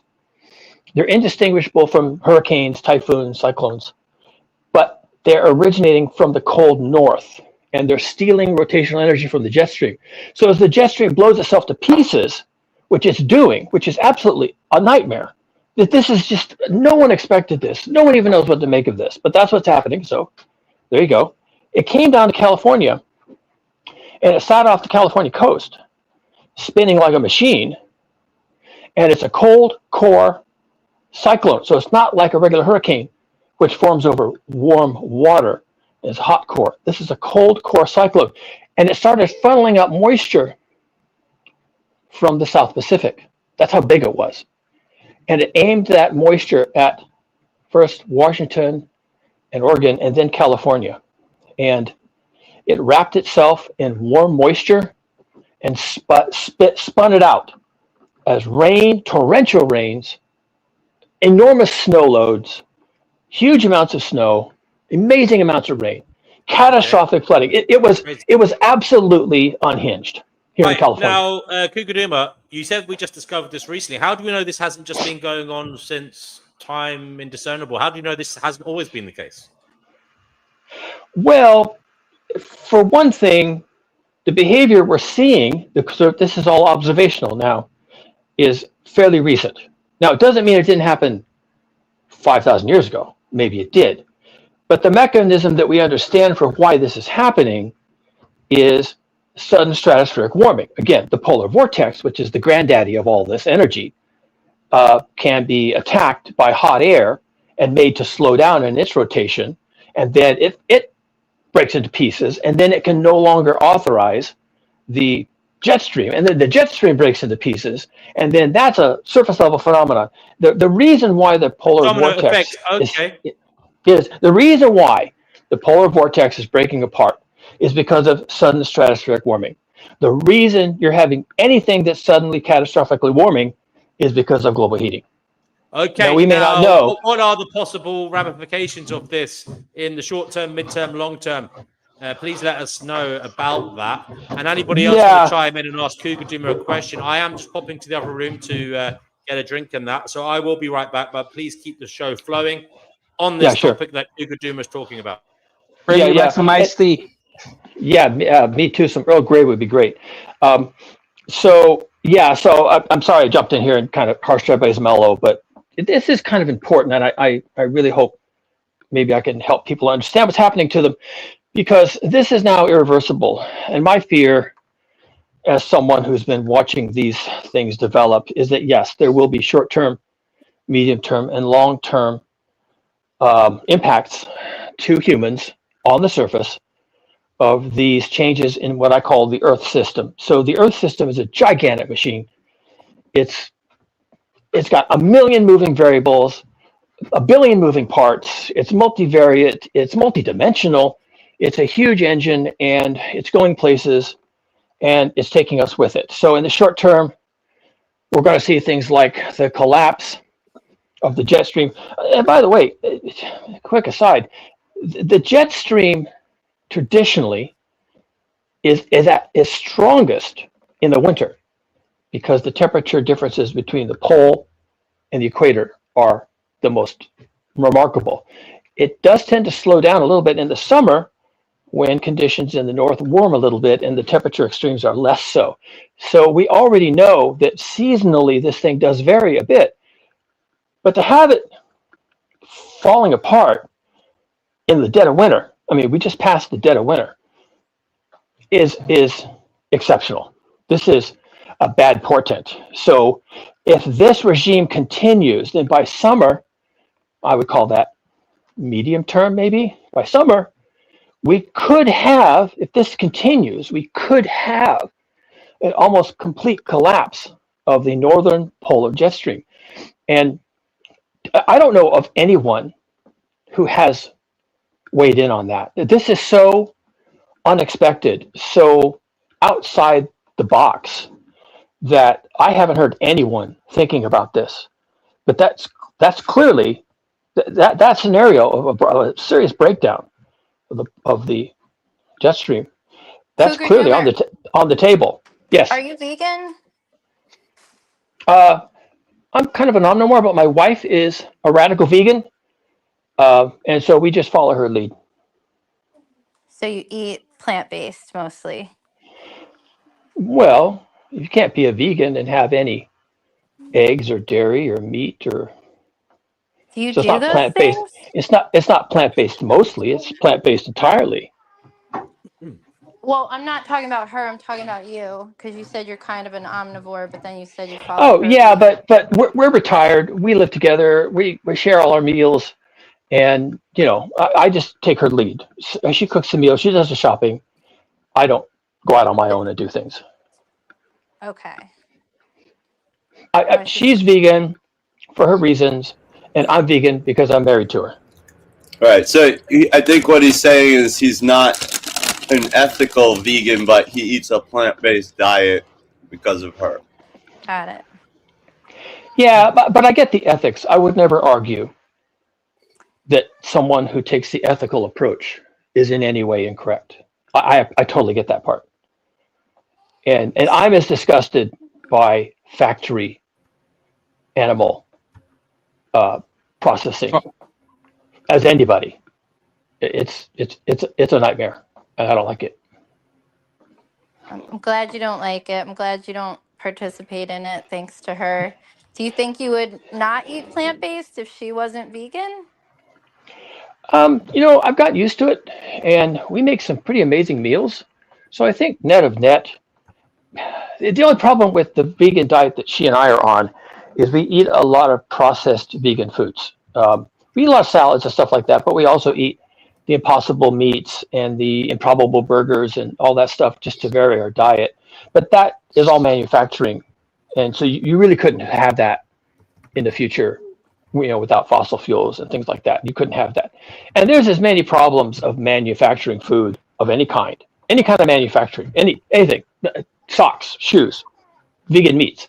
Any manufacturing is bad. So if you're eating impossible burgers because they're vegan, well, that's fine, but you're still part of the manufacturing process, and there's environmental harms from any source of manufacturing, anything. Have you heard the theory that if we got rid of fossil fuels before getting rid of animal agriculture, that it would actually be a problem? That's not even a theory. That's a fact. I adhere to that. I adhere to that completely, 100%. If we use fossil fuels for everything except basically breathing, your water, your tap water, your electricity, sanitary sewer treatment, all your food, all your housing, all your utilities, cable, internet, all of it, everything except breathing is made possible through the application 100% of the time, all the time, of fossil fuels. Generally, the entire process. Well, we need fossil fuels if people stop procreating. Well, we need fossil fuels if humans stop procreating. Okay, but because of things like what I was just discussing, the breakdown of the polar vortex and the jet stream, those are caused by consumption of fossil fuels emitting carbon emissions. CO2 is a greenhouse gas, and it's heating the earth. So that's how that works. What about methane and nitrous oxide? Are they part of that too? Yeah, but a lot of the methane comes from natural gas processing and mining for coal and drilling for oil. So if you didn't drill for oil, you could cut methane. And if you didn't have fossil fuels to support enormous animal husbandry, 90 billion domesticated animals? Okay, if you couldn't have 90 billion domesticated animals, you would cut your carbon emissions and your methane emissions significantly. So in the absence of fossil fuels, you're not going to have those things. And those things go away. What do you think causes more harm to the environment? Human procreation or the consumption of animal products? Neither. I mean, you asked the question, which is worse? The worst. Okay, fine. Fairness. I'll answer your question. Is it it's the consumption of animal products.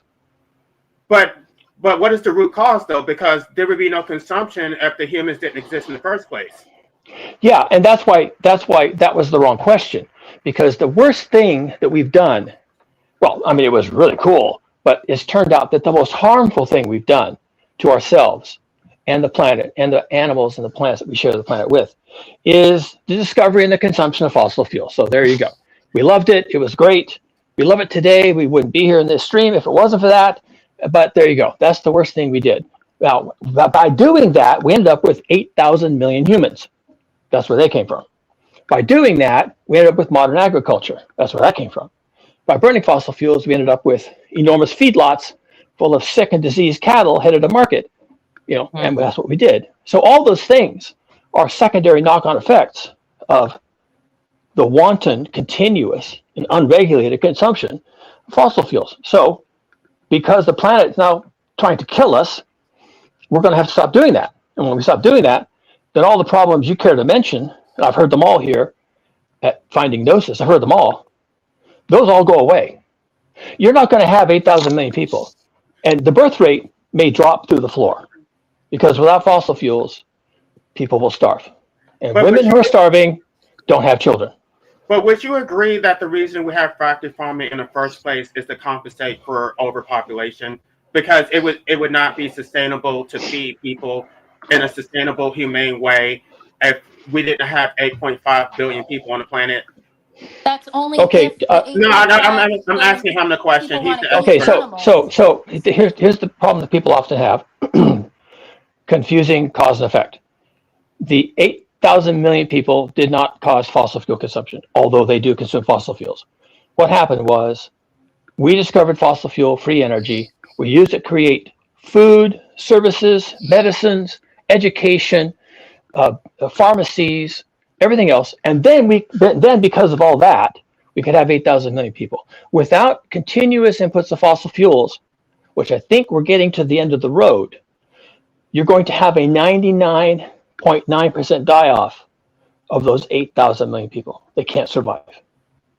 But I'm just asking a question. What is the easier approach? Is it easier to create more people and tell them to consume less? Or is it more sustainable to have fewer people and then they can actually consume more? Because there would be more resources to go around for the few people who exist.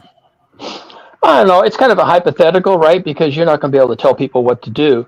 But I think what happens more often than not is that it becomes a moot point. People just aren't going to be able to do it. No, because they can choose the approach that they want to go. They can tell people to consume less, or they can stop procreating. But they choose the former, which is more difficult, and then try to justify it post hoc, and then try to shame everybody else to consume less.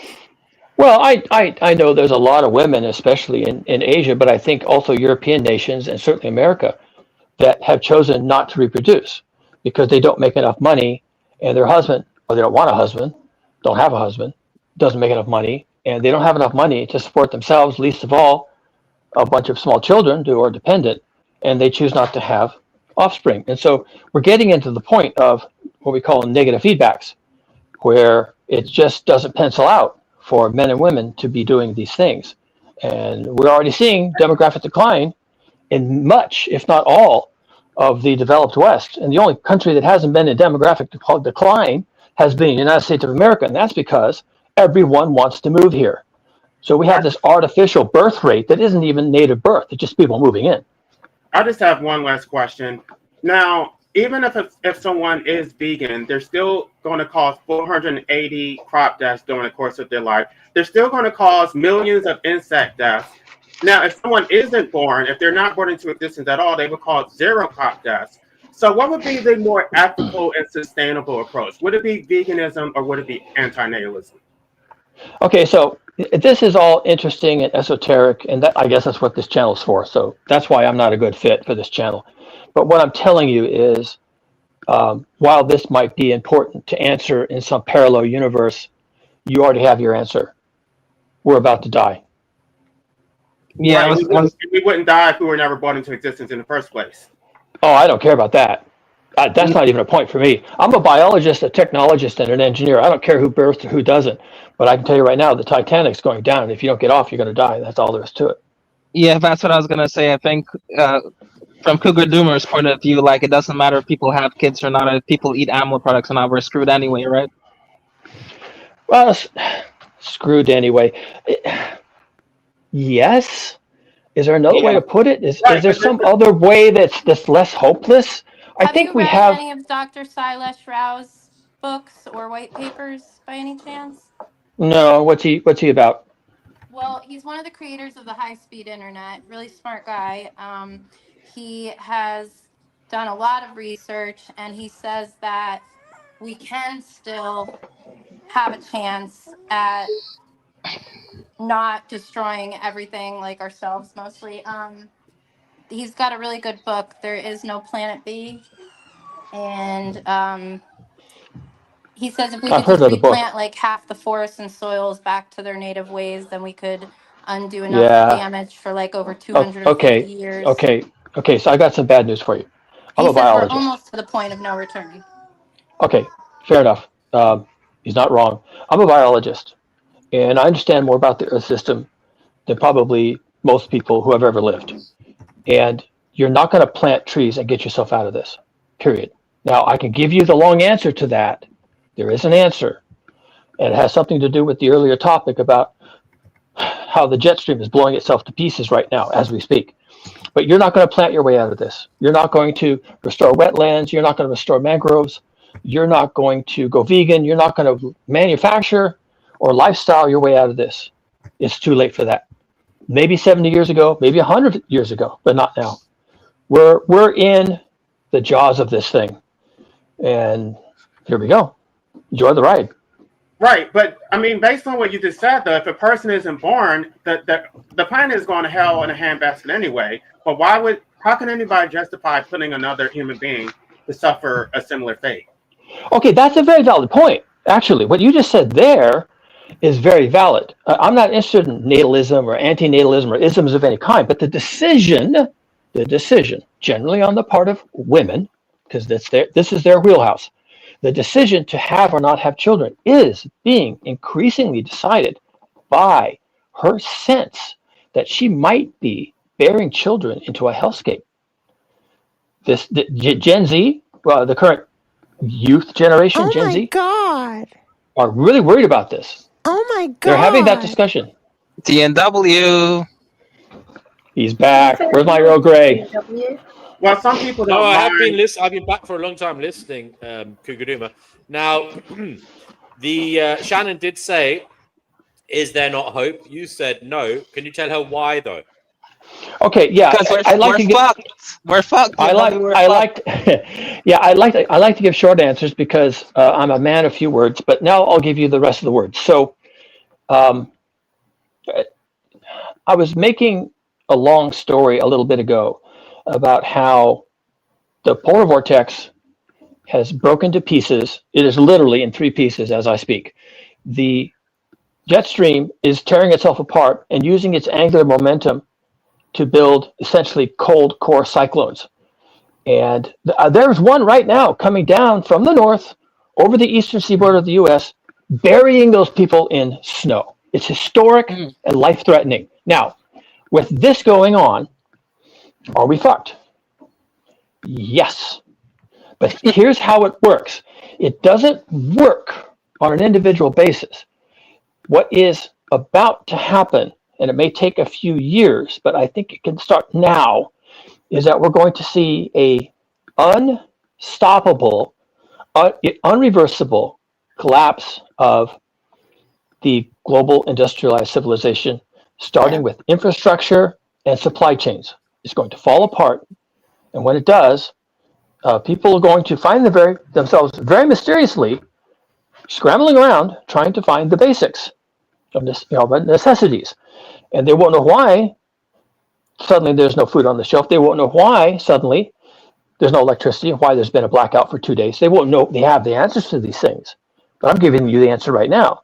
Your system is preparing to tear our civilization to pieces. Now, how that applies to individuals, well, okay, Elon Musk is going to have an answer to that. He wants to go to Mars. He's going to rapture his ass to Mars. Well, what are you going to do? I don't know. So I can tell you, we're all going to experience the same phenomena. So the answer is, yeah, we're screwed. But depending on who you are and what resources you have, you may be more or less impacted by that.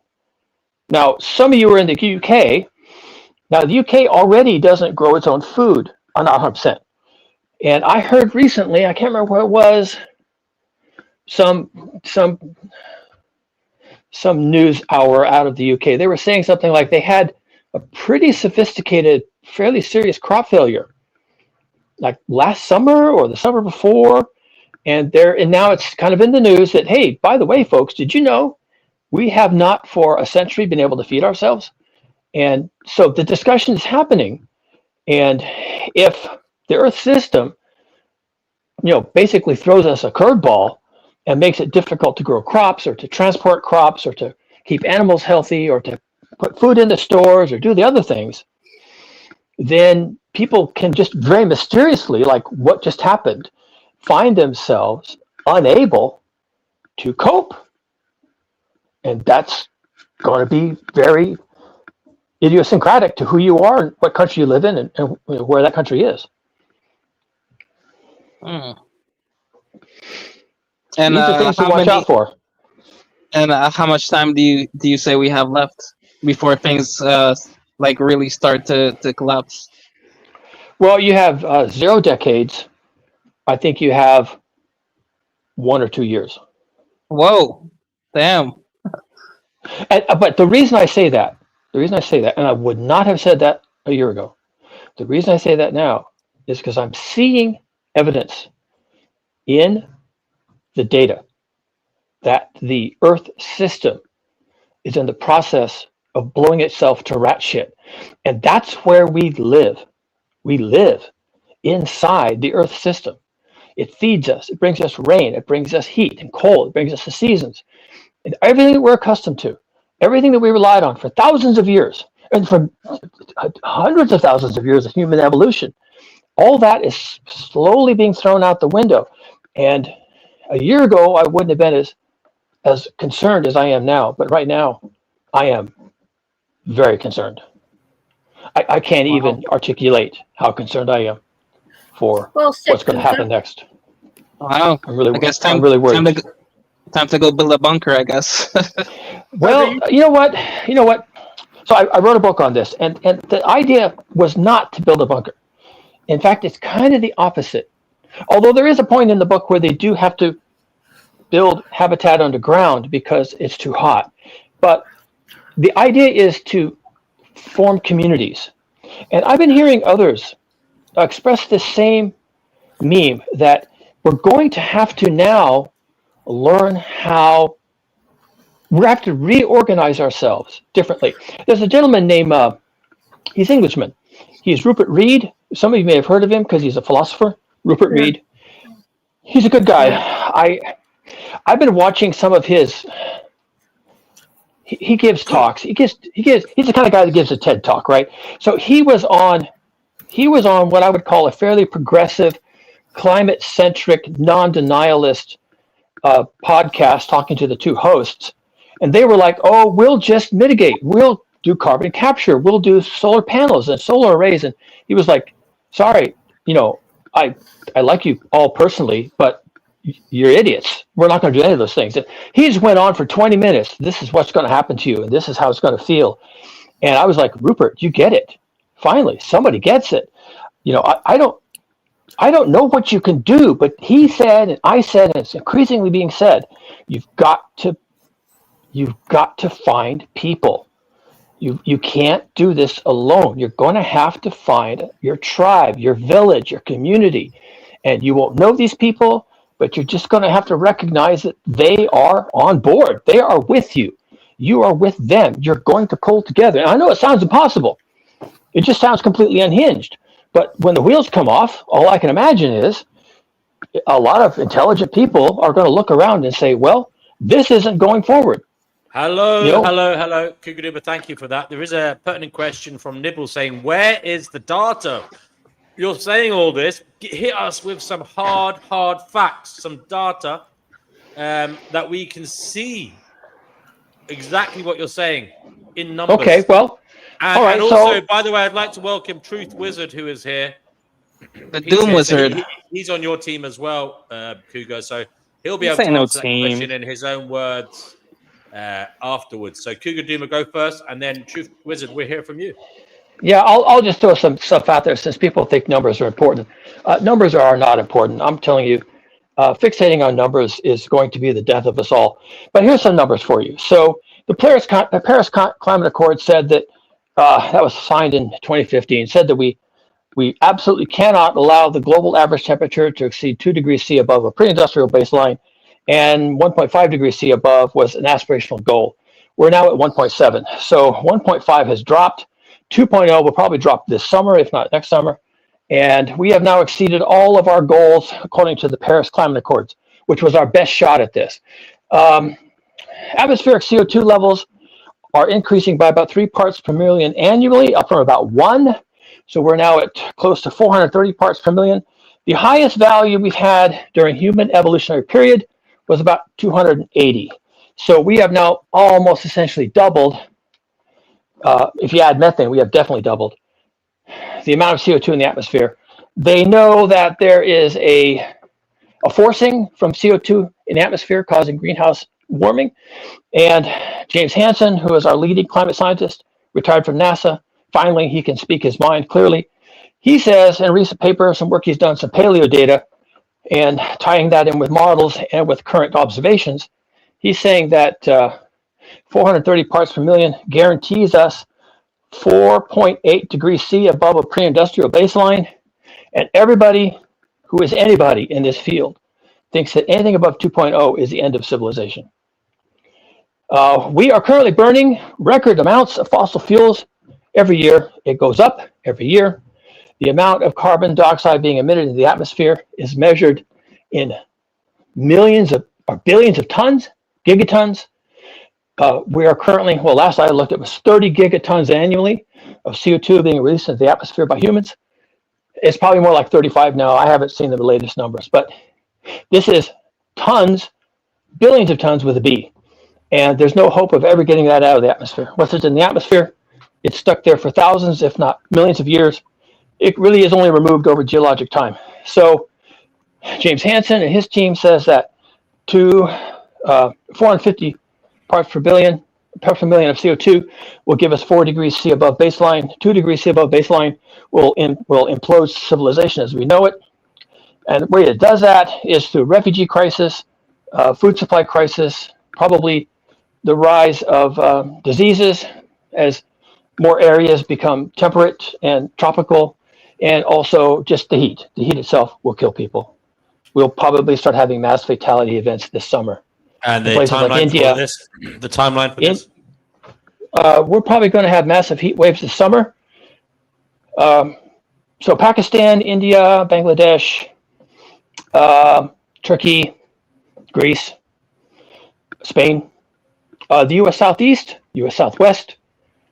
Oh, and even though Southeast Asia doesn't have deserts and things, they nevertheless have terrible heat waves. So I would expect fatality events in the Philippines, Indonesia, Malaysia, right around the earth. And these are all northern hemisphere things. We don't have many people living in the southern hemisphere. Sorry, Australia, we still love you. We still love you down there. They're kind of safe for now. Australia will probably, more parts of that country will probably become strictly uninhabitable through a combination of just too much heat and then too much flood, which sounds weird, but that's what's been happening already. So I just don't see how that doesn't happen in the future. Damn, so if I want to visit Australia, I should go now, huh? Yeah. I want to welcome Truth Wizard. Hell yeah. Truth Wizard. What can you tell us about what you believe Crikey, is the Mike. impending doom of human civilization due to global heating? What can you tell us that is factually, in your view, accurate? Well, damn! What everything that Cougar Doomer just said was on point. He's well read and checked all his facts. I don't have anything else extra to add to all that. I just want to also congratulate you for making it 5 hours into this stream. God damn! Like, you ain't seen nothing yet, man. We've done like 12 hours, 24 hours. Like, don't worry. We've done 14-hour streams before. Yeah. Damn. I'm like tired after 2. We are going to find Gnosis. We are. Yeah. So Cougar Doomer. So what do you expect to happen to the other continents? What about Africa, South America? What's going to happen there? Oh, they're cooked. I'm going to say yes, but I'm going to say, before I say yes, I'm going to say, it's a little hard to tell. Here's what happens when the Earth dynamic system goes off the rails, because that's what's actually happening. You would think, global heating is going to get hot. Yeah, it will in a lot of places, but what's also happening is that the oceans and other bodies of water, like the Great Lakes in the U.S., they're heating up. Water has an enormous specific heat, so it can absorb a lot of heat for a given volume, and the oceans are getting catastrophically hot. Now, what happens when that happens is that the oceans start evaporating water into the atmosphere. Now, that water has to go somewhere. It doesn't stay over the oceans. It goes someplace else. And when it goes someplace else, it falls out as rain. So even though global heating, it's going to get hot. Well, it will, but it's also going to rain like a son of a bitch. We've been seeing that here in the west coast of the U.S. It's just been, it's been hot, 70 degrees, it's like tropical weather in the winter, and it's been raining. I think with every degree Celsius of warming, there's about like 10% more, 5 to 10% more moisture content in the atmosphere. So, you got the right idea. Yeah, this is physics. The number I've heard, to be specific, and then I'm going to say right away it doesn't matter. But the number I've heard is that for every 1 degree, you get 7% more water. Now that's just a tabletop physics experiment. But you're not getting 7% more rain. We didn't get 7% more rain when that cutoff low aimed an atmospheric river at the West Coast for 3 weeks. We didn't get 7% more rain. It washed everyone away. It was 700% more rain. So it's kind of bullshit to focus on these numbers that people pull out of the air. It's true. The number is true, but that's not the story. Right. We're living in the climate casino. It's extremes all over, right? That's just an average. That's the key to global heating. The global heat is energy. And when you start pouring energy into any system, like even your car's engine, if you redline your engine by pouring gasoline into it, it's going to blow up. And it's okay at 2,000 RPMs. It's okay at 4,000. It's maybe okay at 6,000. But then at 6,100 RPMs, it blows itself to rat shit, right? So that's how this works. Everything is okay. Everything's okay. Everything's okay. And then suddenly there's so much energy in the system that it blows itself to pieces. And so what is that going to do to people? I wish I could say I knew, but you just have to sit back and imagine that you don't kind of have to know. It's just going to be a goddamn hellscape. Yeah, it's just going to be bad. It's going to be bad. It's going to be wicked. It's going to be wickedness. Yeah, because even where I'm at in the Caribbean, like we're supposed, even during our supposed dry season the past couple of years or so, it's been a lot of rain, like unusual amounts of rain. So, yeah, and of course, if you're down there, then you also knew what happened in Jamaica. And this is another warning sign. Yeah, Jamaica. Let's not forget Jamaica, please. Never forget Jamaica, people. What happened in Jamaica was that a hurricane, and this is a horror story. Okay, this is not meteorology. Oh, boring. Hurricanes happen all the time. No, this is a horror story. Let me tell you the horror story. Everything was fine. There was what they call a tropical disturbance, which is an unorganized series of clouds with a certain amount of convection, maybe some lightning, and it was, I don't know, 500 miles south of Jamaica, but the oceans were so hot because of global heating. The oceans were so hot that this tropical disturbance got over this hot water and started to spin up. And Melissa underwent what they call double bombogenesis. And just calling it bombogenesis, you realize you're already fucked, right? But bombogenesis, single bombogenesis, is when a low pressure center, which is what a hurricane is, intensifies by 24 millibars in 24 hours. That's called bombogenesis. It used to be really cool. Hardly ever happened. Recently, almost all the hurricanes that hit the U.S. undergo rapid intensification bombogenesis. Melissa did double. It was a double bomb. And it went from, boring tropical disturbance to Category 5, top tier Category 5, worst hurricane in the Caribbean ever in one day. And then it hit Jamaica. And Jamaicans were like, well, hurricane, whatever. It'll be a Category 1. It's too far away. It's too close. It won't have time to intensify. Melissa underwent double bombogenesis. Never heard of. Hit Jamaica as a high-end Category 5. Thank God it hit the western side and not the middle. And it basically blew the western half of Jamaica into the sea. That's Melissa. Epic. Yep. Yeah. That's what happened. So you asked like what my what his or my projections, what I could add. I think we'll be at 2 degrees Celsius by the middle of next decade. And that's not actually what I think. That's what the data indicates. I just fed all of this into the latest Gemini AI model, the absorbed solar radiation and reflection. It indicated that we're in a new climate regime, that things in fact are speeding up, that aerosol masking is having an effect, that moisture is accelerating global heating. We're beyond the models. And then we live in an age of polycrisis. I mean, we're talking all this climate stuff right now, but like, let's not forget, like within the last 24 hours, Iran just declared that it's in total war with the U.S. and Europe and NATO and Canada and whatever. Really? So I did not hear that. So we're in war with Iran right now. I mean, they're claiming that we're in total war with them. How that unfolds is, anyone's guess. We live in the new wars. It's fought on multiple fronts and cybersecurity and maybe perhaps nuclear threats. And then you have literally in the last 24 hours, China launched its biggest naval exercise it's ever done to intimidate the U.S. And when that, oh my God, like that shit unfolding is going to be the craziest shit we've ever seen in our lifetimes. Is when China about AI. Yeah, you mentioned AI. So my friend Lemon here has told me that AI is extremely bad for the environment and we should avoid using it. What do you think about that? Yeah.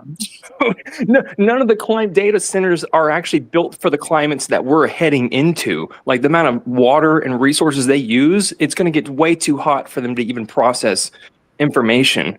So we're not prepared, dude. We're going ass backwards on every front. It uses a lot of water and it uses like water and what other resources? Water, electricity, hydro dams, etc. And then you have the Colorado River in literally emergency state right now. Multiple states are in code red right now, like next year to decide. So AI is using all this water and releasing all this carbon. Is it imperative that we stop using AI? Oh yeah. Oh my God. We have to go 1,000% backwards, like right now, in the next 5 years. I want to ask a question for both of you then. So who would have the best chance of survival? Those who live in mud huts or those who live in developed cities? That's a hilarious question. Clearly, people in cities, considering all it takes is a week of no transport, no fossil fuels, like data centers going down, and then the shelves are empty. And they'd be fucked, dude. We saw COVID. We all lived through. If everyone here is over fucking 2 years old, I think if shit really hits the fan, it's the countries with the best military. Yeah, really, it's whoever has the biggest military. They'll hold out. Well, it's going to affect all the poorest people of the world first, and then it's going to slowly encroach on the wealthier developed nations. And even us are not immune to it. I mean, Sabine Hasenfelder already did a whole video on this about how, like I just mentioned, the semiconductors, everything we rely on, microwaves, I mean, everything, dude, is made in poorer countries. And when they go down, we go down. And Americans, and Western nations in particular, are so addicted to technology that we can't even be without our phone for 10 minutes. So it's going to be panic. It's going to be mass hysteria next decade, mass hysteria. So when everything goes to shit, how likely do you think it'll be that people will be able to remain vegan? Like, will they still have access to their B12 or... how are they going to actually?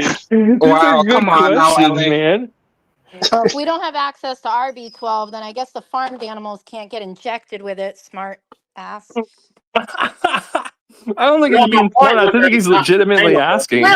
You know what? Life. What happens when it's just you and someone else pit against each other in a death match? What then? Is it all right? That wasn't my point. That wasn't my point. My point was that it's not all right to kill each other. My point is that it's not sustainable and that we're going to be in survival mode. Yes, that's what I got. That's the message I got. Where one of you has to chop your arm off and kill the other one to survive. Right, but that is my point. I agree with you. We could be put in that situation, right, which so, is why. So therefore, fine. Which is why nobody should be brought into existence in the first place. To do that to you now, right? It should just be fine to do. I don't care if they do it to me now. Somebody called Pseudo Intellectual has joined the backstage. Now you'll have to add your camera microphone to come on. A newcomer. Not quite a newcomer, half a newcomer. They haven't managed to connect their devices. Oh darn.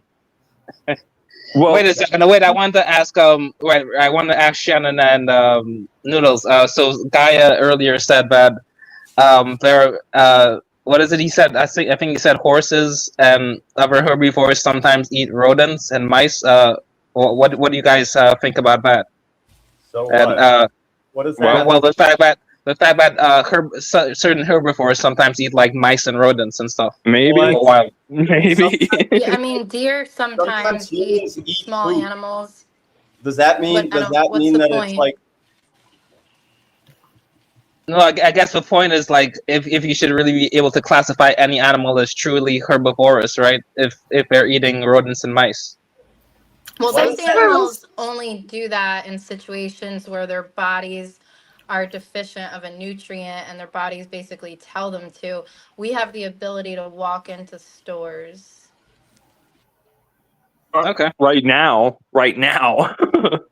That's why I asked that question. We're not going to have these stores, and nobody will be able to remain vegan. Yes. Well, all of the wild animals are going to go extinct in a matter of days if you think that people are going to have to rely on hunting. Yeah, that's true. It's just an extra week maybe of survival. That's crazy. That would be the worst option. You know, well, I don't know how many people here live in the city, but I live off grid. I live off grid in the Catskills. You'll get your wish, life abolitionist. Someone will probably try to eat you until they realize you taste like shit. Okay. What does human taste like? Pig? I don't know. I don't know, but I'm sure that whatever LA tastes like, it's probably like shit. Whatever that tastes like. That ain't what those men said to me. So. Okay. All right. Okay. All right. Getting a little heavy. Yeah.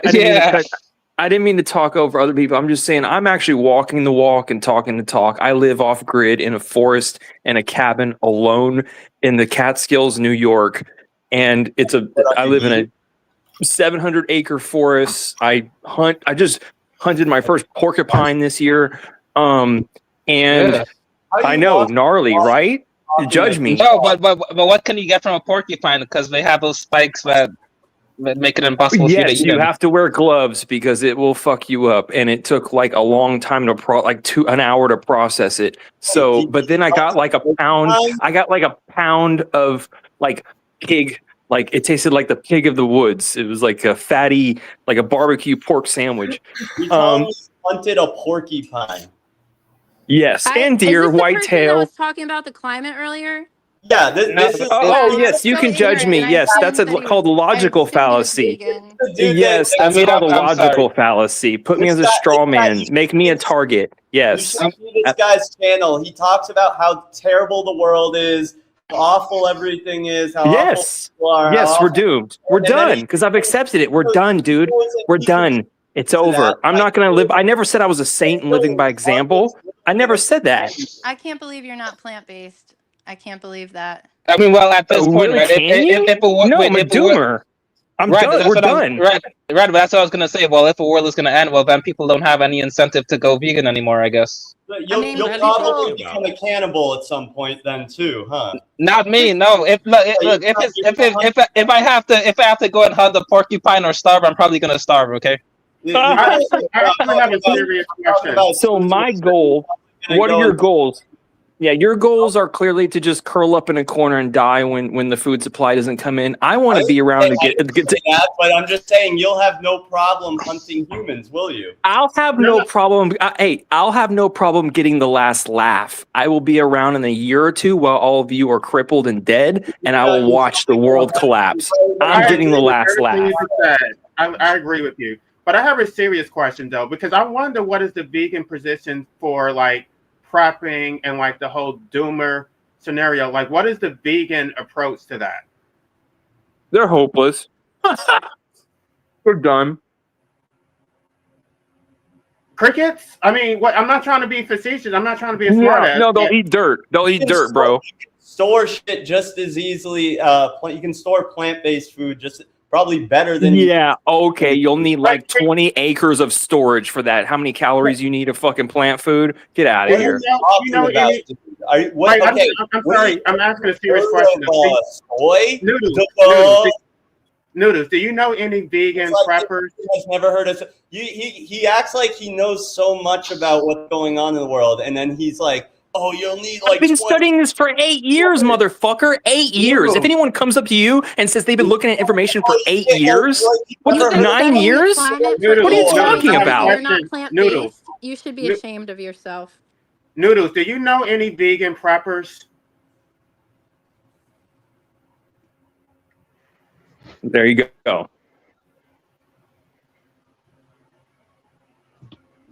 Does he? You're too concerned trying to save the world. He's probably searching YouTube right now to see if there's any.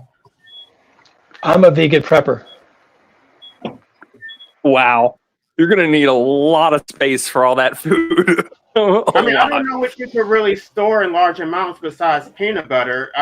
It's just I don't know how you would be vegan on. I don't know how you could accomplish that. Have you not heard of fucking soy and seitan and beans of food? Have you heard of? I have 1,000 pounds of food in my basement. Oh. Like, what is the food made of? Is it like 1 out of a million? Cougar Derma, what is the food made of? Is it like mostly beans? Is it rice? What is it? Like there's so many different like vegan protein sources.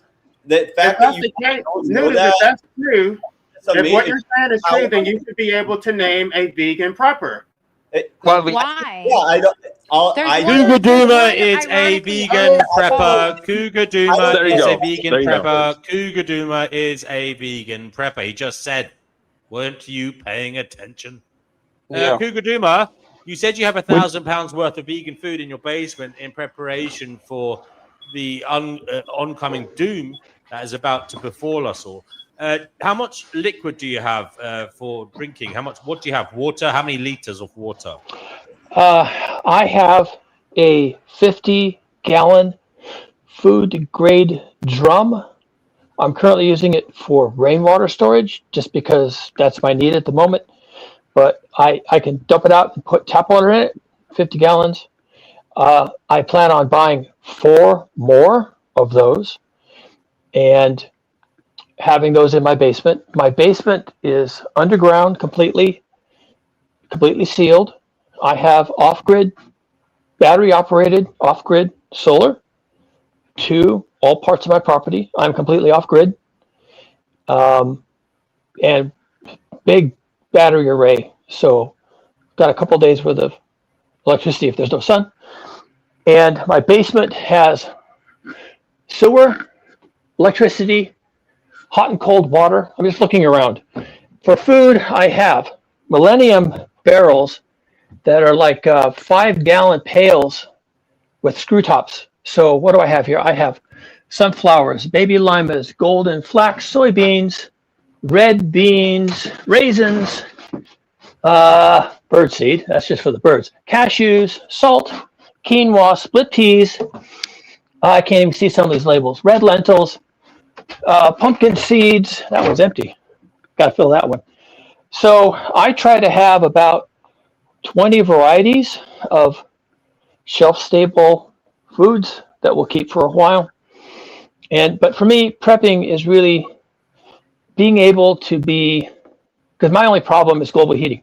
My real concern is to be out of the heat for 3 months in the case of hothouse Earth. 3 months. Hothouse Earth, I have to survive 3 months out of the heat. And then I want a year. Above ground. Okay, I'm doing a year. No, that's fine. Make it longer. Yeah, no, that's fine. My only concern is global heating. Well, my basement also does double as a fallout shelter. So I've got that, but I'm not as concerned about nuclear war. Although I think that's inevitable, it just doesn't concern me. There you go. All right, guys. I think he answered it pretty well. I mean, he's over 65. He's had years to build his wealth and resources and buy land. But everyone here is like millennials or younger. So you have like zero wealth. You live in a city. You're fucking completely surrounded by people. Okay, You're fucked. Yeah, that's fine. You're okay, fucked. That's fine. But let me explain something very quickly. I don't intend to do this alone. I am currently talking to my neighbors, and I wrote a book. It's available on Amazon. Neighbors. I'm lucky. Yeah, and the idea is that slowly we all come to the same realization. I get to go first. That's fine. I don't mind. My neighbors are all wealthy people. This is Silicon Valley. We've all done well. Yes, you're right. You're right. I admit it. I can do this. Now, I dug my own basement, by the way. But yes, I can do this. My neighbors can all do this. And eventually, we're going to have to pull together. And I hate to say this, but the only way we're going to endure this is together. That's it. Nobody bunkers up. We have to do this together.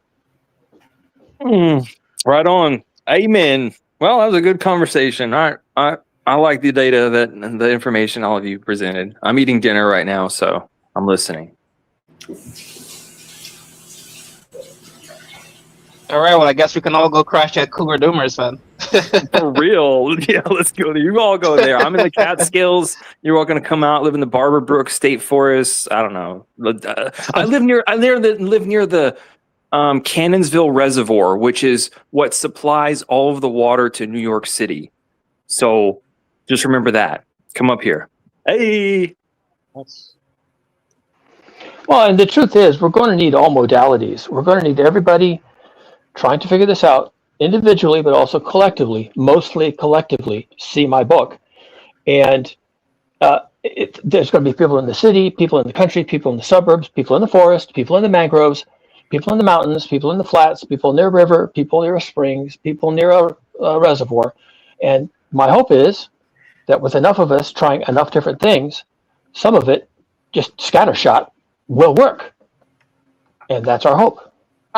I think as a preface to that is that people work on their traumas and insecurities now. Because if it's one thing I've noticed as getting older, I'll be 37 next month, is people in this culture are narcissistic and fucked up, emotionally dysregulated, insecure, and vile. And they need to work on their own shit now. I know that's a time-old message.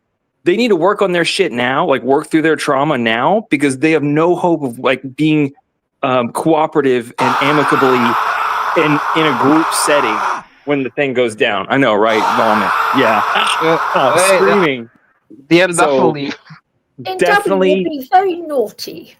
Because you can't be like in a community group and then someone like blows up with some trauma that they had like 15 years ago about like some argument they had, and because they didn't address shit like that. Man, people like really need to address their stuff. Yeah, you're right. Yeah. Yes. And how do you suppose they find psychological peace, Truth Wizard? Take some shrooms. Do some shrooms. Some magic mushrooms. Yeah, really. Yeah, enlightening experiences. Solitude.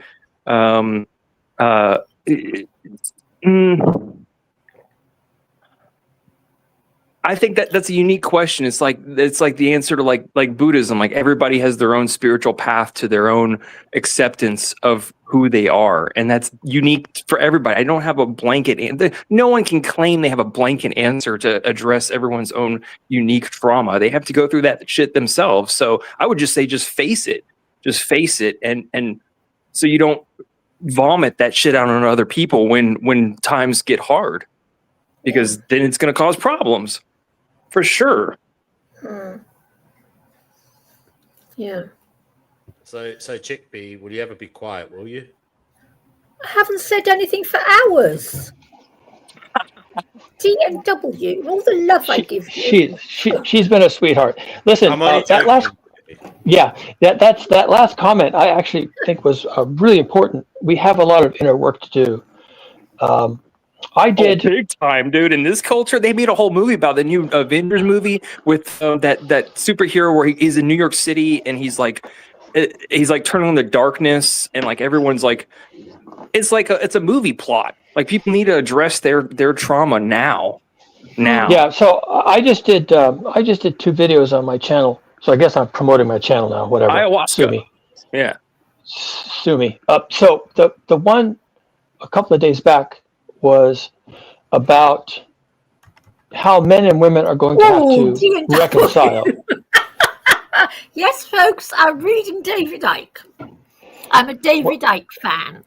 Men and women. I was just talking to YouTube the other day and saying men and women are going to reconcile and find themselves, and it's going to, and like it or not, women are going to have to recognize that their biggest contribution to a non-extinction event is to have offspring and start families. Oh no, I don't agree with you there. Oh no. Yeah. Oh no. Sorry. That's just what I've come up with. This is. I'm an evolutionary biologist. Let me have my sin. Now, then the second video, what happens to the world if that doesn't happen, or even if people want to have children, they may not be able to. And I did a whole video on no children, and that kind of went viral a little bit for my channel anyway. I think people really have strong feelings about that one. So yes, we have inner work to do, but the direction of the inner work is not necessarily your personal access to nirvana. Our inner work is like, can we find the spirit of going forward such that we do not go extinct? I think that's important work. You don't it's already too late. Believe that people on the surface are going to survive what's coming, do you? You don't actually believe right? that. Yes, the multi-billionaires. He sounds like he's in denial. I don't know, dude. Yeah, well, multi-billionaires in their underground bunkers will. But okay, so let me throw some numbers at you. There is currently 8,000 million people. That's 8 billion. But you're going to see in a moment why I'm calling it 8,000 million. 8,000 is a big number. Okay, 8,000 million people. Yes.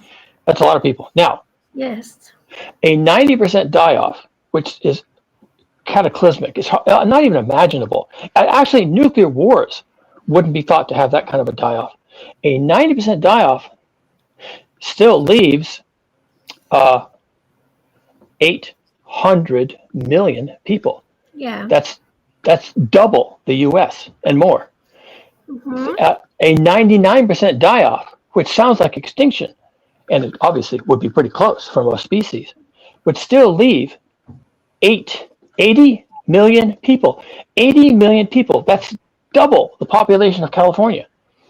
That's a 99% die-off. That's unimaginable.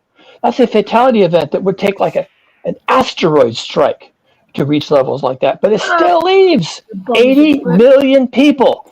I don't think there's any risk of human extinction.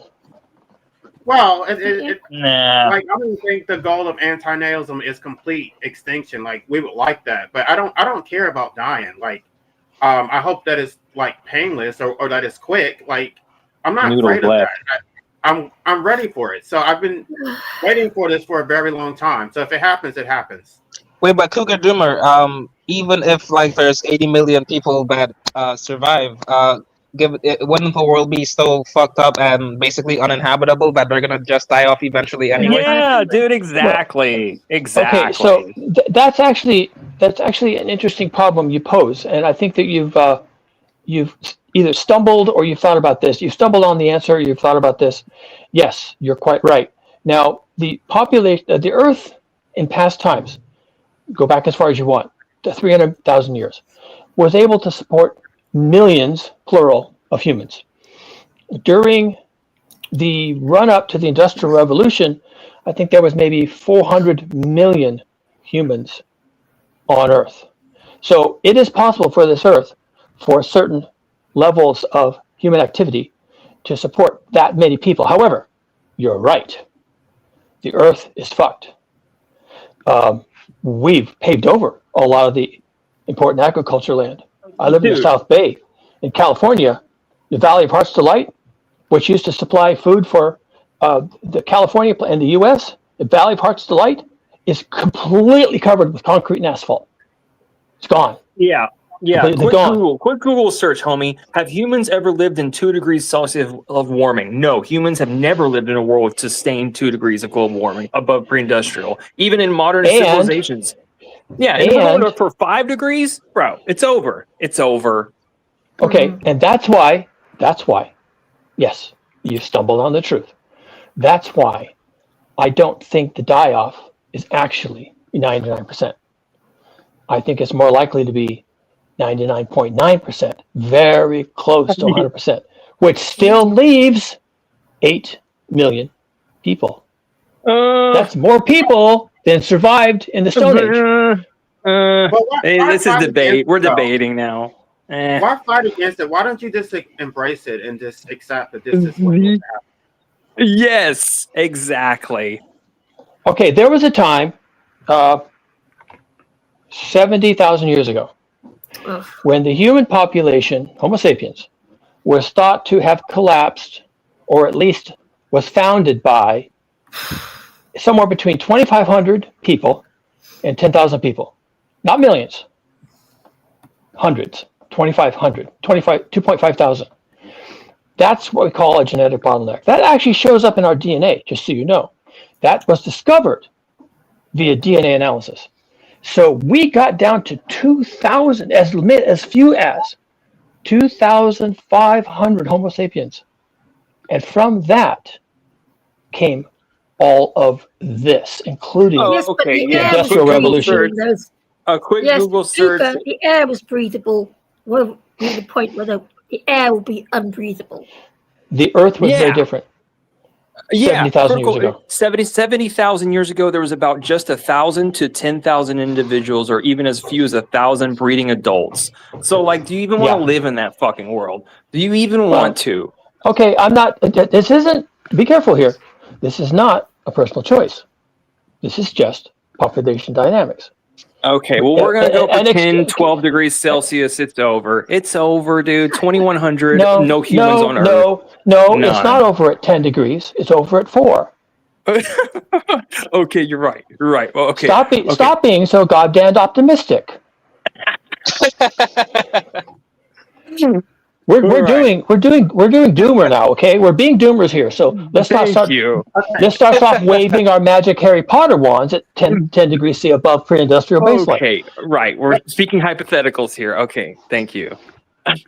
James Hansen. So this is the moment. Read 'em and weep, okay? James Hansen, leading global climatologist, did some work with paleo data. You know the drill. These other people don't. He did some paleo work with paleo data, working with data from the IPCC, and before they shut all that shit down. And he came up with, we now have pretty much baked into the cake, meaning it's done and dusted, 4.7 degrees C above pre-industrial baseline. Yeah. How do you think this will affect the animals? Oh, dude, they're ruined. Oh, they're ruined. Now we're not letting this go. How life abolitionists. Yeah, they're not going to do well at all. Yeah, we're already in the 6th mass extinction. And that's just from industrial pollution, pesticides, fertilizers. We're already in the 6th mass extinction. We've already seen a loss of biomass, not species counts, but biomass of 90% of non-human, non-domesticated animals have decreased in biomass by about 90%. You used to be able to drive through the Sacramento Valley, where I grew up, and you'd drive for 5-10 miles, and your window would be covered with bugs. You couldn't even see out of it. Now you can drive the entire length of the Sacramento Valley and not get one bug on your windshield. Not one. Well, we officially scared off the ladies in the group. It's been a nice chat. I know this part of the conversation. Have fun. Cougar, you're always on point. Thank you for inviting me on D&W. You guys have a swell night. Good night. I want to say one thing. Shannon is still there. Hold on. Let me shut the shower off. Hold on. The 6th great mass extinction of species on Earth, yes. And we're losing up to 200 species of wildlife each and every single day. And this has been caused by animal agriculture in particular. It's the thing that's done the most amount of damage we've done more damage to the planet in the last 5 decades than we have in all of our human existence because of animal ag alone. And if we got rid of all fossil fuels today, hypothetically, we would still exceed our 565 gigaton limit of CO2 by the end of this decade, just on animal ag alone. So I know some people here are saying we're doomed. Some are saying we have 1 to 2 years. Some are saying we have 5 years. But I think you all need to look into Dr. Rao's work, climatehealers.org. He's a peer-reviewed scientist, and he's incredible. And he did say that we had till about 2026 several years ago. I don't know if that's changed now, but I don't think that just because we seem to be crashing, we should not care and be as crappy as possible. I think that everyone needs to eat a plant-based diet at the very least and try to convince everyone they know to do the same for the planet and for ourselves. And I think everyone should be vegan for the animals. And I agree. But you're not being vegan for the animals because you're eating all the animals as food. That's what you're doing. And everyone should be anti-natalist for the humans. How about that? I like life's what he says about it. I think that's a lot better. I don't get the whole thing about bringing newborns into this world, letting them suffer, and then you're going to make it a passion of, well, I don't want animals to suffer, but I'm okay with little human suffering. Kind of contradictory. I don't know. I've never suffered in the way that any of the animals that I've seen. Well, I've suffered, and I'm suffering right now, but I know you don't have any empathy because you're a misanthropic vegan. And that's all we're trying to tell you, Shannon, right? Like your agenda, it's cool, but then again, you're not doing things perfectly because you still brought people here to suffer. Okay, whatever you say. Well, it's not whatever I say. You know, it's not easy being a human, right? You're aware of that. Yeah, well, it's definitely easier to be a human animal than to be a non-human animal in this world. That's for sure. Not necessarily. I mean, none of us animals have a right that humans don't have. What was that? Hello to Brother Marcus. Animals have a right that humans don't have. Brother Marcus, feel free to say whatever you want, whenever you want. Thank you. What is that? What right? The right to a humane exit. I don't think you know what the word humane means. No, I know what it means. I'm talking Tell about me, what's medical it mean? assistance. I'm talking about with anesthesia. What does it mean? What does it mean? I'm talking about medical assistance. I'm saying that humans don't have that right. But why does that matter? If you think that they should, then of course it should matter. What do you talk? You don't think that it matters because you're misanthropic. You don't care. It doesn't matter to the animals. It doesn't matter. It matters to the humans, though. But you don't care about the humans. You only care about animals. She only cares about animals. I want people to not have to get diseases. I want people to reverse diseases that they don't have to have in the first place. I want children to get to grow up in a world that has wild animals and that can hold our species. I don't know. Right, but you had no problem enslaving your own children to this existence, and you don't think there's a problem with that.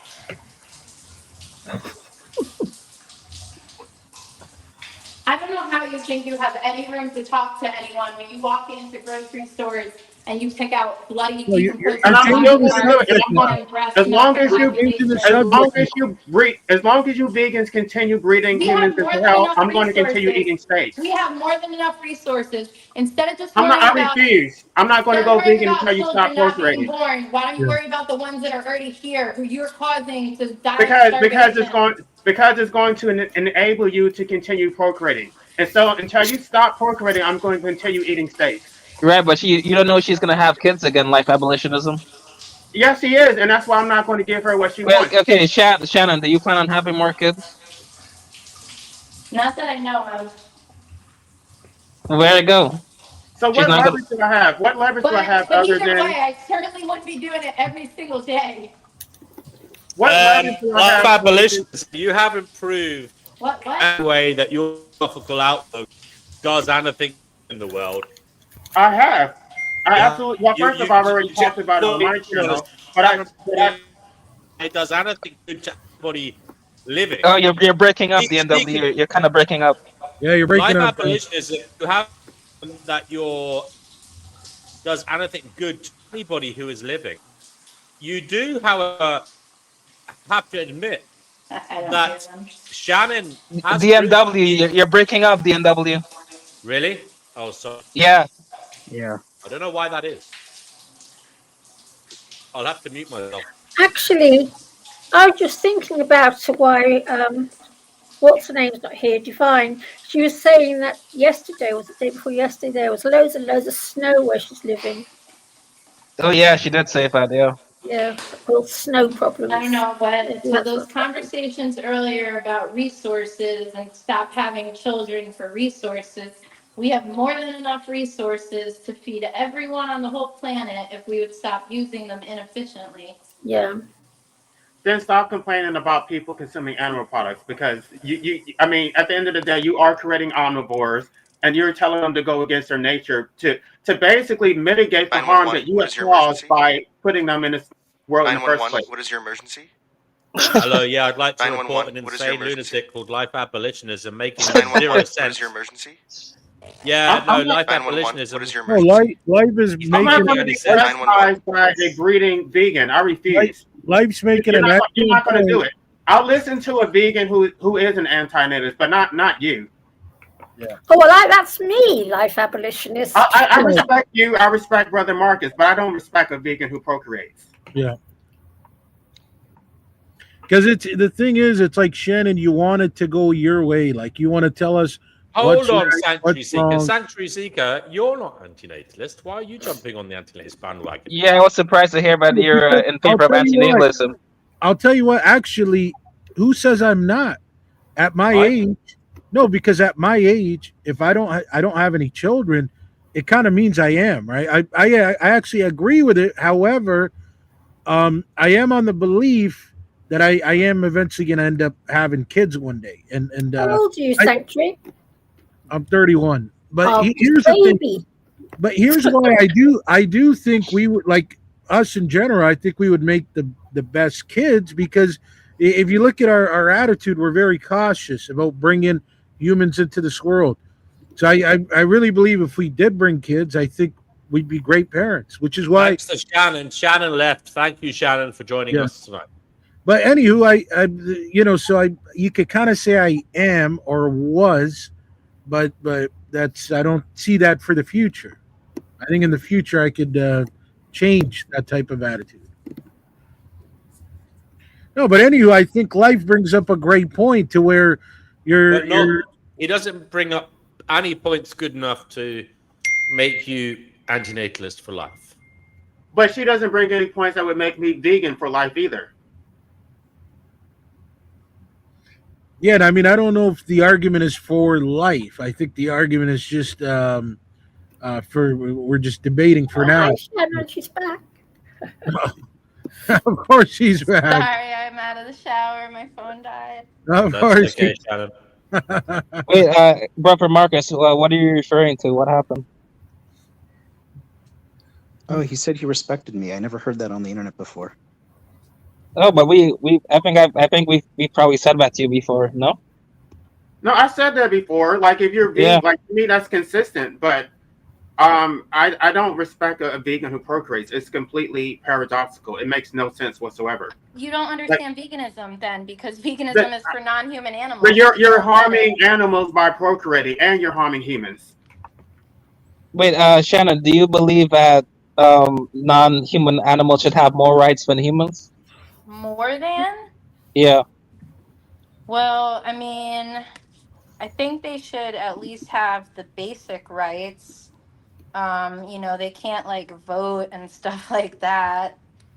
Not in our system. So like they should have basic rights and then maybe some extra rights because they're vulnerable. And I think in our own society, when it comes to those who can't defend or protect themselves or stand up for themselves, when individuals are more vulnerable, then we help them. And I mean, that already happens with certain species of animals. But what about your children though? What about the fact that your children are going to have to maintain a body that they never asked for? They're going to have to work as wage slaves. They're going to have to be subjected to democracy and capitalism and all these unjust laws that they never consented to. All because you wanted to have a children. Why should they have to pay the price for your decision? Excuse me? BMW. Excuse me? It's not really what I'm here to talk about. Because you want to talk about what you want to talk about. But you want to pass judgment on other people, but nobody can pass judgment on you. You're morally superior, but nobody can ever. You are passing judgment. You are passing, but you're not making any sense. That's the difference. Wait, but life abolitionism. Shannon already said that she doesn't plan to have any more kids. But she's not even acknowledging the harm that she's already caused. She doesn't think that there's anything wrong with it. They're gonna do so much good that it's gonna undo harm, but you right. don't want So there's sacrifice for the greater good. You want to good. make a bunch of opposite assumptions, and I just there's don't want to talk sacrifice about for the greater this. good, and she It's thinks not that's relevant okay. to the fact that you are able to make choices every single And day. I told you why I'm You can doing it. easily choose I told you why I'm compassion. doing it. Until vegans stop procreating, I'm going to continue eating steak. That's my only You lever. know that most vegans don't have children, right? It's So no, you're it's not a making part of the any definition. sense. The definition of veganism You're does right. It not has nothing include to do with it, but the statistically, the most are not. philosophy itself So is flawed. why are you going to depend whether or not you pay for others to be exploited on what vegans do? That's so weird. You're a very odd It's individual. extremely weird. It's extremely weird. Because I'm not going to. Because you don't support my liberation, but you will think that I should. Well, what's it got to do with anybody else? It's your own mind. It's whether you know what right and wrong are. No, it's not about that. Why are you dependent on what other people do? Why can't you just carry yourself through life and acknowledge there is right and wrong? Exactly. And you haven't got a good argument for why you're doing wrong. Exactly. It's every man for himself. So don't use me to support your cause because you don't support mine. So basically, just admit it. You don't see any wrong in eating animals, but you can't provide a good argument for it. The same way she doesn't see anything wrong with procreation. There's no such thing as ethics. Everybody gets to do what they want to do, and I'm going to do what I want to do. Well, why don't you stop hurting others and just do things? Then you stop procreating. Stop breeding human beings in the hell. Why do you lean on veganism to make your arguments? Is what I'm saying. So weird. You're in a different ballpark, okay?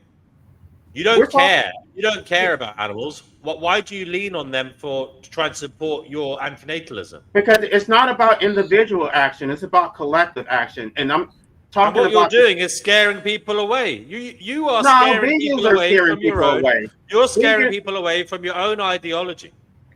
Vegans are scaring people away. You are terrifying people. All they have to offer is condemnation. People run for the hills. Nobody's running from they're running away from veganism because they're tired of the judgment. And they can't judge me because I'm going to wag my finger right back at them, especially when they have children. It's a totally different topic. Doesn't justify you supporting oppression and exploitation and violence. You get to cherry pick whatever cause you think is ethical, and then you get to disregard the other. You don't get to cherry pick like that. You make no sense. You don't get to create a hierarchy where animal liberation takes precedence and then human liberation doesn't matter at all. And then you're going to tell me what I should do without addressing your own unethical behavior. Wait, but life abolition is a bit. Wait a second. Hold on a second. Brother Marcus, you said he's playing his cards well. You think he's in alignment because he is vegan and antinatalist. Why does it matter that Shannon isn't in alignment in your eyes? Why can't you just accept that people do things differently? And let's just pretend Shannon doesn't exist for a moment. Brother Marcus does. He's in alignment. Why can't you be like Brother Marcus? Because it's not about individuals. It's about the movement. So, I don't think that veganism accomplishes what it says it accomplishes. Because the definition and hold on, Brother Marcus thinks it does. Brother Marcus thinks it does. He thinks that he can support it. I don't agree with it. Wait, but again, life abolitionism. Hold on a second. Brother Marcus thinks it does, and he lives in a way that he views as ethically sound. Why can't you live like Brother Marcus? Why can't you be like Brother Marcus? You don't provide any good arguments for that. Those are his ethics. They're not mine. So why are you trying to change other people's ethics, if you're not concerned because they're trying to change Marcus mine. living well, Because you're not willing. The truth is, you're not willing to bend to people who are living ethically sound in your eyes. I told Vegan Games that I would go vegan if he would endorse anti-natalism on his channel. He rejected my offer. Why Vegan Games? Why not Brother Marcus? Because Vegan Games has a large platform and he's influential. Wait, how many subscribers does Vegan Games have? Like over 300,000, whatever it is. Okay. A really weird and defeatist attitude. Why can't you possibly become the influential one? I'm not going to sacrifice and make myself miserable and struggle on a vegan diet when they're going to continue. Delicious. It's absolutely delicious. Cougar Duma isn't even ideologically vegan, but he eats vegan food all the time and he loves it. Because his wife is preparing it for him, so it's easy. But I don't have a wife. I would actually have to prepare it myself. I don't. It's want actually to easier to cook than meat, by the way. Actually, full disclosure, I do most of the cooking, and I love my cooking. Oh, nice. And for the most part, I would say it's easier than cooking meat dishes. Want to cook from scratch? Oh yeah, because when you cook the actual meat dishes, you have to wash the meat and stuff, right? Meat takes much longer to put on the plate, by the way. Yeah. For the most part. Wait, but life abolitionism, if ethics is completely subjective, then shouldn't you shouldn't care what people like Shannon do, right? Only to the extent that she's wagging her fingers and telling people what they should do. So she doesn't have the moral authority to be telling anybody what to do. Okay. Wait, but then and as well too. Well, if ethics is subjective, then you can't make the argument that it's objectively wrong for parents to procreate, right? But they're going to do it anyway. I already acknowledged that. I wish they would stop, but my whole thing is you're going to continue procreating, but don't ask me for anything. Don't ask me for shit. I'm not going to help your causes. You don't give a shit about what I think. So you're going to dismiss antinatalism. Fine, I'm going to dismiss veganism, and we're even. It's a weird flex. It's a very strange flex for somebody who cares about suffering. For somebody who says he cares about suffering. You say you care about suffering, and yet you're willing to dismiss suffering in the animal kingdom. Well, that's the only leverage I have, and I'm going to use it. It's a very strange flex. The optics on it are bizarre.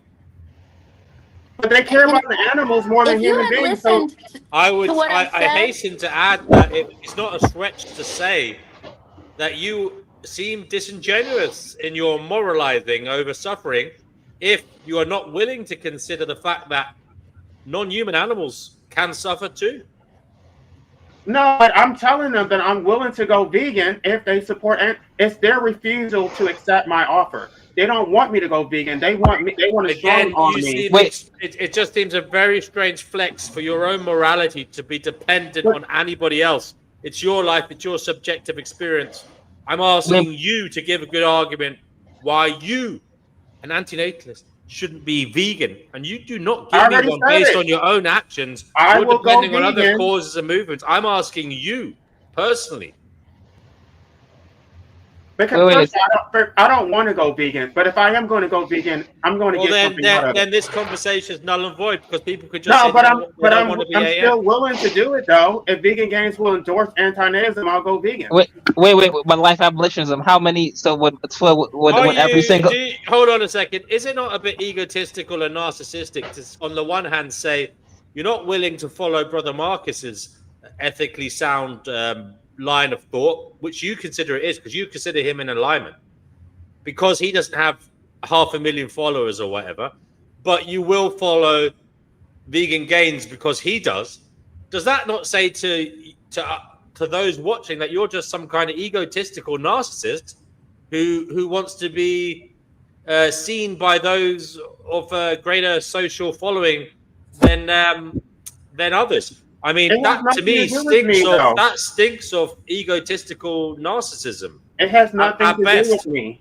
It doesn't benefit me directly. I'm already here. I already have to suffer. I'm talking about the potential human beings who will be spared suffering because they why this need to lean on those with, these influencers with lots of followers? Why do you need them to shine a light on you? Why do they lean on humans? Why do they lean on humans to liberate animals? It's a bit of a strange psychological issue going on there. Well, crying out for attention, perhaps. The reason Crying why out for is because attention, they crying kept out to be trolling. seen, crying out No, to matter. it's not true. The vegans were trolling my channel. I was talking about anti-natalism. They come to my channel. You want to be attacking me for heard not being by vegan. those with loud voices. You want to be beamed into rooms all over the world by those with great following. Why? No, that's no. Why can't you, in the solace of your own mind, in your own home, decide right and wrong? I have. Why decided. do you need others to hold your hand? Why do you need others to prepare the way? Haven't you got your own heart and mind? I've already decided I don't agree with veganism. If you want me to go vegan, you're going to have to give me something in return. Wait, but life abolition extremely strange. Wait, but life abolitionism. How? So would every single vegan have to become anti-natalist for you to become vegan? No, it would have to be somebody with a large YouTube channel or someone with a lot of influence. Okay. Well, I don't think vegan gains is going to become anti-natalist anytime soon, so that's not going to happen. Okay, then the fact that I'm not vegan is his fault. It's not my fault. No, but again, like the NW said, you could choose to go vegan on your own, right? No, I don't have to do it on my own. I'm not going to do anything that's not in my rational self-interest. Okay. The same way they're acting in their rational self-interest. The same way that they're breeding children into hell, and they have no remorse for it whatsoever. That's a weird argument. I've never bought that argument. I've never once bought the argument that parents have to consider whether their children will be happy or not to have children. I think parents assume responsibility for giving their children the best life possible. And sometimes that doesn't work. And that's sad, but it doesn't work. And maybe if more people were concerned about children, more children would be happy. But this idea that parents are having children for ulterior reasons is just batshit crazy. No, she just told you. She just admitted she had children because she wants them to be vegan and liberate animals. So she's using her children as a means to an end. I had children. I didn't say that. I did not say that. All I said was I think that only vegan activists should even consider having children. I'm basically on your side, but you turned me into an enemy real quick.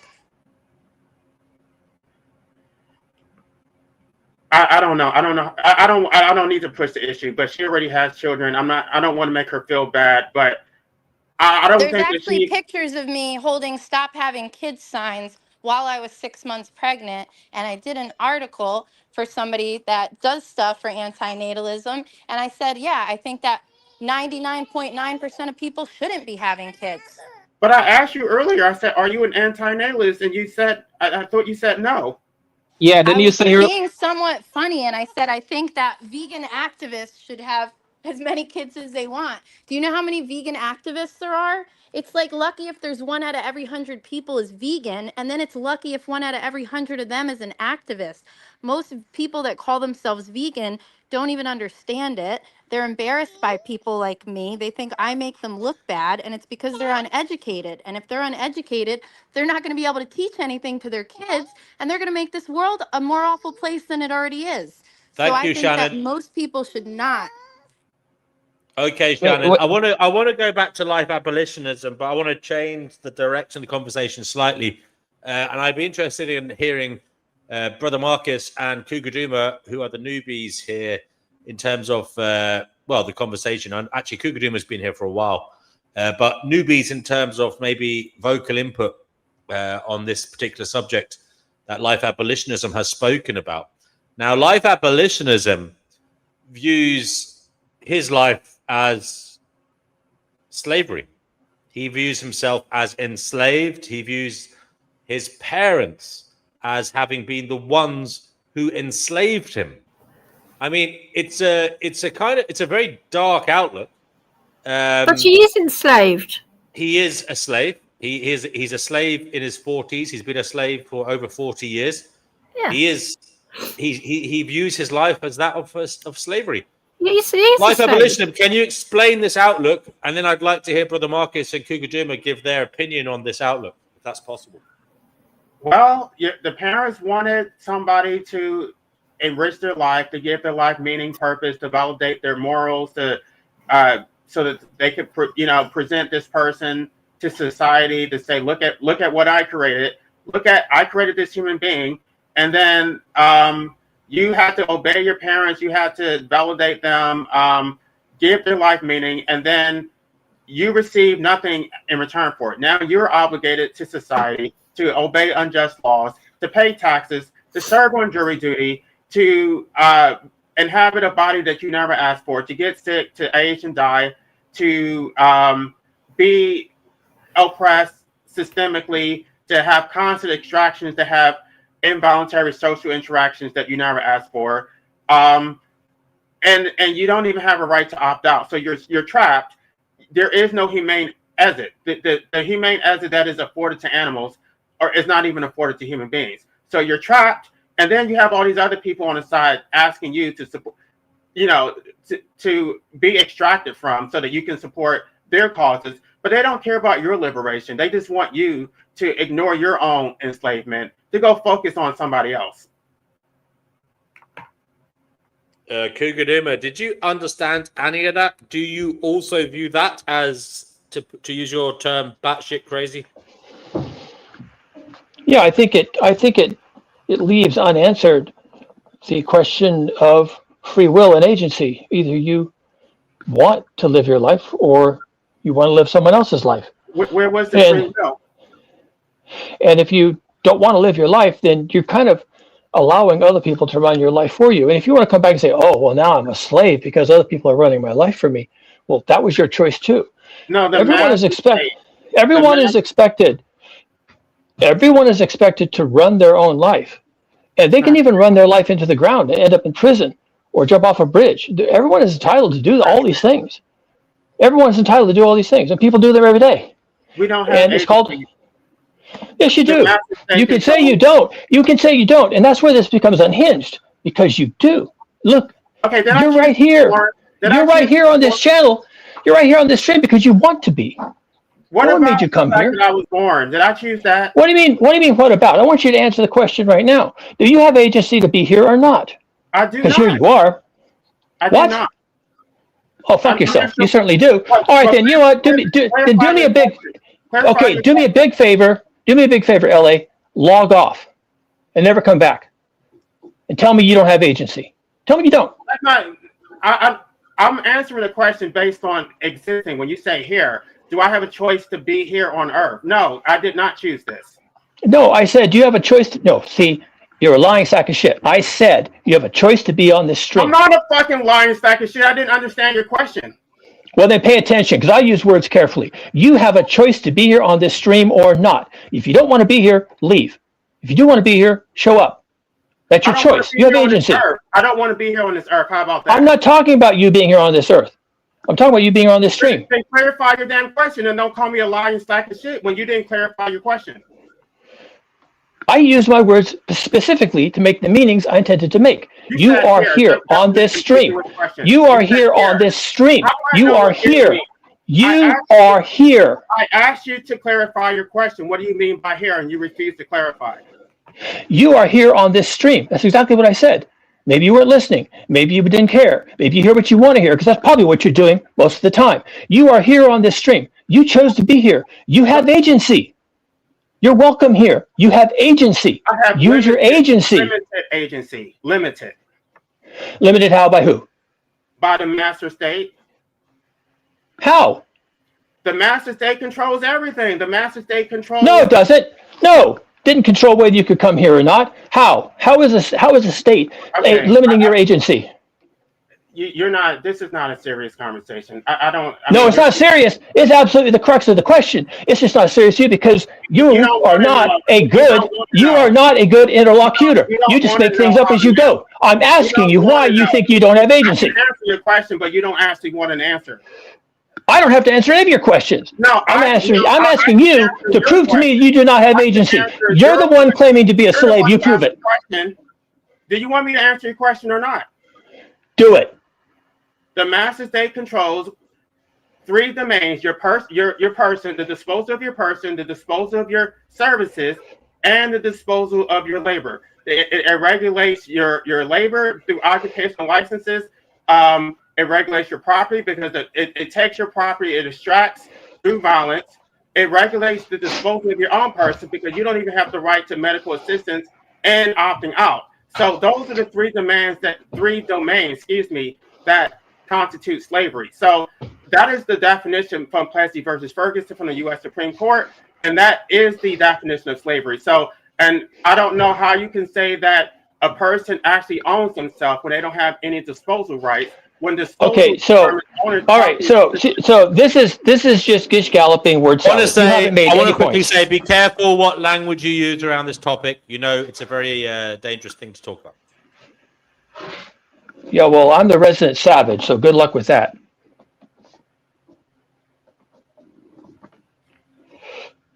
I don't think care. LA, I'm on your side. I'm on your side. I'm on your side.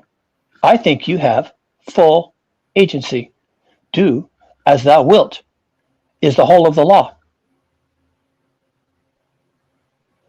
I should have agency, but I don't. I think you do, my friend. Okay. I think you have all the agency you want. I think you should try a few things. Do as thou wilt shall be the whole of the law. If I want to contract with someone for the purpose that I'm alluding to, what is going to happen? That person is going to be thrown in the cage. So there's a chilling effect that I can't hire someone to do what I want them to do. You don't need anyone. I want to bring it back, though. From first instance, you said we are a slave. Each of us is a slave, and we have been enslaved by our parents. I want you to talk about how that is the case from first instance life abolitionism. It's a lot. I would recommend reading the book because I can't really explain everything. But basically what happens is that just by the fact that you were born into a specific jurisdiction, that places you under the jurisdiction of the master state. The parents have alienated your freedom away and made you a citizen without your consent. And now you are subject to a comprehensive list of laws and regulations that will govern your daily existence in an omnipresent threat of violence that controls your daily interactions. Well, you know what? Most of the laws are intended to protect people from you. Okay. I don't give a shit. It's for their benefit. It's not for my benefit. I didn't consent to it. Okay, but people are not interested in being abused by you. But then they shouldn't have corrected me. How about that? If you don't want to be abused by me, how about you support my right to it? They didn't know you were going to be a danger. They should know, and I'm putting them on notice. How? I'm putting most people never grow up to be a hazard to society. You are. So what do we do now? Then they should have considered that. They miscalculated. Well, I think they meant well. Okay, and they could have created the next Hitler, but they didn't think about that either. They thought they were okay, but someone created Hitler, and right. that was too bad.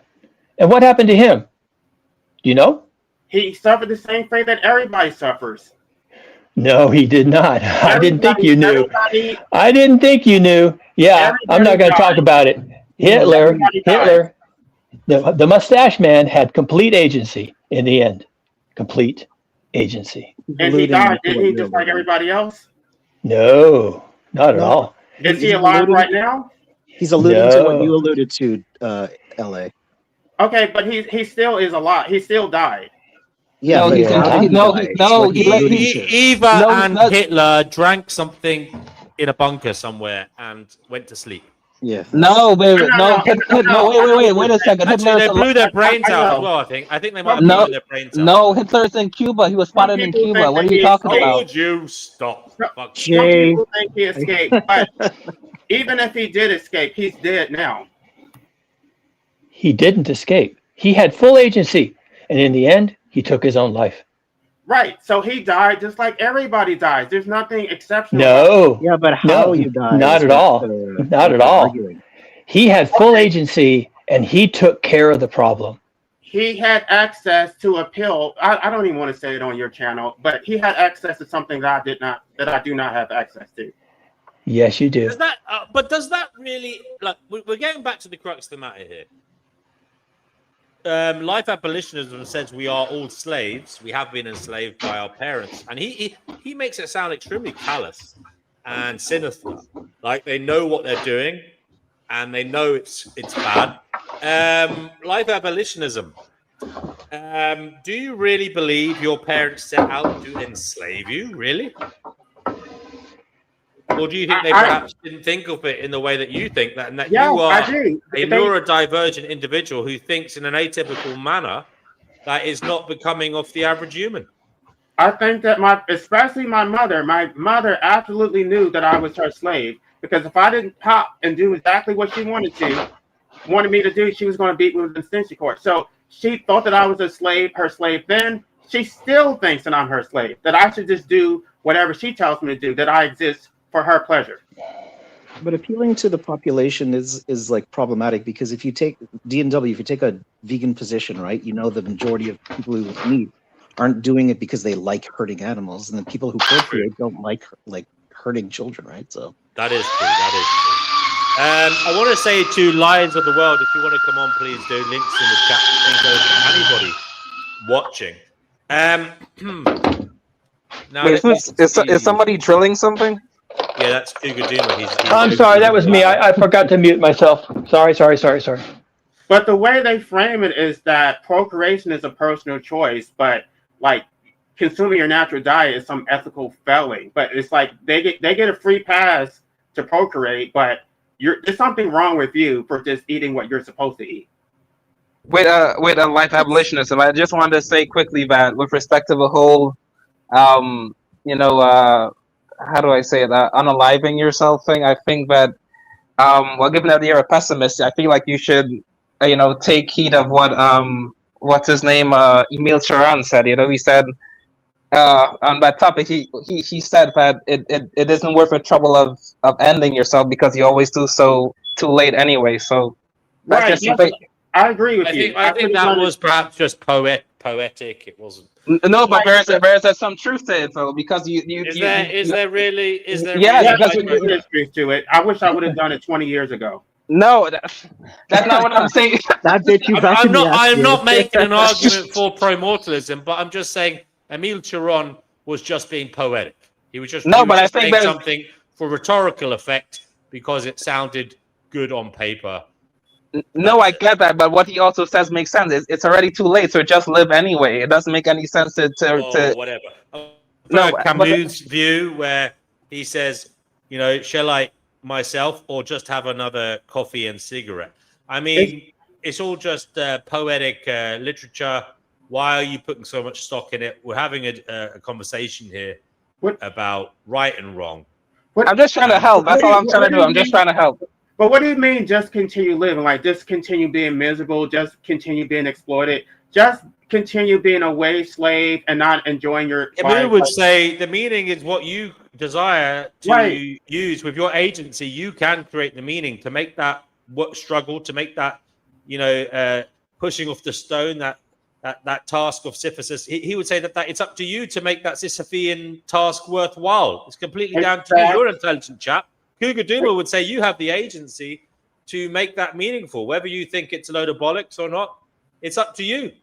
Except that I don't have complete agency over my life because the master state has comprehensive control over things that I'm not able to do. I can't even work in certain vocations without a damn license from the master state. So I don't know. It's not like I can just do whatever I want. I mean, you talk a lot about the jurisdiction this, the jurisdiction that. Are you in North Korea? I mean, you have freedom. You have freedom to move around, don't you? Can I become an attorney without a license? Are you suggesting that wasn't the question? It's irrelevant. It's irrelevant because you don't have to become an attorney. You don't have to do that. No one's forcing you. Nobody's forcing you to become an attorney. They just make. If you want to become an attorney, you have to do it according to regulations. Who's going to pay my student loans? You are. Exactly. I'm going to have to do it. It's my problem. It's for me to figure out. We're not in this together. They say that you're not alone. You figuring it out is actually agency. That's exactly what I've been talking about. It's agency, except I don't have complete control over my own decisions because the option. Yes, you do. Yes, you do. Yes, you do. You do. You can decide. You can decide to become an attorney or not. You have complete agency to do that. That's complete rubbish. And you can represent yourself without a license. There you go. If I can't earn a livelihood doing it, are you serious? Hello. If yes. you have to practice law without a license, they will throw you in a cage. You need to go through the schooling and the training, otherwise who would want to hire you? What are you talking about? I have this training. I don't have the license. That's what I don't have. Well, then go get it. The work like anybody else. They denied it. What part of you? What part of it are you not getting? Oh, then do something else. What? Wait, life abolitionism. You tell me what I'm supposed to do. Life abolition. What about just running for president and just changing all the laws? Listen, you look at our president. I want to go back to something that perked my interest a little while back, and that was something Cougar Duma said in relation to life abolitionism. He said that life abolitionism is a danger to society. Is that something you stand by, Cougar Duma? I'm not that. Okay, so that sentence doesn't really register with me. You're saying that life abolitionism. What does that mean? What is that? No, what is that? The guy you're talking to, his username is life abolitionism. Okay, fine. Okay. You said his parents didn't know that he was going to be a danger to society. Is that the way you view him? I don't view him that way. I'm saying that he claims he could be a danger to society, and I said no one knew that in advance. And I think most parents. I'm a parent. I have 2 kids. They're doing well. Very proud of them. I think most parents expect their children to do amazing, wonderful things. I feel like you alluded to that he was like a danger to society or I didn't say he was a danger. I'm just saying that no one knew that he would be. I don't think that anybody is inherently dangerous unless they claim to be. It doesn't matter. If he thinks I'm a danger to society, I take that as a compliment. I want to be a danger to society. Not in a violent way, but I am a danger to democracy. Like, my views should be... No, you're not. ...dismantled. You absolutely are not a danger to democracy. Then great. So basically, what life abolitionism, he reckons you're a man of no consequence, ideologically speaking. Is that what you're saying, Cougar Duma? Yeah. Oh, okay. In fairness, life abolitionism, allow him to explain that. All of us are of no consequence. Where are we going with this? To save the world. No, you're not saving the world. Come on. I love you. You're not saving the world. It's called Finding Gnosis. That's what we're doing Okay, but that's not the same scale as saving democracy. Hey, guys, I'm wearing blue tights and a cape. I got to save the world. That's not why I'm here. That's why we're all here. We got to save this. I cross the beach and I save each starfish. I can't save them all, but it means the world to that one starfish. And saving a starfish is could be your life's work, and there's nothing wrong with that. And I applaud you, and I go out there and save starfish with you, and whales and dolphins and everything else. But you're not going to change. You're not going to save democracy. No one has that responsibility. It's either fit for purpose or it goes away. And by the way, that's been going on for 100,000 years. All right. I understand what you're saying, Cougar Duma, but if we had to have a league table of consequence, where would you place yourself on that league table? Where would you place Shannon Blair and life abolitionism? Who is at the bottom of their consequence in the world, would you say? You mean people who are of consequence? Yeah, people who somehow are causing change to happen. Okay, I'm just going to take a wild guess here. I am already more consequential than anybody in this stream because of 2 things. I wrote a book that was meant to change the world. Doesn't mean it will, but I did that. 2, I am a technologist, and I wrote parts of the internet. I was there. Okay, that's fair enough. So you place yourself higher in the league table of consequentialism. No. I wanted to say that. Then I want to say it doesn't matter. I didn't change anything.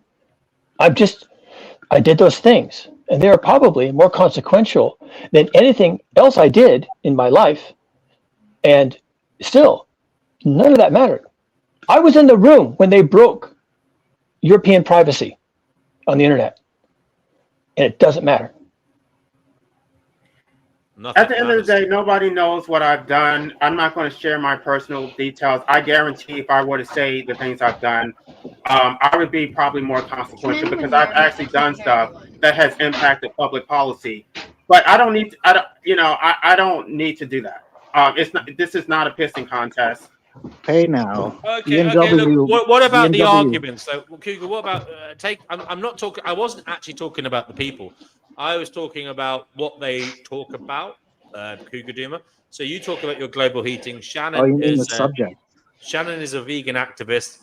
Life abolitionism is an anti-natalist. I'm talking about the subject. Sorry, I wasn't talking about the person. Okay, fine. Yeah, that's fair enough. That's a better question, actually, because there's more visibility. Okay, so to be honest, the stuff I talk about on here, including my conversation when I entered the stream, the stuff I talk about is going to kill hundreds of millions, if not billions of people. Not my fault. But in terms of topics, that's where I'm at.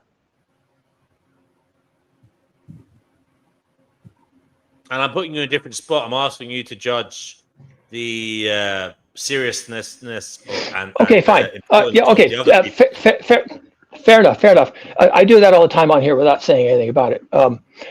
Here's my chance. Antinatalism, I think the exact opposite is going to be the problem people are going to talk about most, having more children to avoid extinction. Now, if that's a good idea, is that a moral decision? Sorry, Kuduma, we lost you temporarily when you were saying something vital, I believe. Go ahead. Okay, yeah, I'll start over. In terms of antinatalism, I think the more interesting discussion 20 years from now is going to be, how do we not go extinct? In terms of veganism, I think the interesting question 10, 20, maybe 10 years from now is going to be, is there anything to eat?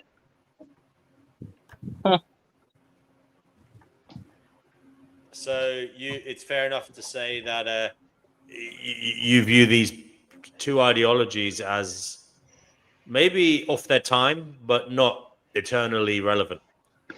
I think they are relevant to the moment, and people get very excited, and that's nice that people can have strong feelings. I think the opposite of having no feelings about anything is probably a hellscape. But I'm afraid to say this, but it looks to me like you're going to have other things to talk about rather soon. Okay, I want to say to life abolitionism, what do you think of that? I mean, obviously, anti-natalism is the solution for everything. It's the final solution. There would be no suffering. There would be no. We wouldn't even be here to be pondering a global collapse. So I would say that anti-natalism takes precedence over everything else. And Kugaduma, do you have a reply to that? I'll say the obvious thing, which is that it might be a discussion point in the near future that people choosing to unalive and exit the stage prematurely will probably be a topic of some importance. And here I am going to say two words: death cults. Oh my gosh. Tell us, what do you mean by those two words and why are you saying them? We're going to pass out applications in a minute. Okay, fine, fair enough. Why do I say that? Because, well, we've seen it, to be honest. A few months ago, 3 months ago, there was a hysterical wave of rapturist theology that gripped the world, and that is essentially manifestations of a death cult. September 23rd is what he's talking about. That was Yeah, anti-natal. it was a couple of dates, but yes, right around that time. And then this is where, let me use a metaphor. This will be a little more. This will be a little more approachable. The Titanic has hit the iceberg. There are enough lifeboats to get about a third of the people off the Titanic. This is fact. Some people will get off on a lifeboat. Most will not. Most of the ones who will not will know in advance they will not, and they have volunteered not to get on a lifeboat in favor of other people who they feel more strongly should get on a lifeboat. The people left behind have their choice. They can party until the ship sinks. They can go take a nap until the ship sinks. They can drink themselves blind until the ship sinks. They can play waltzes on their instruments until the ship sinks, or they can unalive themselves ahead of the ship sinking. Death cults. Death cults. Okay, has anybody else got anything to add at this juncture? I would say that procreation is the death cult because that is the root cause of death. Those who don't procreate do not cause death because there's nobody here to die. So I would say anti-natalism prevents the death cult, which is procreation. I would say that anti-natalism is a death cult. And you cause Yeah, death it is every a single day. species So life that that you're makes no ending your own species. So, I mean, it's a good idea for small groups that want to end what they're doing, but I think there's groups that don't want to end the species, and they can maybe do better for the environment themselves, or do better for the animals, or do better in any way you think. And that's why your writings and your book will help the future, because if there was no one to read it, why would you write your book? But I don't understand because antinatalism, that doesn't make any sense. You're an antinatalist, you're not having any children, but you're causing death every day, so you're not making any sense. That was predetermined by my parents. My parents created an omnivore, so no, I'm not going to mitigate the harm that they You're cause. not biologically an omnivore based on your I absolutely am. and your intestinal length and the way your jaw. I'm not taking B12 supplements. You can do that. You're taking it through the animals you eat because they're being supplemented. B12 is from bacteria. It's not something. Cougar. Thank you for that. Thank you, Cougar. That's great. Cougar. It's a bacteria, and it's in the soil, and because of what we've done to the soil, and because even if there is, and unfortunately, your children are going to suffer the same fate as everybody else. Sanitary. We're taught to be so sanitary. Your children are not immortal. Your children are going to die just like everybody. And you caused it. I don't understand what your point is. You caused it. Everybody dies. It's the way out. Everybody it's dies. Her fault. It's her fault, and she doesn't care. No. Everything dies except for jellyfish, the immortal jellyfish and a mushroom. So why do your children have to die just because you wanted some children to validate yourself? My children are already here, so it's. And they're still going to die at some point, and you don't care. You're not going to take responsibility for it. What they do while they're here and what you do. Okay, but still take responsibility for the imposition that you caused. You take. Maybe the problem is your death anxiety, life abolitionism. Maybe there is a personal element here, and that is your death anxiety. Maybe not everybody is afraid of dying. Indeed, maybe some people will see, yes, death is a problem, dying is a problem. That's a weird thing to say to him. They're going to try their damnedest to make their death worthwhile. Right, and that's what I'm doing. So even if I do die, I'm going to have some literature behind so that people know what I actually felt about this involuntary existence. I'm not going to be used to support other people's causes that I don't actually agree with. I'm going to support my causes. No, the reason I don't think it's a weird thing to say to him is I know he talks about the right to exit, but he did say to Shannon that she did something bad because she has caused the death of her children. So therefore, he does seem to view death as a problem. But would you say those who don't want it?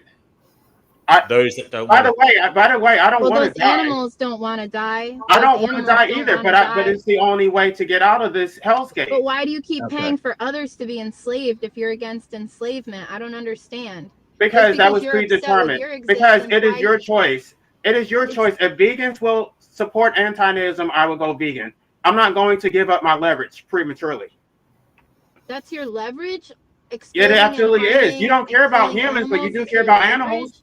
I do care about humans. I care very much about humans. But if I want the tell you that children I'll who are go vegan starving if to you death stop every day procreating, then because you'll you actually stop refuse. procreating. Why don't you stop harming animals so that No, I'm not going children to that are give up my already leverage alive don't prematurely have to because you'll suffer? still procreate. The Why leverage don't thing, you is that want the just people that are already here you'll to get what you suffer want less? when I get what I want. All right, is it just let Brother rhetoric? Marcus speak. Let Brother Marcus speak. The leverage thing, is it just rhetoric? Because the chances of you adopting something that you don't believe in seems a bit odd. No, it's not even. No, it's not about the veganism. I don't give a shit about veganism. But if they stop procreating, then I can support. I can be a part of the vegan cause because I'm still getting something out of it. How likely is For that? some reason, I can't hear Brother Marcus, but I hope you all have a wonderful evening. I'm at my destination. I kept logging off and logging back on so I could hear people, but it's pointless now. Have a great night. Thank you, Shannon. Do You come too. back soon. Take care, Shannon. Thank you. But Thank you. what you're saying is there would be no point for me to ever consider veganism because I'm not going to support veganism unless I'm getting something out of it. So unless they're willing to negotiate and basically change the definition of veganism, why I'm not going to do it. I don't agree Take with care, it. Daniela. Sweet dreams. One of the hardest things to learn is you can only do, improve and do things for yourself. You can't change other people, and that's very frustrating to try. You're going to just go through life very frustrated. So it's just like, do what's best for you, whether that's not vegan or being vegan and your own belief of children. And there is no, we don't produce children in one day, so everybody's antinatalist until they have children and decide it's right for them. So there is antinatalists out there that haven't had children yet, and there's ones that have decided maybe it's not right for them after the fact. But no one's going to change just because of one sentence or whether or not someone's vegan or not. But I'm skeptical if this is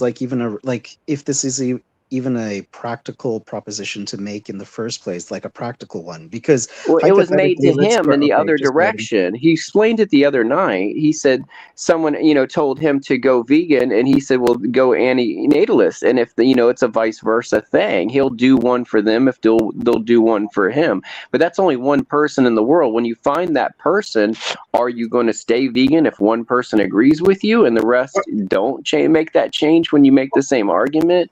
Because then it still only has that one effect. Well, Brother Marcus, it's based on mutual aid. So as an anarchist, we believe in mutual aid. So if you're not going to aid my liberation, I'm not going to support yours. Like, that's how it works. Yeah, but what's the likelihood that, let's say I was vegan gains and you say adopt antinatalism and I'll go vegan. How would I believe a voice on the internet that they'll go vegan, and what leverage do you have as for vegan gains to do that? And you also added an extra criterion about definitions. So vegan gains has no power for the vegan society to change the vegan definition. No, that's not what I'm saying. It's like either or. I would like to get the definition changed, but I'll settle because vegan gains is reachable. I can talk to vegan gains. I would settle for vegan gains just endorsing antinatalism. Yeah, but why would he believe that you would go vegan if you don't even believe in veganism?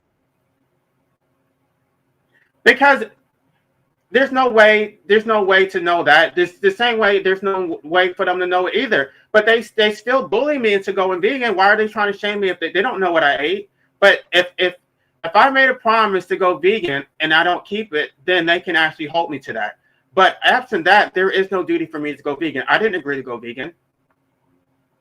If you said that you would go vegan, but you don't believe in veganism, I would be skeptical. That's all. Okay, it would be more correct to say I would go plant-based because I don't agree with veganism. So am I going to be an ethical vegan? No. I can go plant-based if they're going to support antinatalism.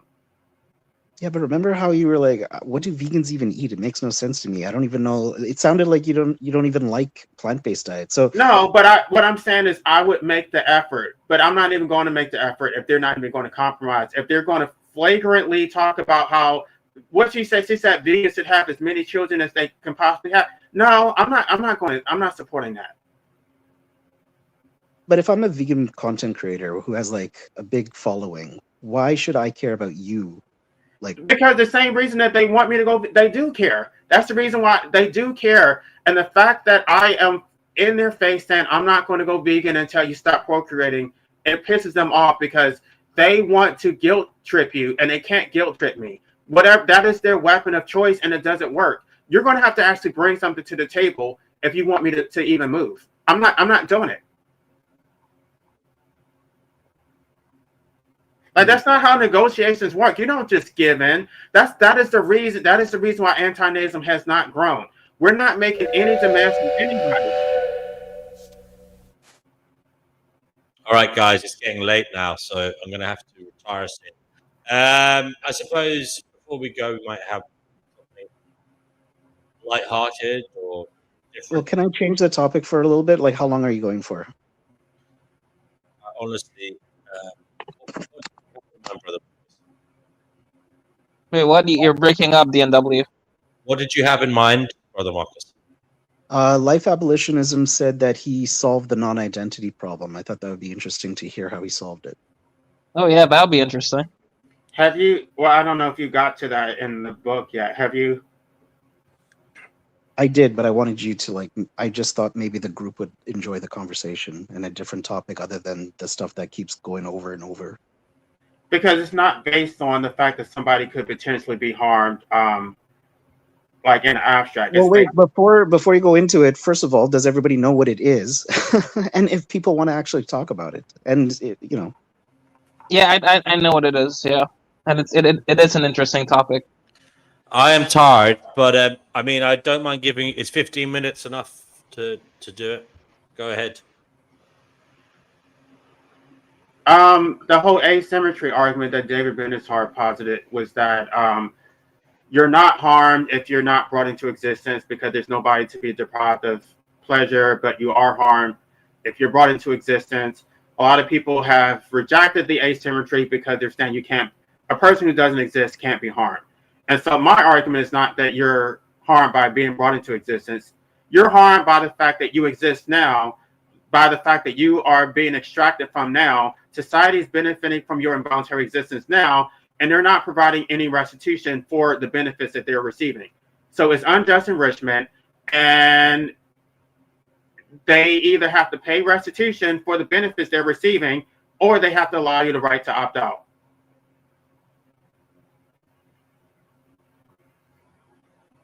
But it's a little bit more nuanced than that. I think I said a little bit more in the book, but that's basically the short version of it.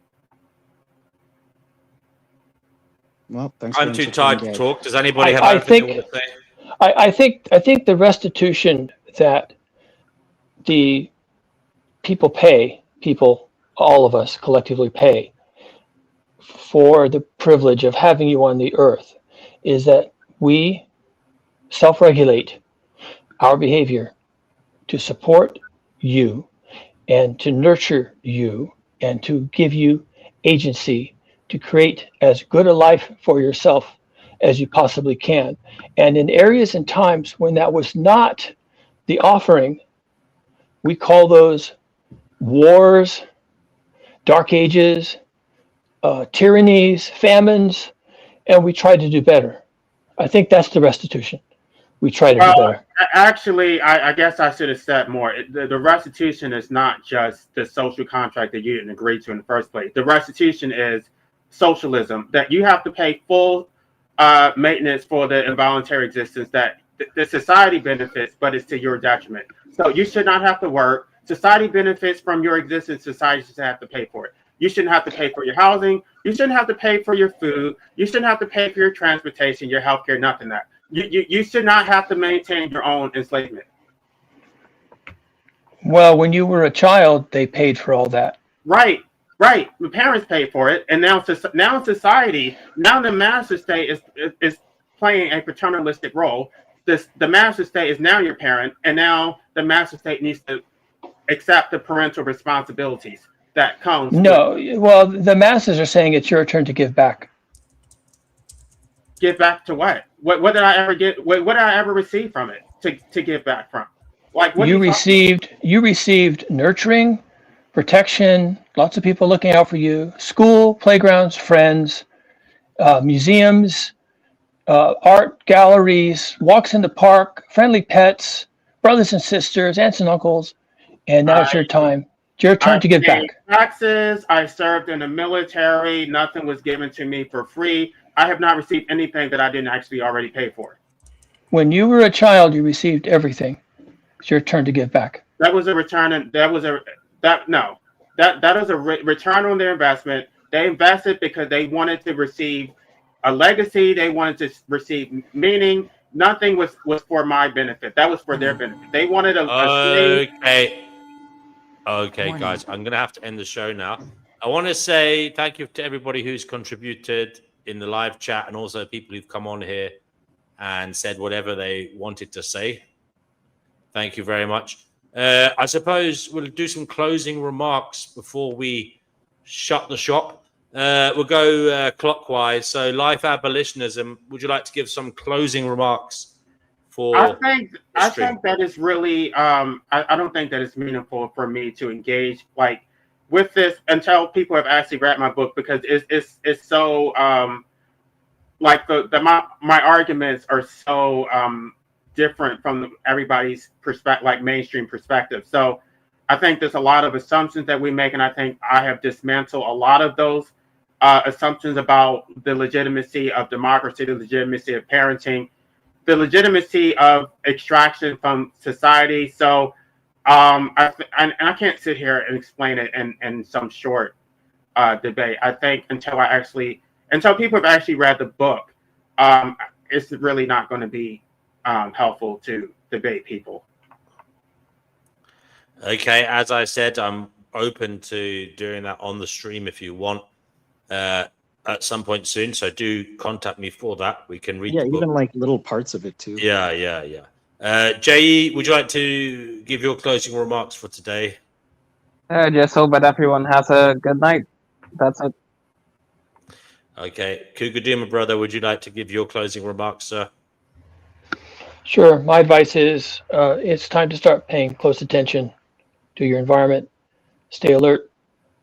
Don't die. Thank you, Cougar Duma. Brother Marcus, would you like to give your closing remarks? Yeah, thank you for the live streams over the year, and Happy New Year to everybody, and love is love.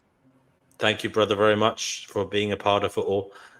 We have Retro here. Retro, would you like to give closing remarks? By the way, guys, you can stay backstage if you want to chat afterwards. Retro, would you like to give your closing remarks? There's still time to be kind. There's still time to get along. There's still time to take a break and realize that we're all friggin' human, and maybe just chill out a minute. Lovely. All right, guys, I am tired, so I'll chat to you soon. But it was a good one. So we'll just play a little outro, and that's it for now. Chat again soon. You take care, everybody. Bye now. Truth is fleeting, shadows call. We search for meaning, we question all. The path is winding, the veil is thin. Beyond illusion, let the journey begin. Seeking knowledge, breaking chains. Through the echoes, through the pain. One more question, one more spark. We chase the light inside the dark.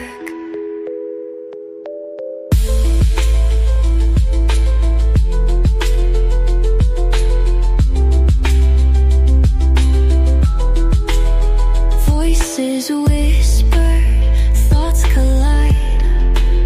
Truths are hidden deep inside. The world's a riddle, a shifting dream. Reality isn't what it seems. Seeking knowledge, breaking chains. Through the echoes, through the pain. One more question, one more spark. We chase the light inside the dark. Until next time, keep your mind